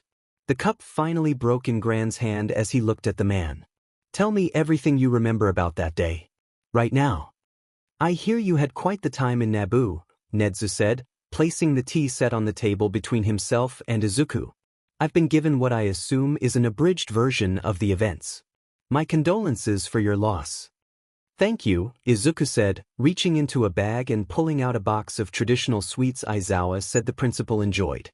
Have you recovered anything more about what happened to you?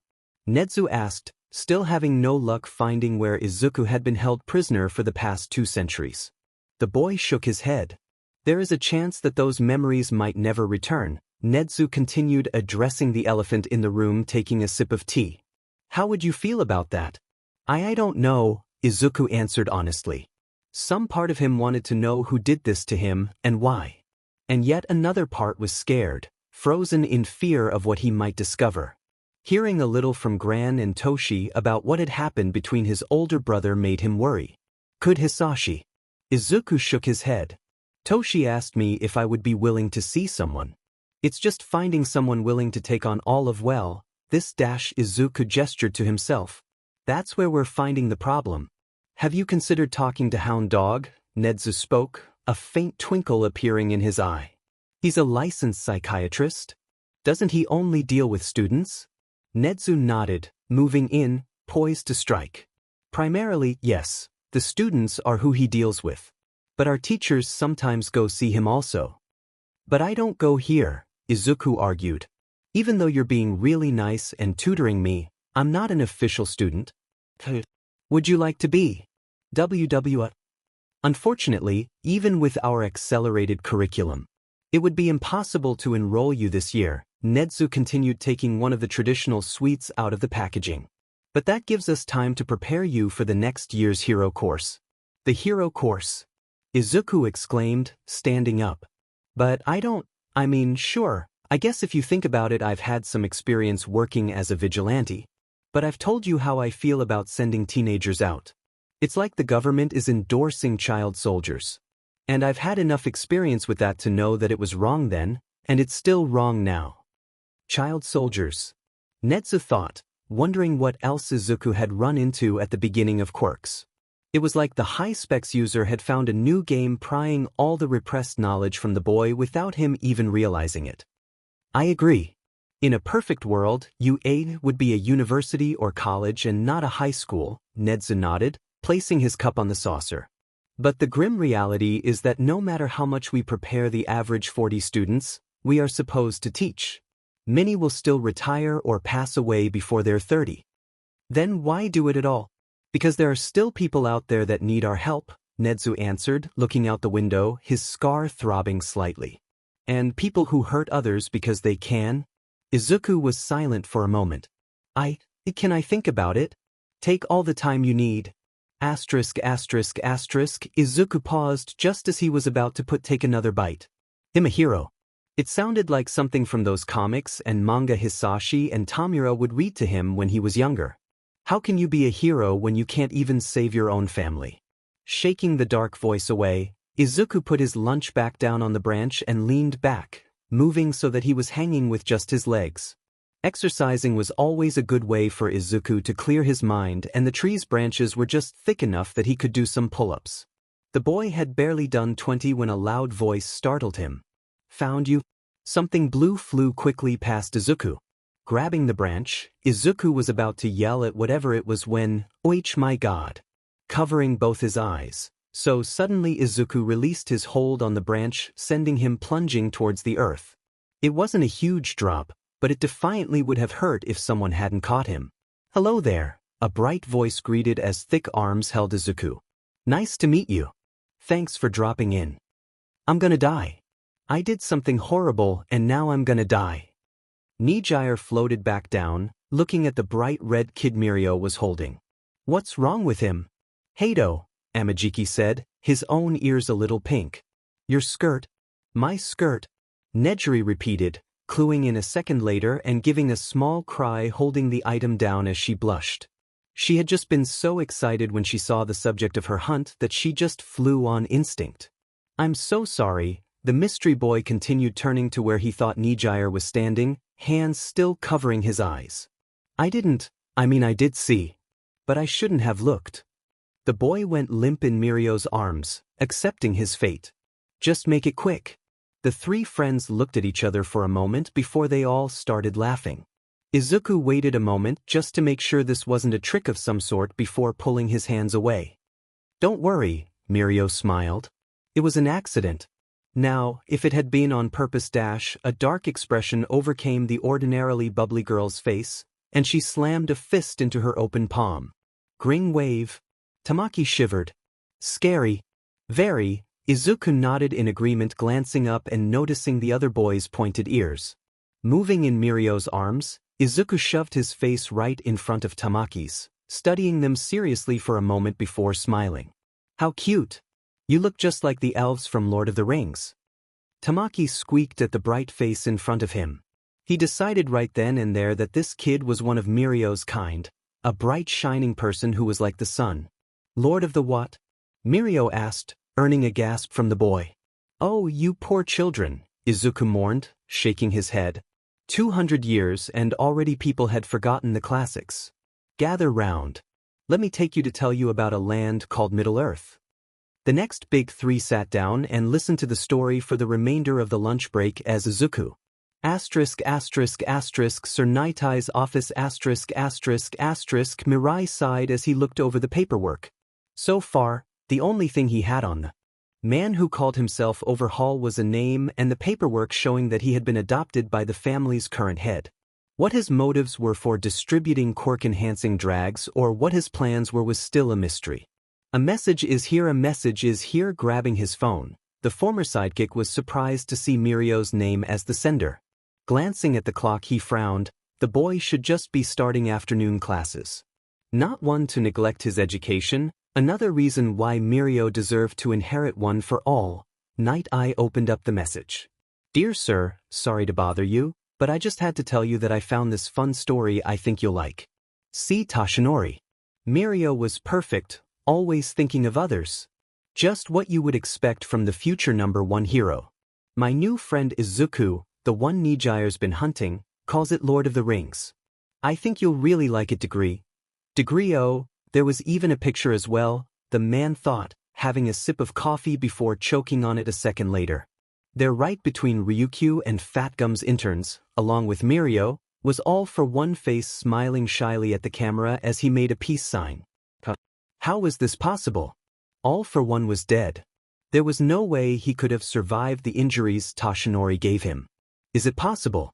Could this be All for One's child? Did Tashinori or Nedzu know that someone sharing All for One's genetics had infiltrated UA? He had to. Tashinori had been at UA not too long ago with somebody. Awada, Sir said, jumping onto the intercom as he grabbed his briefcase, shoving things randomly inside. I need a train ticket ASAP. Any place in mind specifically, came the immediate response. Just get me the fastest route to my tower.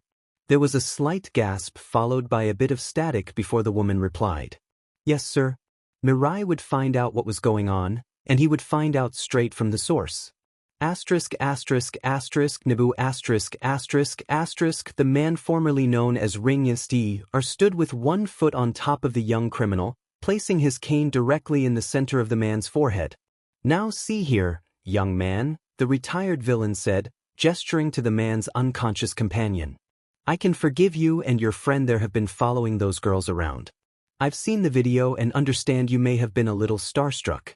But today, you made the big mistake of trying to grab one of them. Poking the thug's forehead, the old man leaned down, his golden eyes becoming much sharper. Now you're gonna tell me who sent you and hand over whatever you've been using to talk to them. Phew, old man. I ain't telling you shit. Sora Takami, the retired villain, formerly known as the Ring Yamsu, smiled. As the current keeper of the Demon Sanctuary, he couldn't help but be thankful for his new strength-boosting quirk which helped him keep the young fool pinned down. His former quirk, BLD Link, allowed him to telekinetically control small objects that had been soaked in his BLD. The longer left to soak or the more BLD used, the stronger the connection. His preference a set of 10 rings that were the first things he had ever stolen. But that quirk was long gone.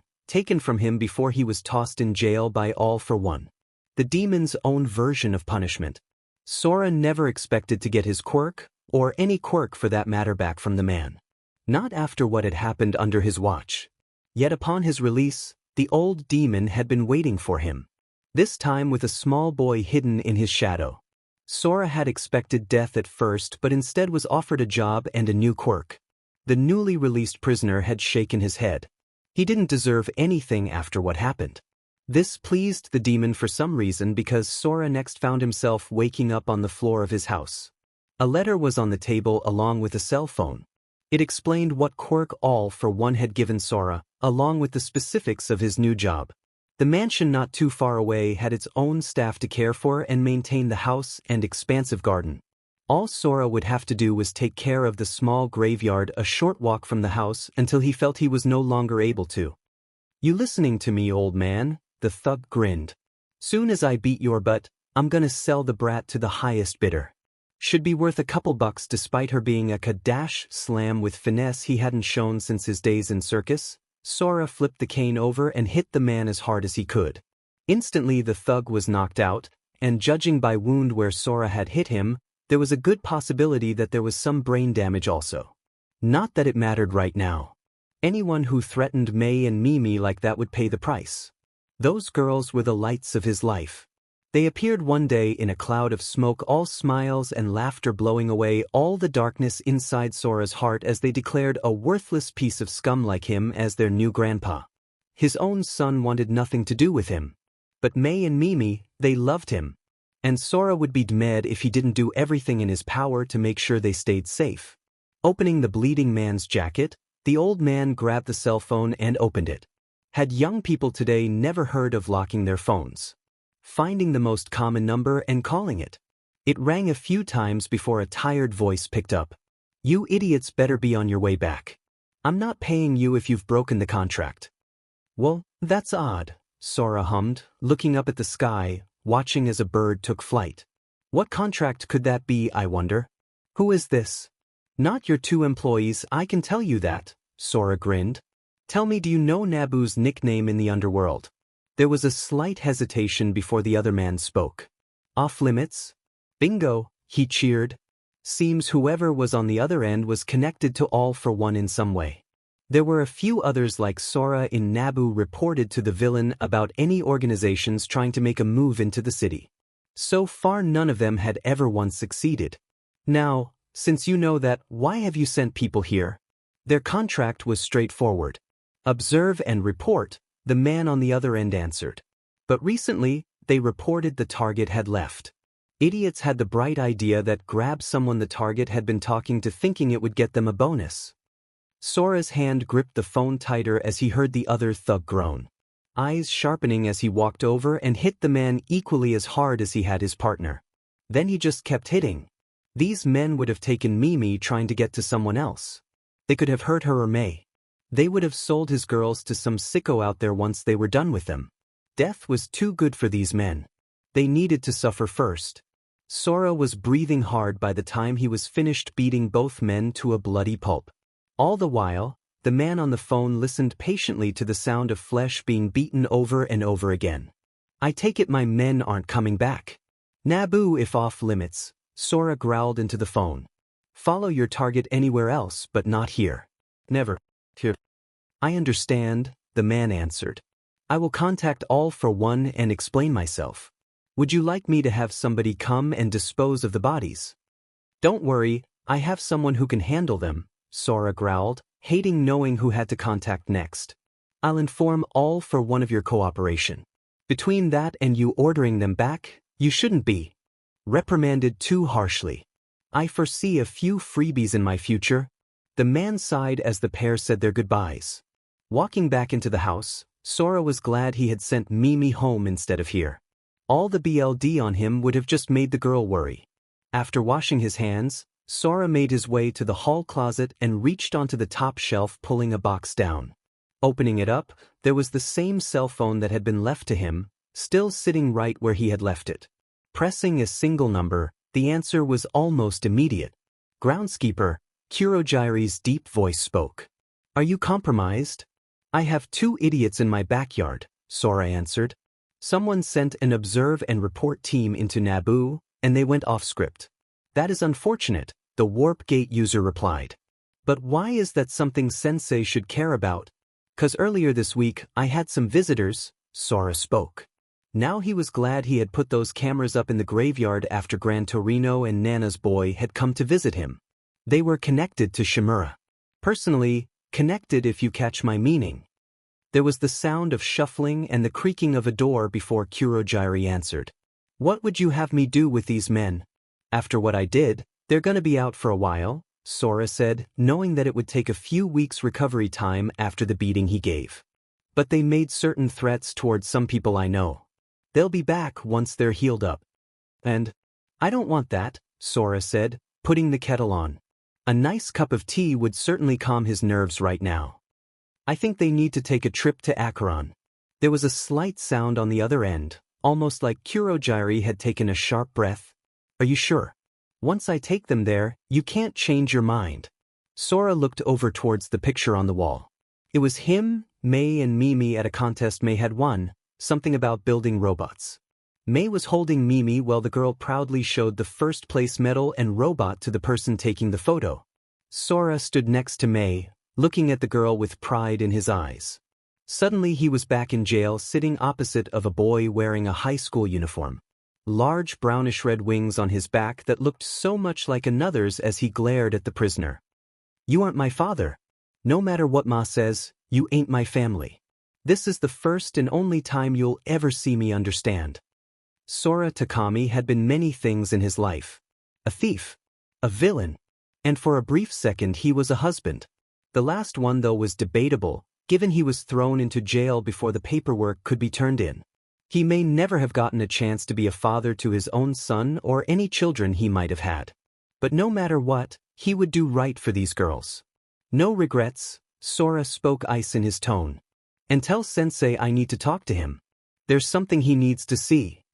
Toshinori hummed happily as he took another bite of chicken, savoring the taste. It wasn't much, but the slight flavor was a definite improvement from the bland hospital food chicken he had lived off for the past 5 years. After they had returned from Naboo, Izuku had taken a closer look at the hospital meals Toshinori usually ate and given the hero a scathing look. All it took was few hours of mumbling to himself on the computer, a quick call to Recovery Girl and a trip to the grocery store. Then Toshinori was in heaven, eating food that he hadn't thought possible anymore. Smiling to himself, number 1 hero ate the last bit of food, having worked up quite an appetite patrolling today. I packed you a special dessert today, Izuku smiled as he held out the lunchbox. Plain yogurt all the time can get boring. Pulling out the container and opening the lid, Toshinori felt his mouth water at the sight of fresh melon. It had been long since he had fresh fruit like this that he didn't even notice the raised voices. Go in there, a female shrieked. You'll just have to wait. Remember who it is you are speaking to, a familiar voice had Toshinori choking on the fruit. And who exactly it was that hired you in the first place? The door slammed open suddenly, and Sir Night Eye stood there. Gold Eyes immediately zeroing in and pining the blonde down with a fierce glare. Yagi, the man said, pushing his glasses up, light glinting off them dangerously. How nice to see you again. Mr. Yagi, the floor manager spoke, looking between the man. Please forgive me. Sir Night Eye has come looking for All Might. I told him that he was in a meeting, but... Toshinori sighed and put the container lid back on his melon. Due to his appearance, most of the staff looked at the blonde with pity. Though Toshinori was his own secretary, many whispered if it was okay for such a sick man to be working. It made eating in the canteen awkward, so he just ate at his other desk most of the time. Thankfully, since Toshinori was just as skilled at paperwork as he was at heroing, no one had tried to pressure him into leaving. But there was always someone with their eyes on the title of All Might's personal secretary. That's all right, the blonde said, standing up and smiling kindly. We finished early. All Might just stepped out to get lunch. If Sir Night Eye is willing, I can keep him company until he returns. Sir pulled his arm out of the woman's grasp.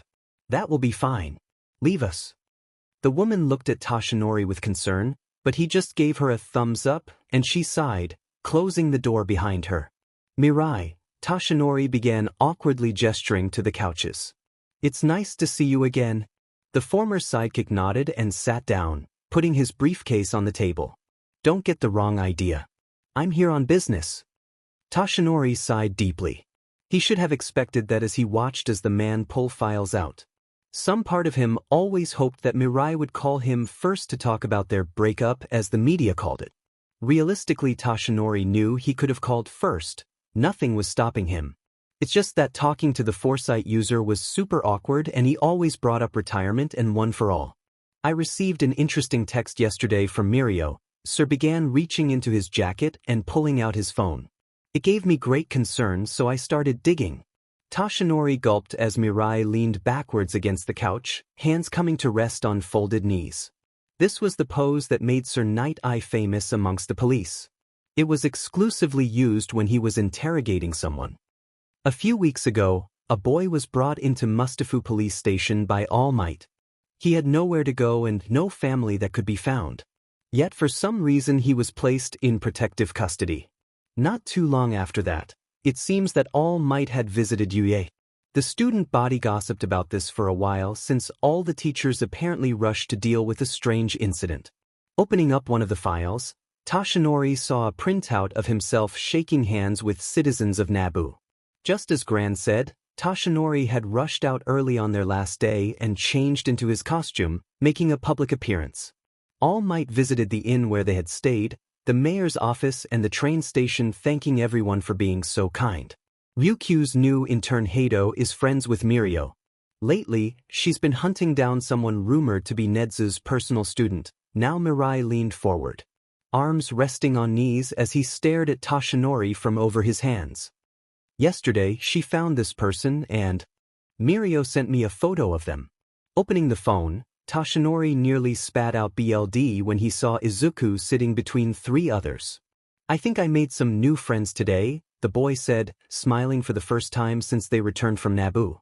Can you believe they've never heard of Lord of the Ring? Kids today? Tell me honestly, are you hiding all for one's secret love child? ******. Midnight raised an eyebrow looking at the boy who held out a box to her. I'm so sorry, Izuku bowed lowly. Well, all the other teachers watched curiously.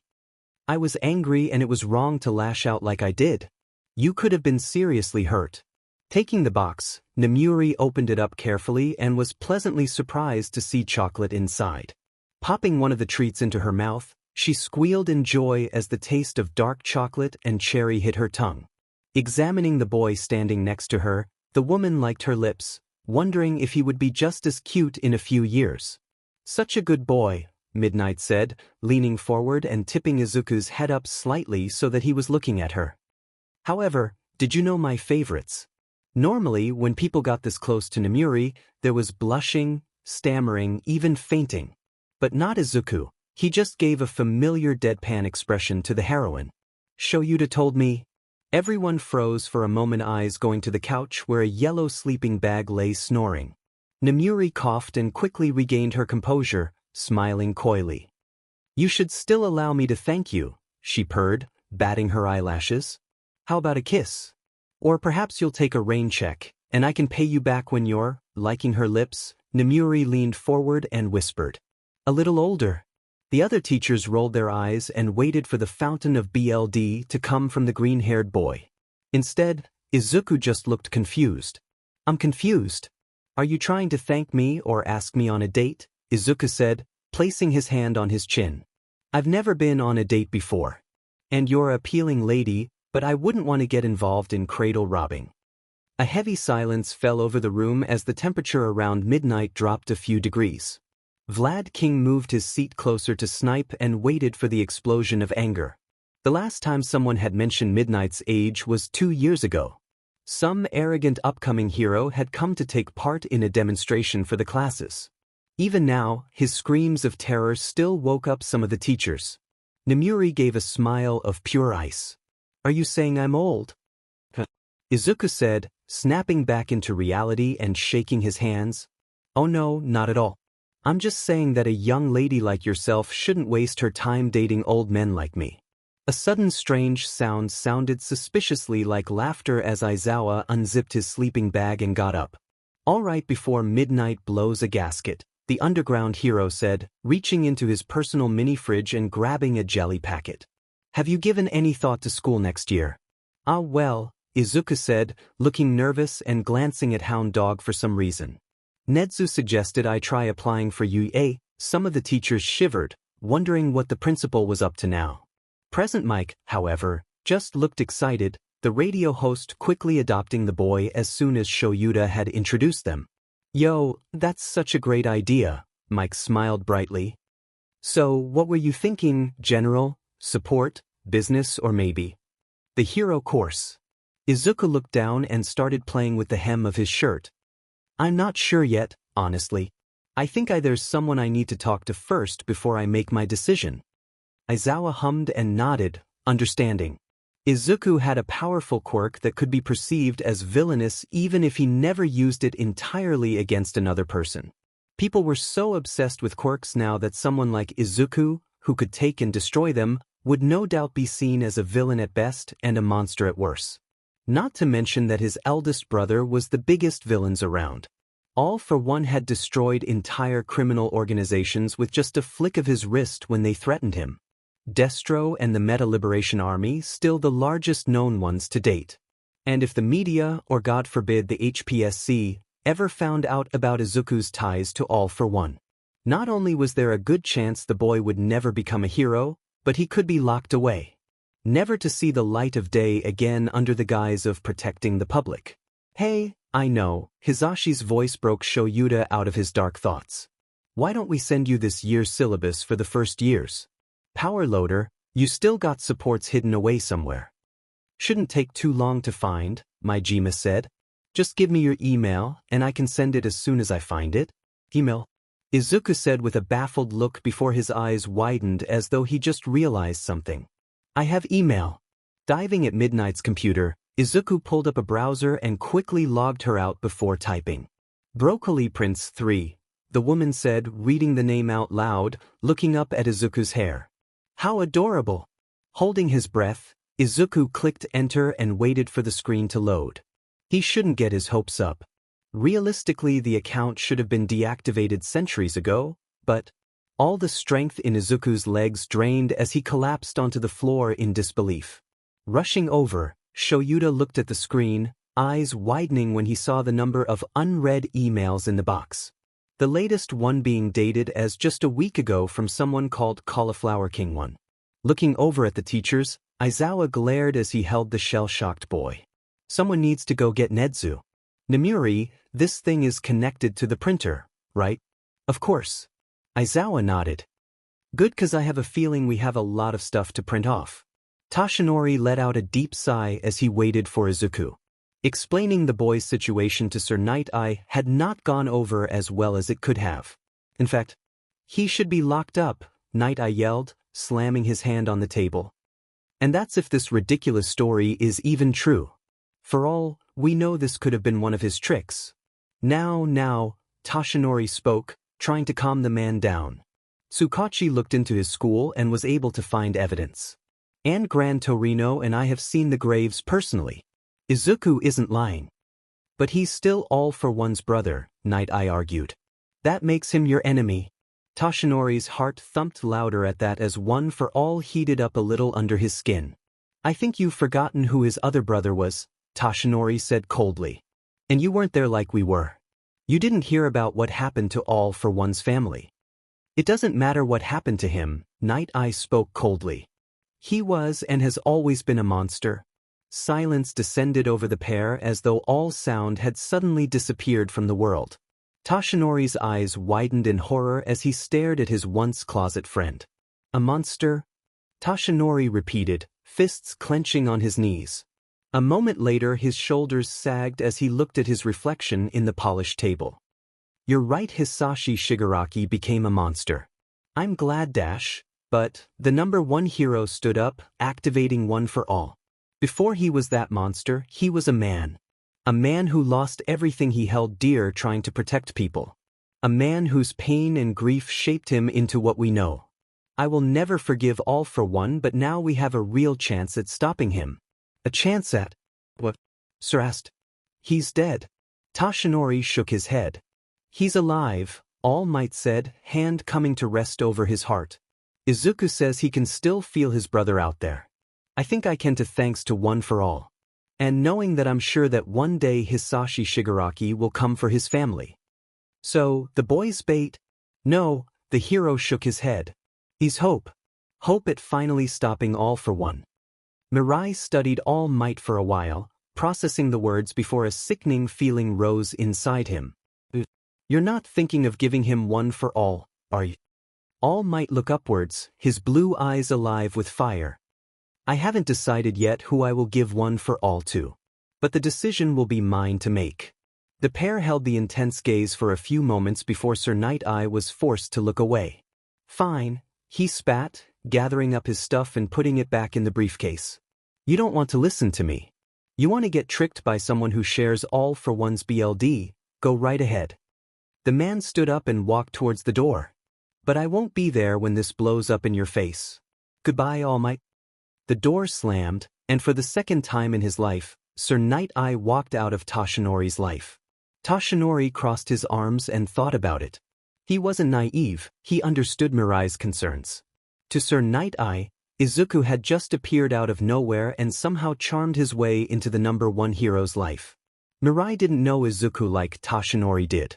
He hadn't seen how much the boy was struggling to catch up with 200 years' worth of change.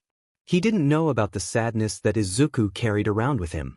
Tashinori probably would have felt the same way if he hadn't come across Izuku that day. Toshi! Looking up, Izuku was running towards the hero at full speed, something in his arms. When the boy was finally in front of the hero, he looked up and smiled. Tashinori smiled back, noticing the red around Izuku's eyes and wondering if he had been crying again. How were your lessons today? Did Nedzu give you homework? Well, sort of, but you'll never guess what I found today, Izuku smiled. Opening up the rather large binder he had been carrying and shoving it in Tashinori's face. Hikken never deactivated my email. He didn't forget me. Tashinori took the binder with slightly trembling hands. This was something he never considered before. It felt too soon for Izuku to Cauliflower King 1 Farmura 2. Tashinori turned his head and coughed, a little BLD seeping from his lips as he read the names. Shoulders shook as the tall blonde began to laugh. Cici Cauliflower. Izuku started for a moment with wide eyes before he burst out laughing as well. I know, right, and they made me broccoli.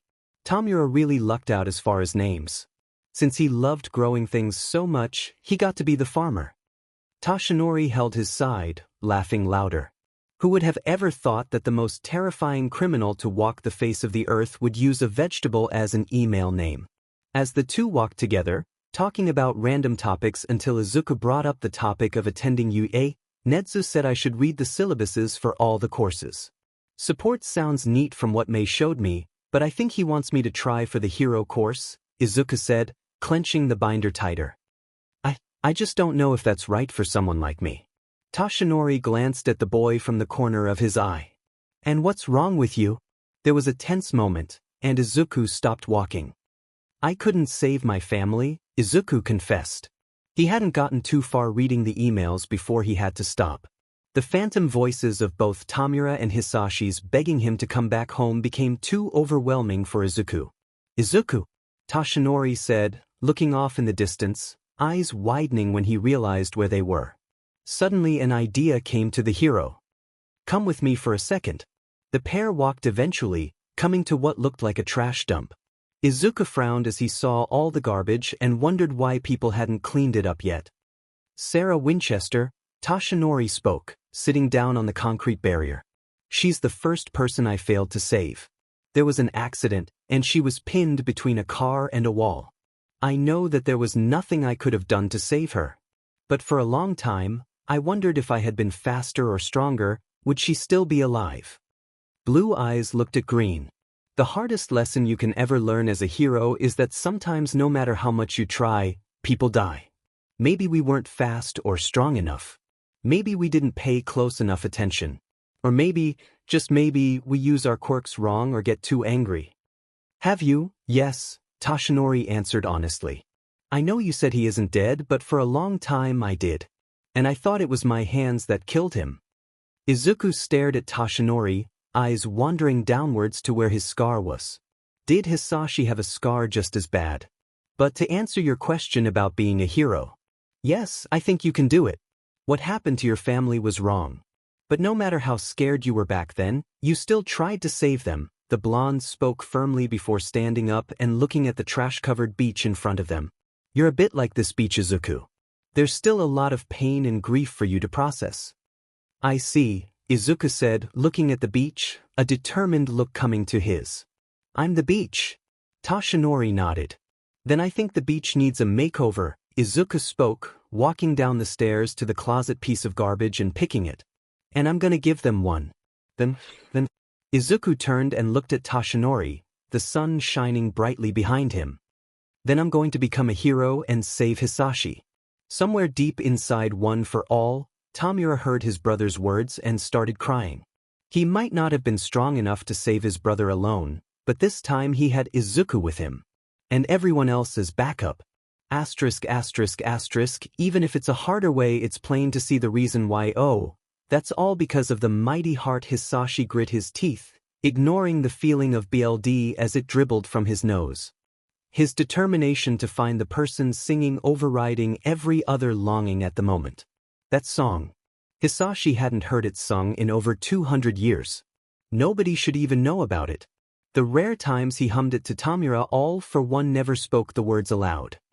But someone did, and you know who, a treacherous voice whispered back.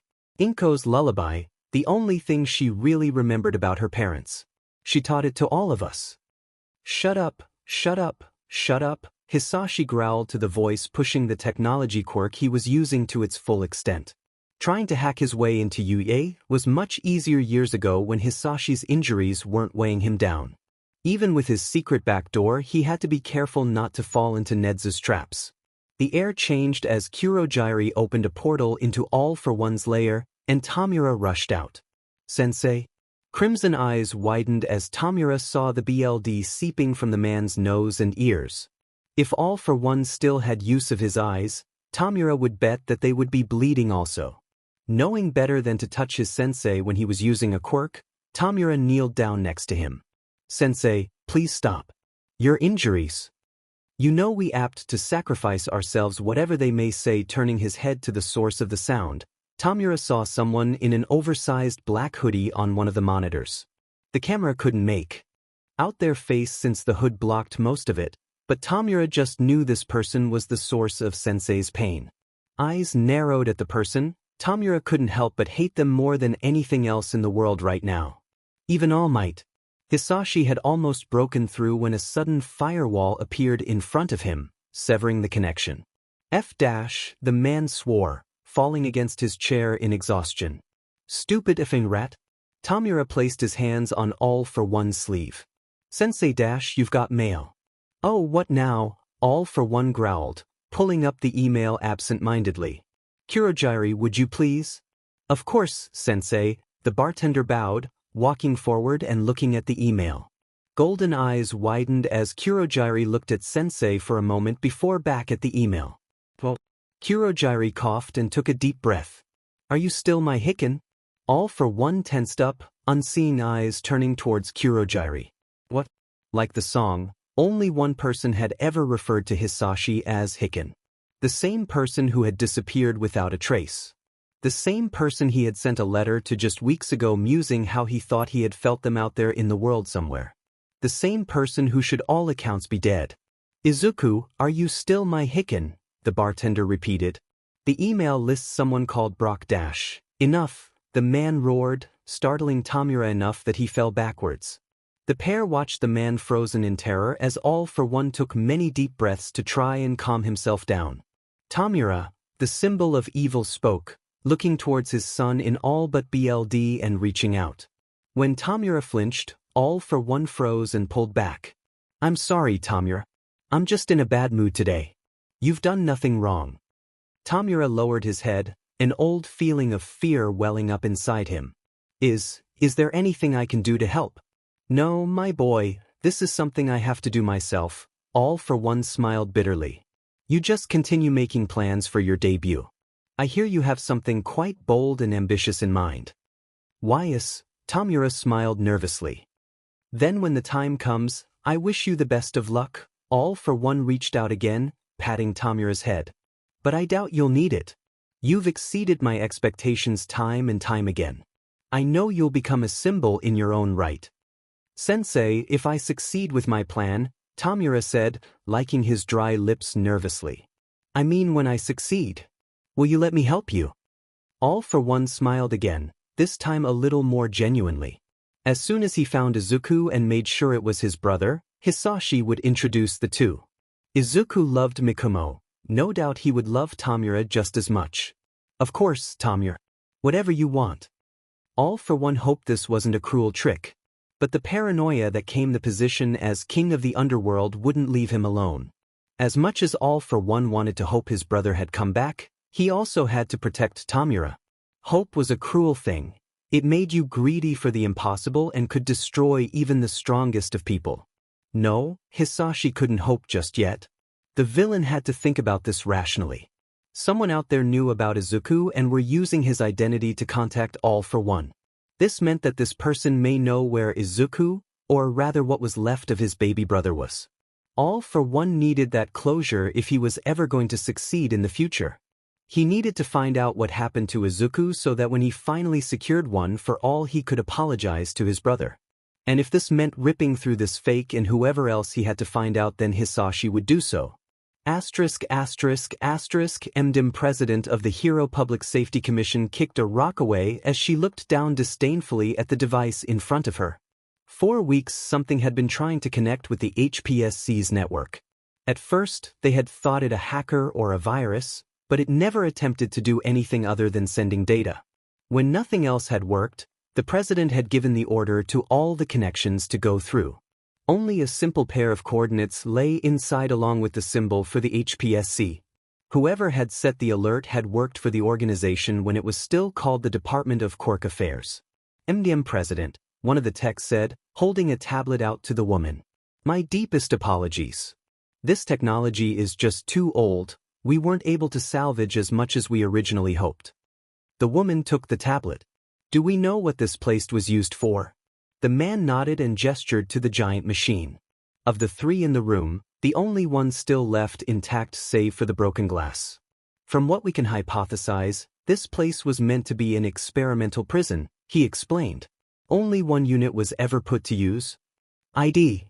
On the tablet, he said, pointing to the large control panel that looked to have seen better days.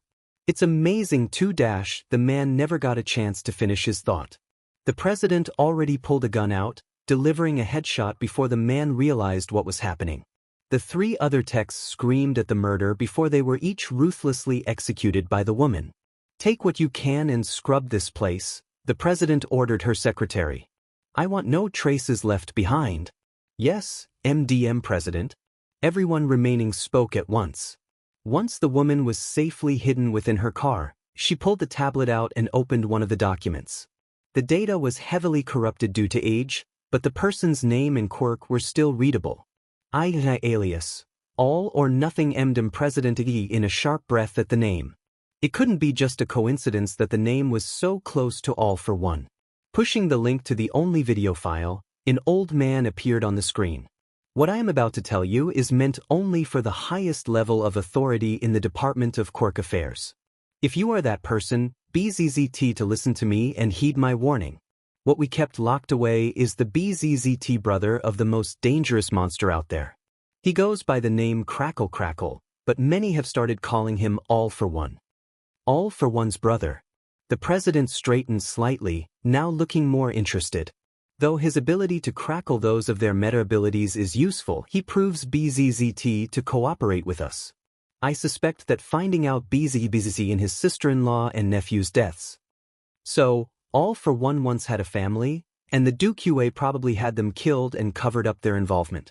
No doubt, with all the militias running loose at the time, finding someone to blame would have been child's play. If our latest efforts to eradicate this meta scum prove successful, then he will be at a severe disadvantage. However,